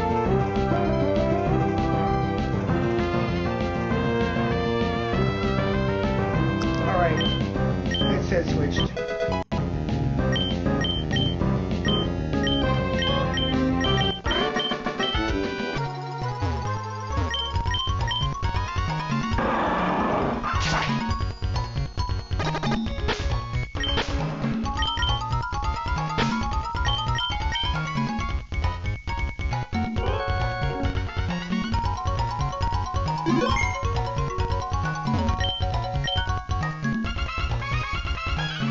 Do it.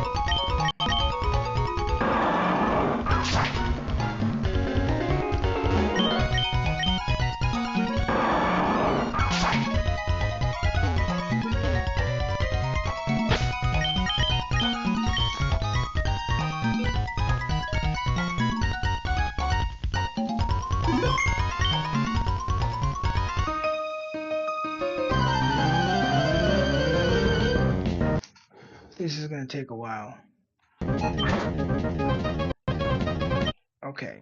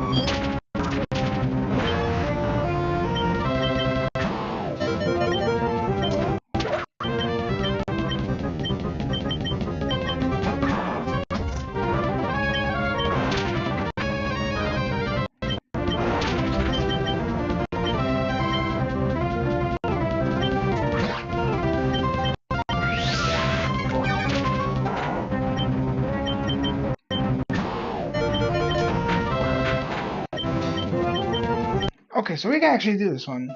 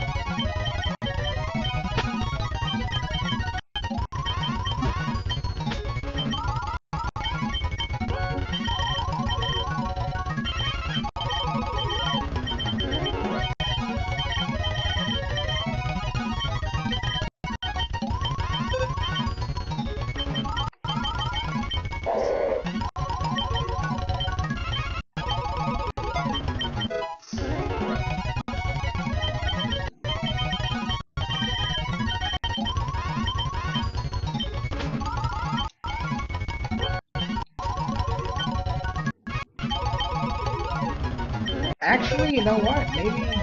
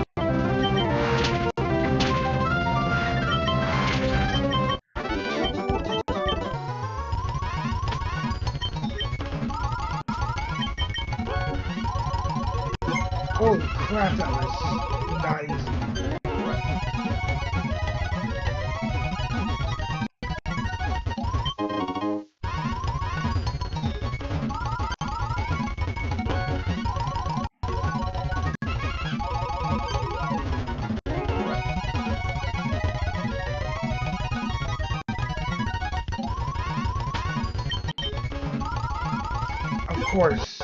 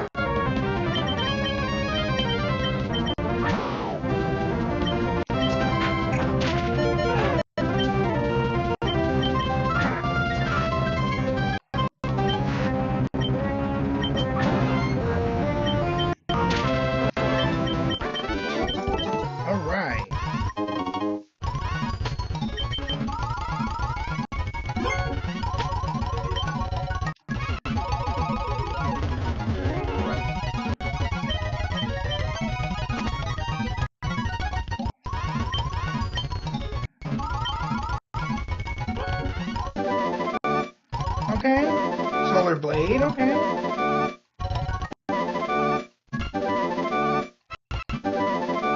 Love Buzz, Mega Horn. Butterfree-ite, Snorlax-ite. Roserade-ite.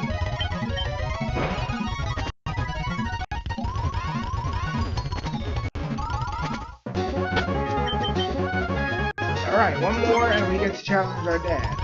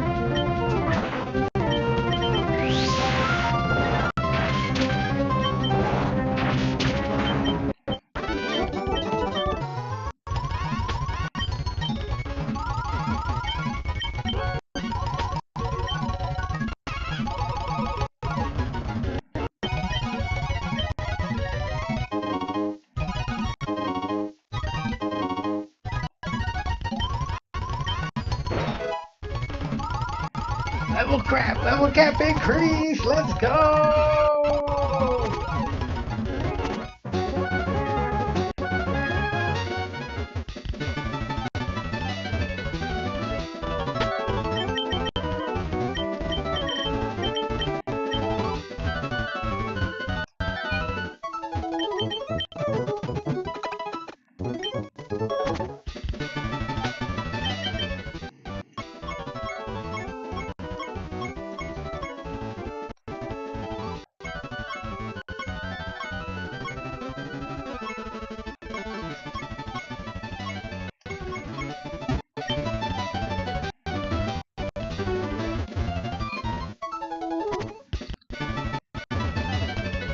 Okay, here's what we're gonna do first.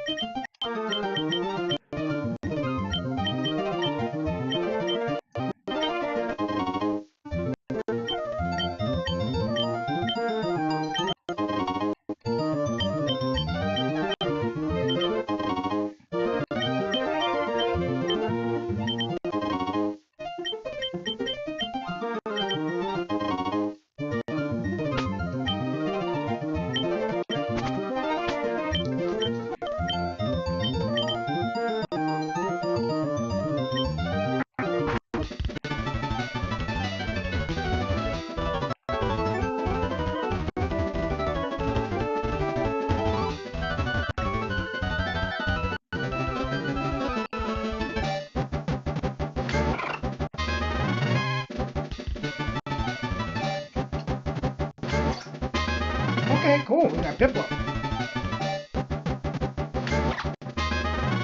A Schwat.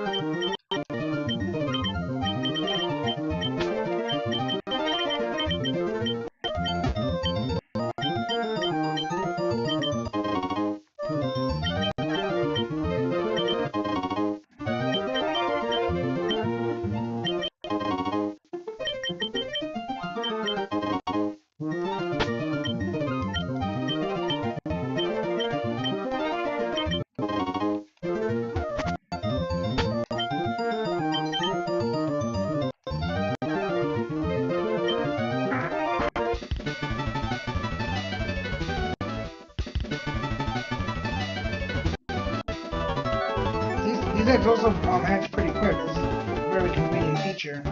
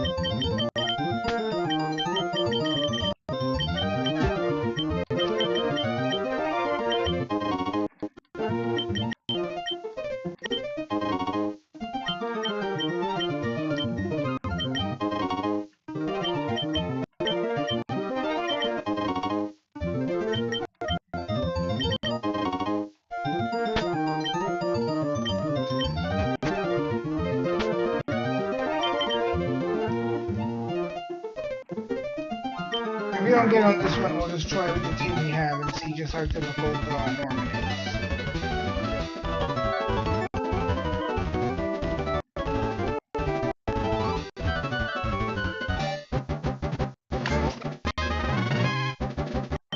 Oh shit, we got on the first try.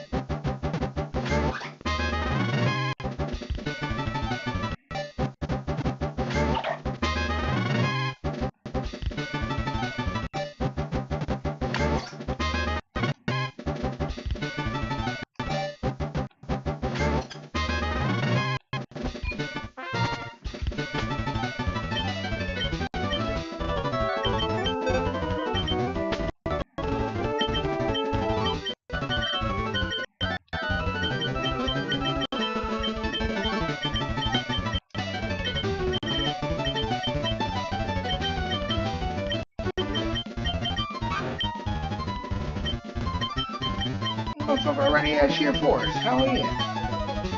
Hell yeah, brother.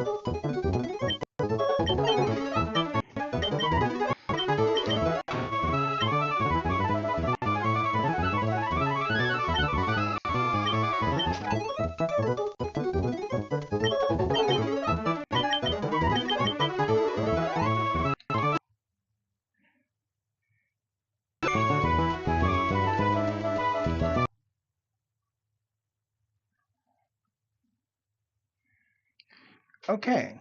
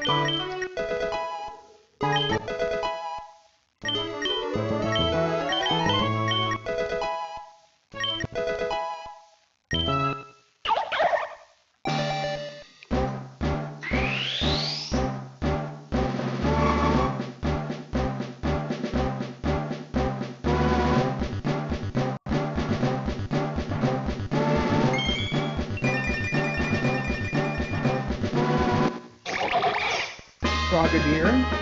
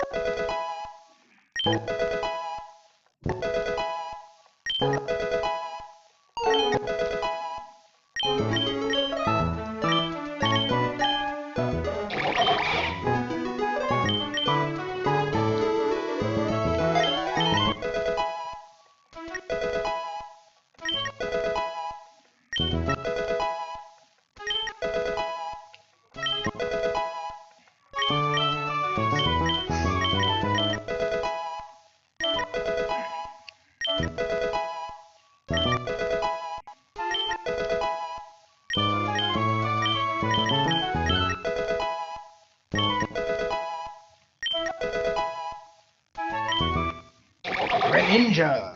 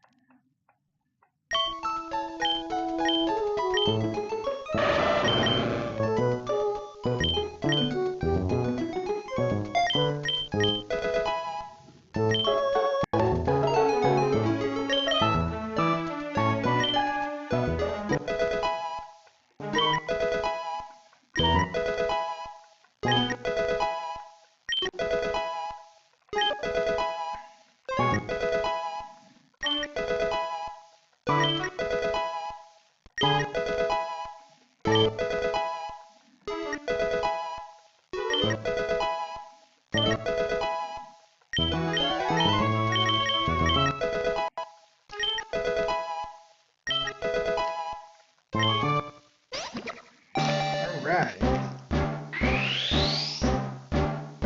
Fuck with the duck.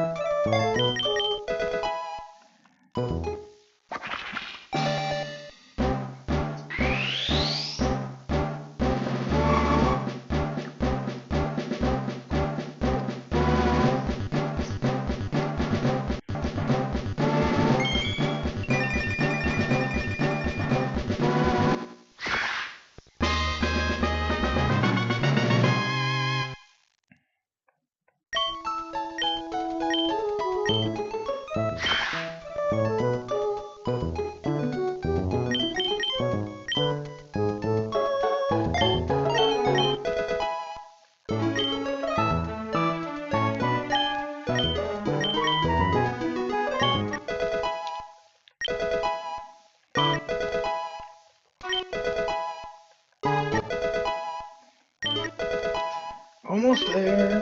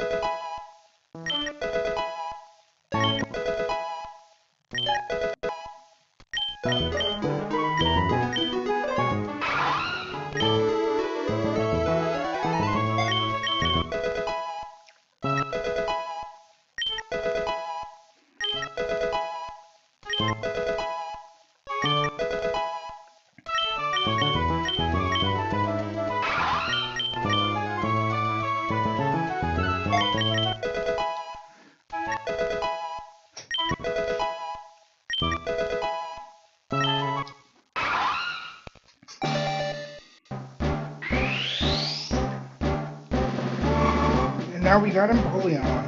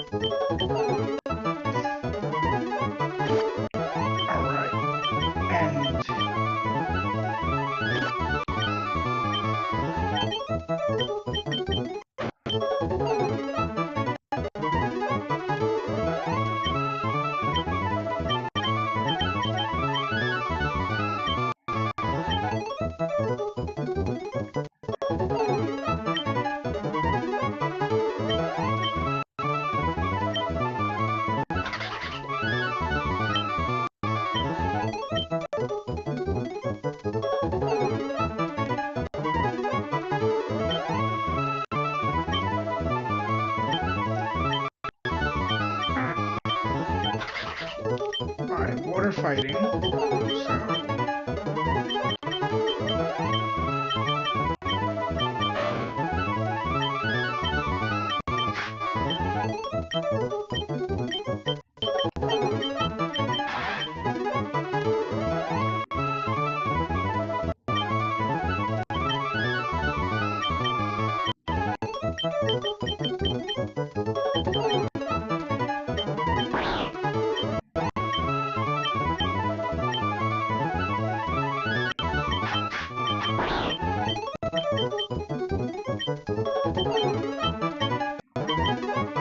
Okay, now let's see what TMs they can learn.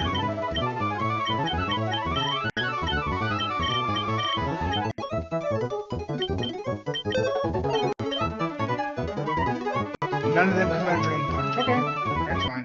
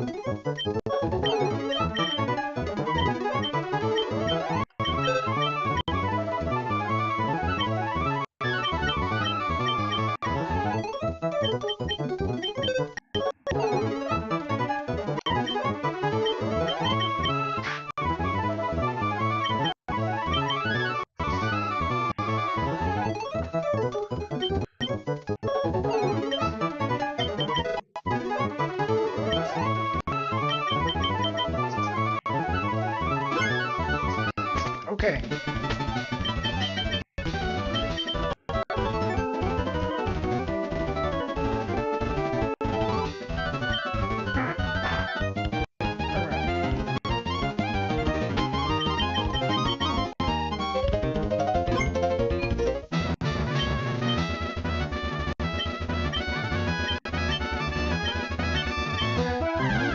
Oh, wait.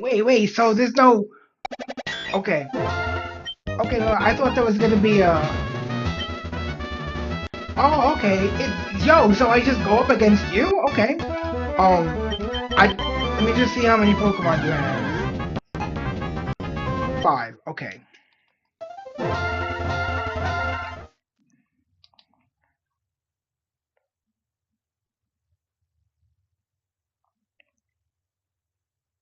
Okay.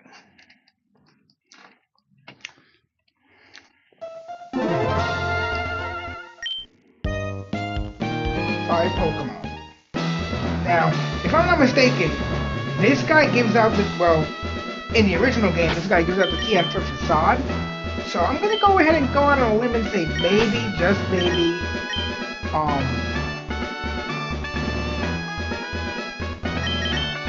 maybe, just maybe, utilizing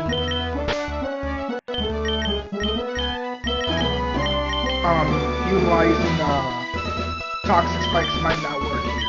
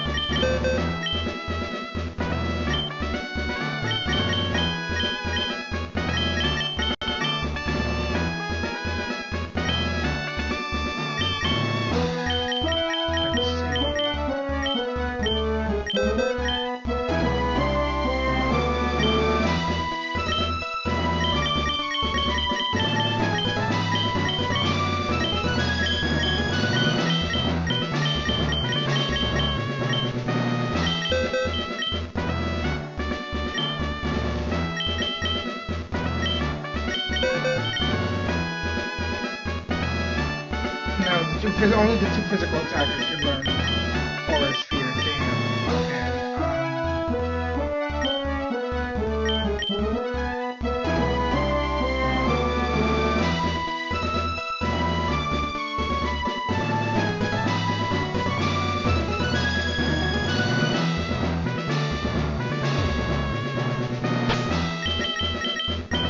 Alright. The battle against our dad. Let's jump on in.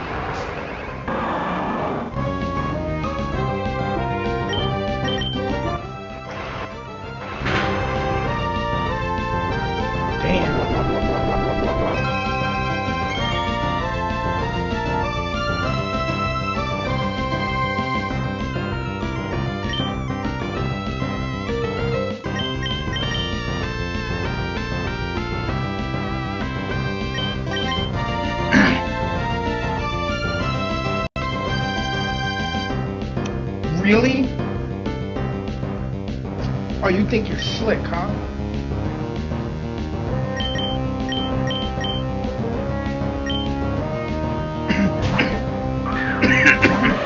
That's a Hisuian Zoroark.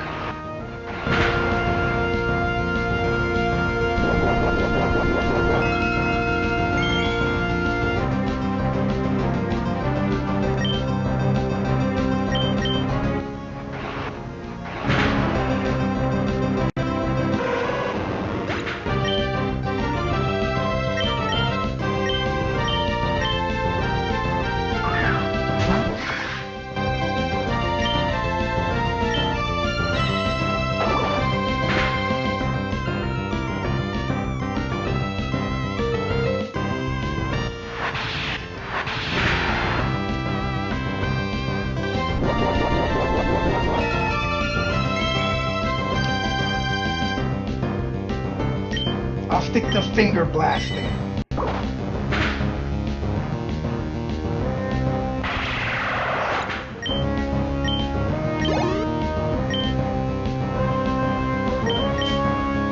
Now I just look how X to do.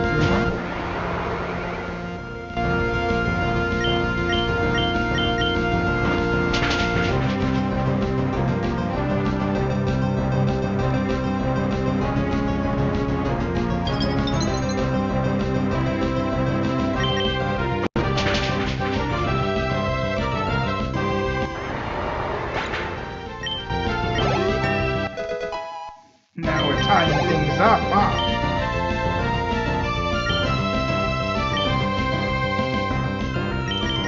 Cyclizar, my least favorite Pokemon of all time.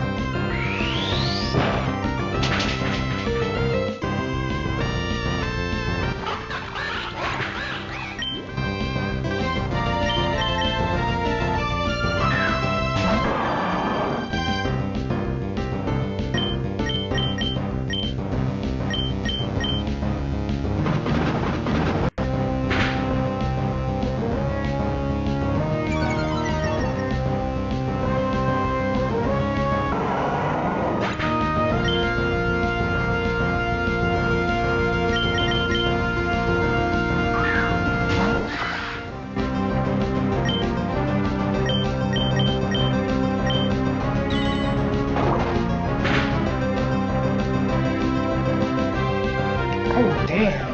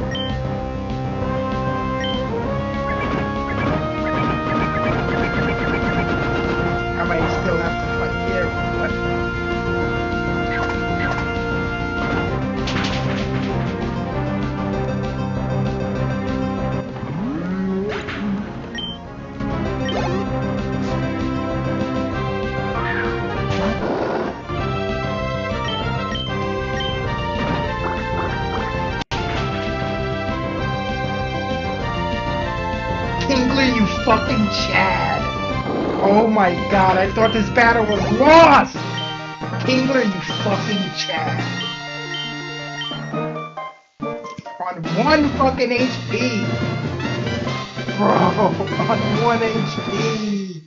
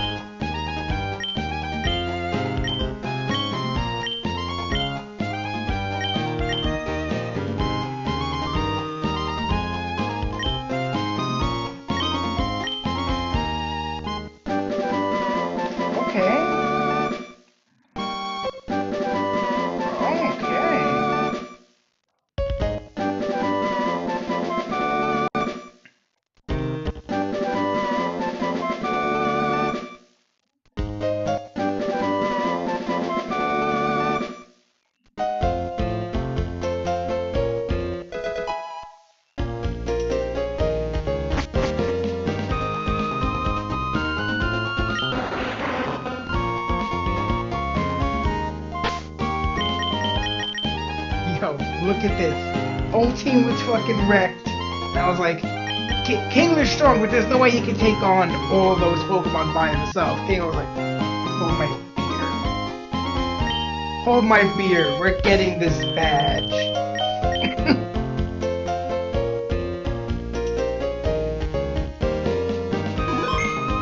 Hold my beer. We're getting this badge.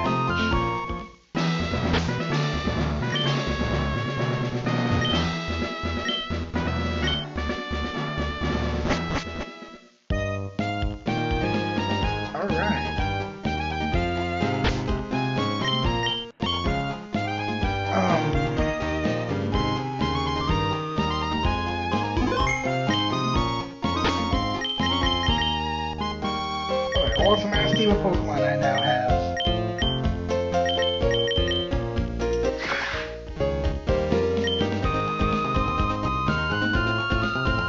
I'm not sure I've got an idea.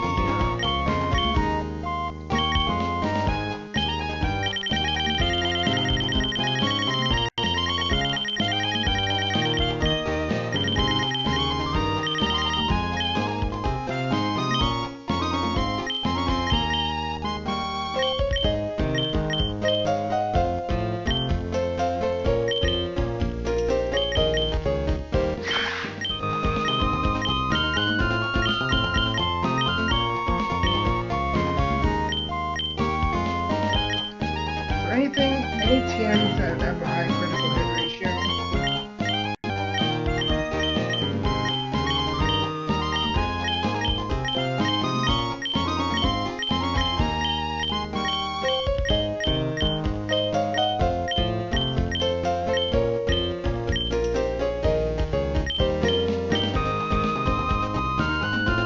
Special attacker.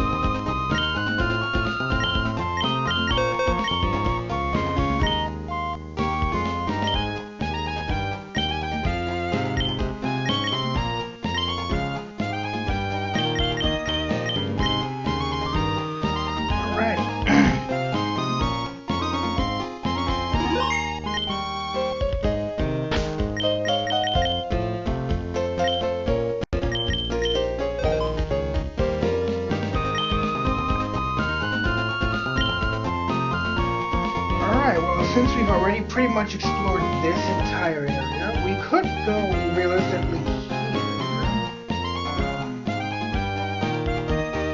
Or we could go here. But since we've already been here, we might as well go here to like unexplored territory.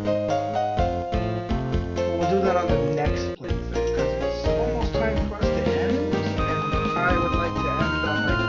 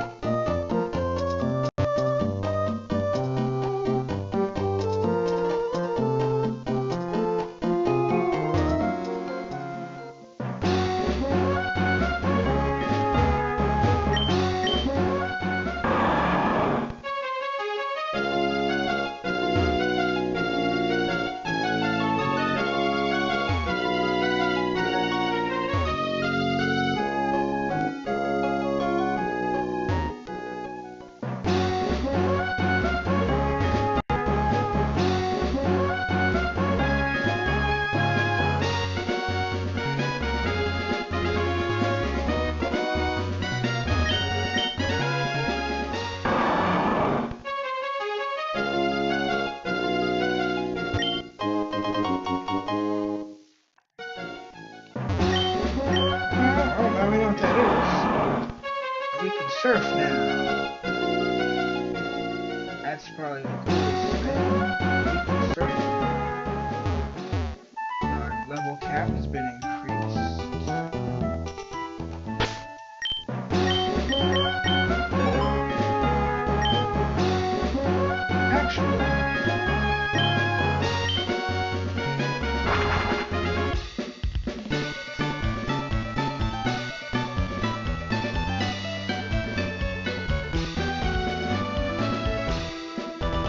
Let's just see what the prize is for 4 badges.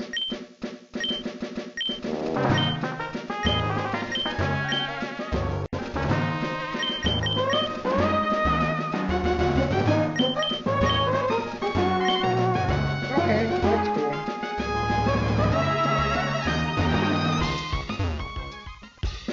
Alright, well, that was a roaring success.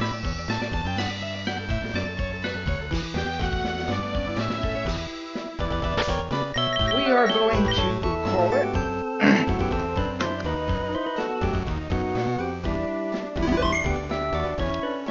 I'm going to sign off.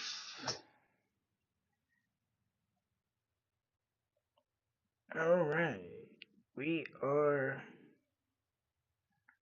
signing off now. Thank you guys all for coming out to the stream. I will see you guys on Tuesday night for more reacts and gameplay. Until then, we'll catch you guys on the flip.